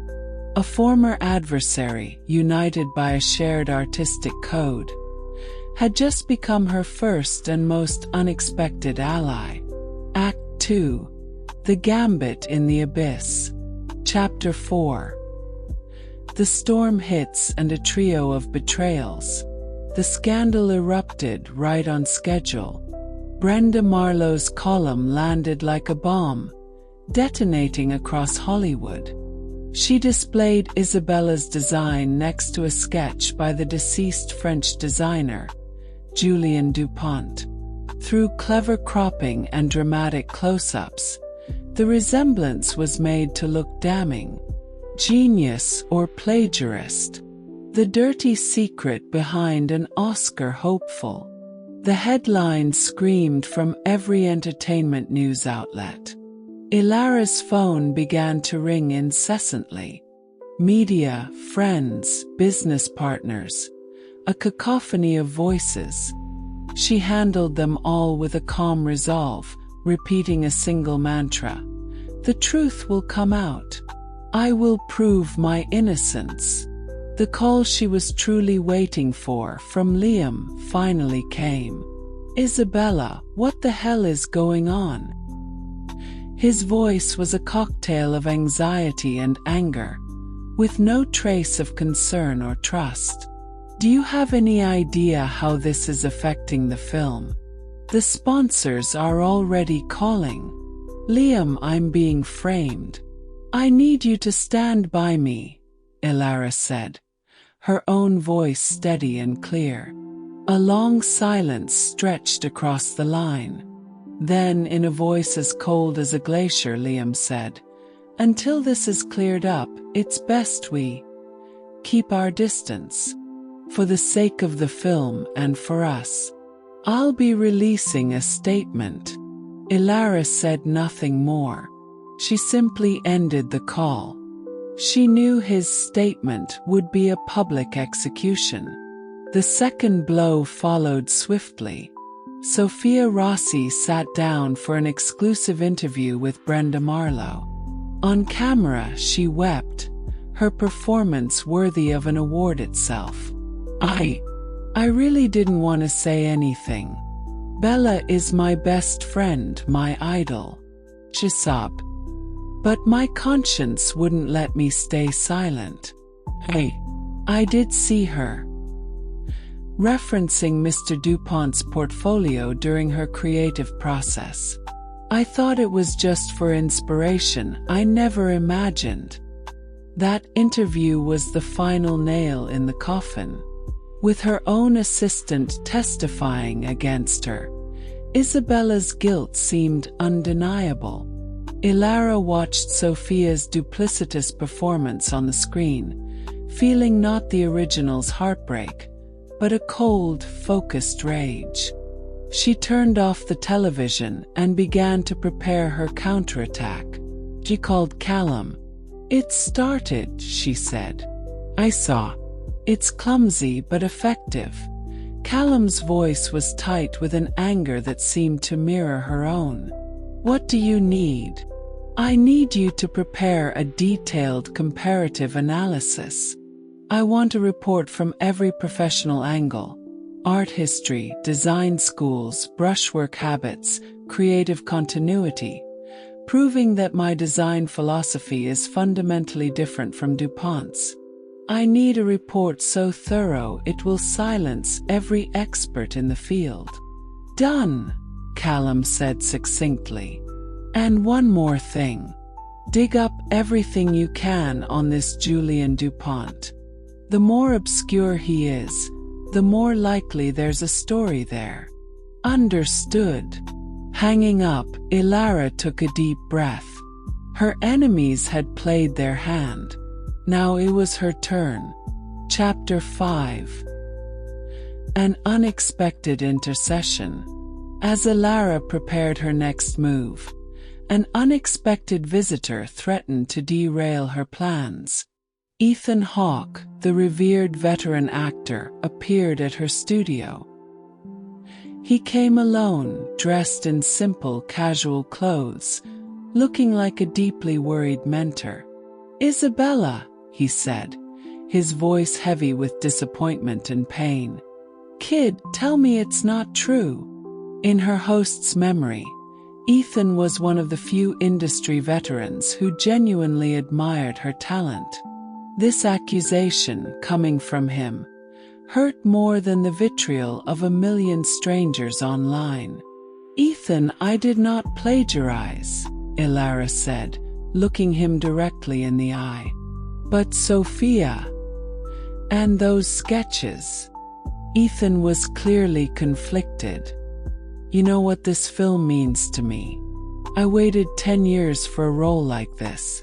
All of us, we poured our souls into it. If this all falls apart because of a moral lapse on your part." Ilara understood. Ethan's disappointment wasn't just about the plagiarism. It was the feeling that his trust, his emotional investment, had been betrayed by a young artist he had championed. It was a profound misunderstanding, born from incomplete information and a sense of personal injury. Ilara didn't rush to defend herself. Instead, she walked to a wall covered with a design evolution for Ethan's character, from the first concept sketches to the final renderings. "Ethan, do you remember this?" she asked, pointing to a sketch. "We argued for a whole afternoon about whether your character's jacket should have a notched lapel or a standing collar. You said that as an interstellar exile, he needed a quiet strength, and that a standing collar was too aggressive. You convinced me." She gestured to another drawing, a piece of combat armor. "Here, the design on the pauldron. It was your idea to incorporate a simplified version of your family crest. You said it would give the character an anchor, a sense of belonging in a cold universe. That detail made the whole design." Ethan stared at the evidence of their shared creative process, the anger and disappointment in his eyes slowly giving way to memory and doubt. "Our work together wasn't a designer handing clothes to an actor. We were co-creators," Ilara said, turning to face him, her voice filled with sincerity. "Every piece of clothing your character wears has a piece of your soul in it.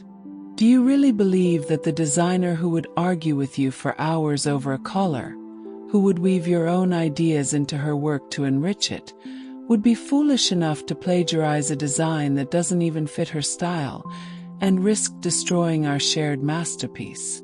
Her words weren't a defense. They were an appeal to his own judgment and their history. He wasn't a man easily swayed by headlines. He remembered her obsessive attention to detail, her devotion to the art. That wasn't the behavior of a cheat. "I'm sorry, kid," Ethan sighed, his eyes full of remorse. "I let the noise get to me. I should have come to you first." The iceberg of misunderstanding began to melt under the warmth of honest communication. "I need your help, Ethan," Ilara said, seizing the moment. "Name it." His tone was now firm.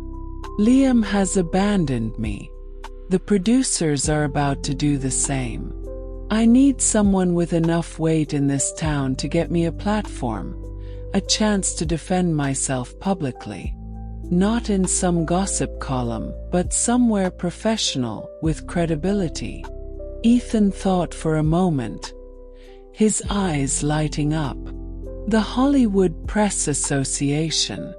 Every year they host a designers forum for awards season. The president is an old friend of mine. I'll make the call. You get your evidence ready. You're going to tell your side of the story in front of every major media outlet and industry expert in this town." A misunderstanding, once healed, had forged the strongest of alliances. Ethan's support added a knight to Ilara's side of the chessboard. Chapter 6. Chasing a Ghost. While they waited for the forum, Callum's investigation yielded a breakthrough.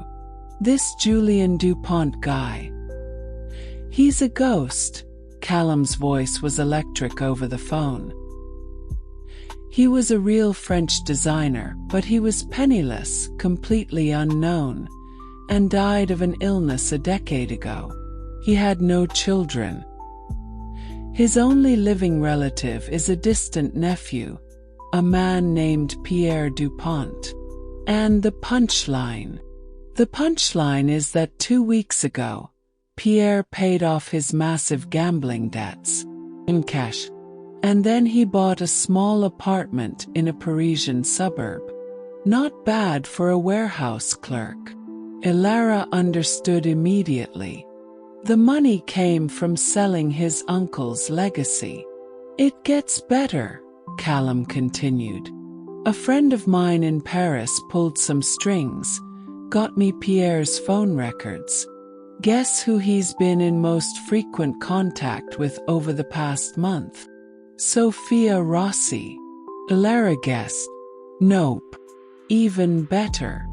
A cold smile was evident in Callum's voice. Gerald Royce. Our esteemed producer. In a flash, all the pieces clicked into place. Gerald Royce was the puppet master. He needed the film to be a massive success. But Isabella's star was shining too brightly, threatening to eclipse even the director. A perfect genius was far less interesting than a genius who was framed, and then rose from the ashes. His plan was a masterclass in manipulation. Build her up, then tear her down. By manufacturing a scandal, he could create a media frenzy. In the ensuing chaos, the weak-willed Liam would sacrifice Isabella for his own career, adding a layer of tragic drama to the film's backstory. Then, at the perfect moment, Royce would uncover the evidence of her innocence, allowing her to make a miraculous comeback and pushing the film's publicity into the stratosphere. It was a brilliant, ruthless strategy. He could control the narrative, test his director's loyalty, and turn his costume designer into a more marketable legend.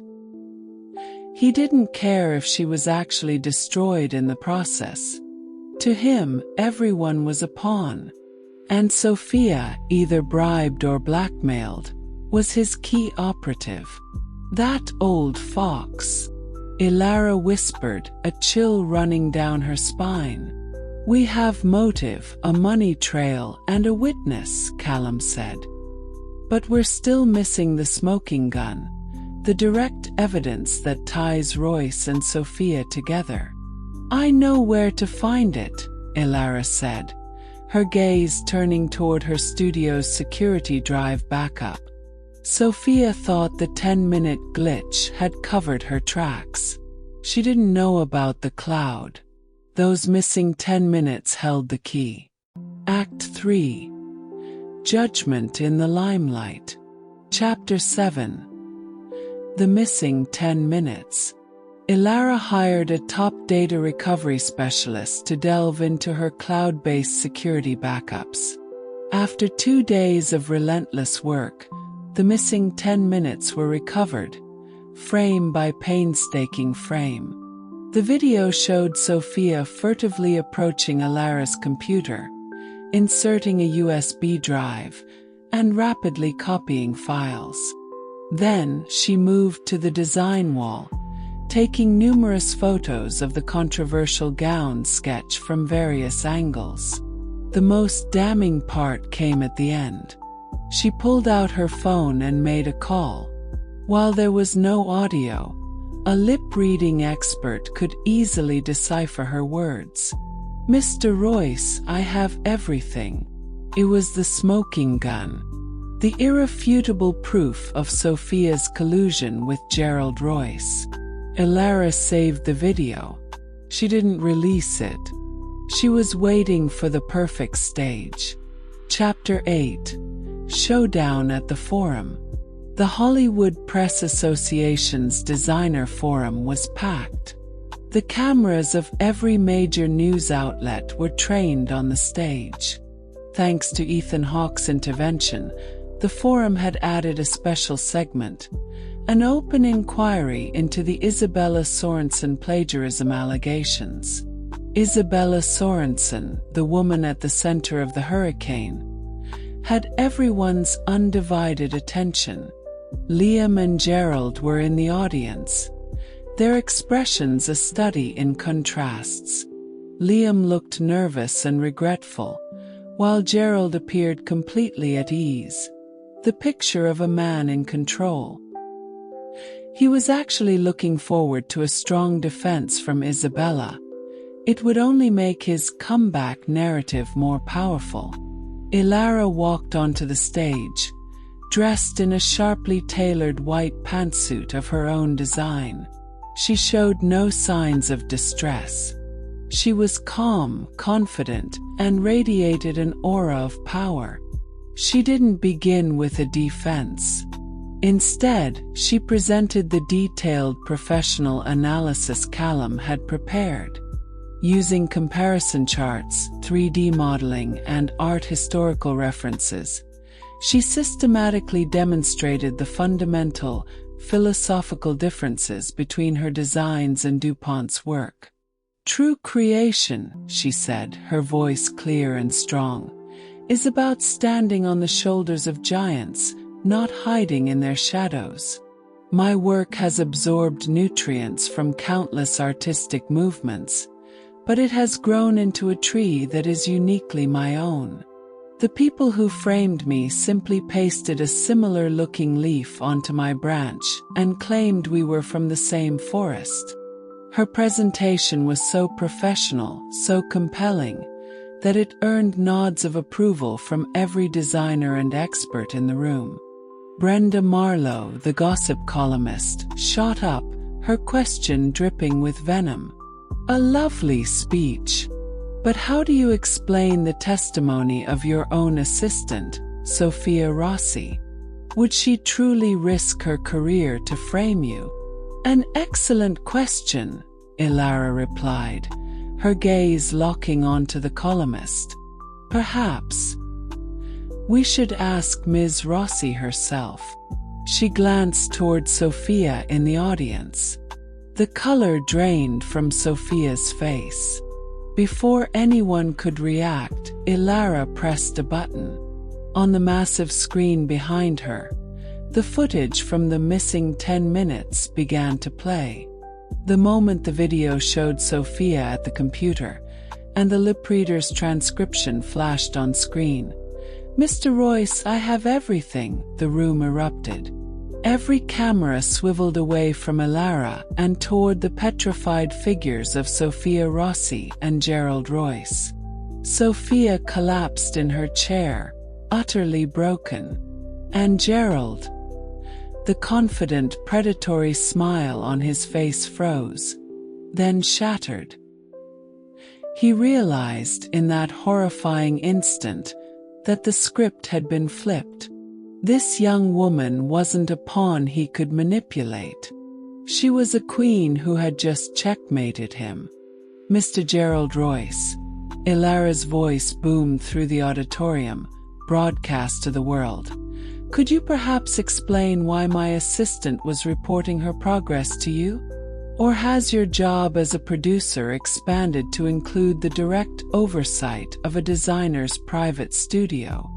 Faced with this fatal question, Gerald Royce, his face a mask of grey defeat, could not utter a single word. Chapter 9. Atonement and a Final Choice. The forum's aftermath was a Hollywood earthquake. Gerald Royce and Sophia Rossi were mobbed by reporters. The ensuing investigation not only exposed their plot against Isabella, but also uncovered a history of financial fraud and abuse of power in Royce's past projects. His career as a movie mogul was over. Sophia faced prison time for perjury and corporate espionage. Isabella Sorensen, in the most dramatic and decisive way imaginable, had won back her honor. That night, Liam waited for her for hours outside her apartment building. He looked haggard, his eyes filled with a desperate remorse. "Bella, I'm so sorry," he stammered, grabbing her hand. "Hey, I was just so scared. I was afraid of losing everything. Love you. Can we start over? Ring. I still have the ring." Ilara gently pulled her hand away. "You say you love me, Liam. But when the storm came, your first instinct wasn't to hold an umbrella over me, but to push me out into the rain to keep yourself from getting wet. Your love is conditional, comes with a cost-benefit analysis. My talent and my heart are far too expensive for that kind of love." She looked at the man she had once loved, feeling no hatred, only a quiet sense of release. She turned and walked into her building and did not look back. A few days later, the Oscar nominations were announced. Isabella Sorensen's name was not only restored to the credits of the Stardust Chronicles, but she had also secured a nomination for Best Costume Design by an overwhelming margin. On the night of the Academy Awards, Ilara walked the red carpet in a breathtaking silver gown of her own creation that shimmered like a captured galaxy. On her arm were not one, but two escorts, a proud Ethan Hawke and a dashingly handsome Callum McRae. When the presenter read her name, the entire auditorium rose to its feet in a thunderous standing ovation. Ilara walked to the stage and accepted the heavy golden statuette. Under the spotlights, she was incandescent. "I want to dedicate this award to every artist who has ever had to create in the dark," she said, her voice ringing with passion. "Your talent may be questioned, your heart may be betrayed, but never, ever doubt yourself. Because true brilliance is a light that no shadow can extinguish." She paused, her gaze sweeping over the crowd before landing on Callum. The perpetually scowling Scotsman had tears welling in his eyes, but his lips were curved into a rare, gentle smile. "And finally," she added, "I want to thank a special friend. He taught me that true art is about integrity and courage. Thank you, Callum." In that moment, Ilara knew that her client's every wish had been fulfilled. She had reclaimed her honor, seen through a false love, and most importantly, found a true kindred spirit in the most unexpected of places. Theirs was a story not of romance, but of a bond more solid than any love affair. As she walked off stage, Callum met her, pulling a small sketchbook from his pocket and handing it to her. "This is a design for your after-party dress," he said, a hint of a blush on his cheeks. "I was thinking, silver white can be quite beautiful after all." Ilara took the sketchbook, looked at the elegant, ethereal design and smiled. It was Isabella's smile, and her own, as brilliant as stardust. Clients' wishes have been perfectly fulfilled. Mission completion. Legendary. Overall rating, S++. Integrating new skills acquired from this mission. Congratulations. You have acquired the passive skill, artistic resonance. In future missions, you will find it easier to form deep connections with true artists, earning their trust and assistance. The journey through the sea of stars is not over. Prepare for the next challenge.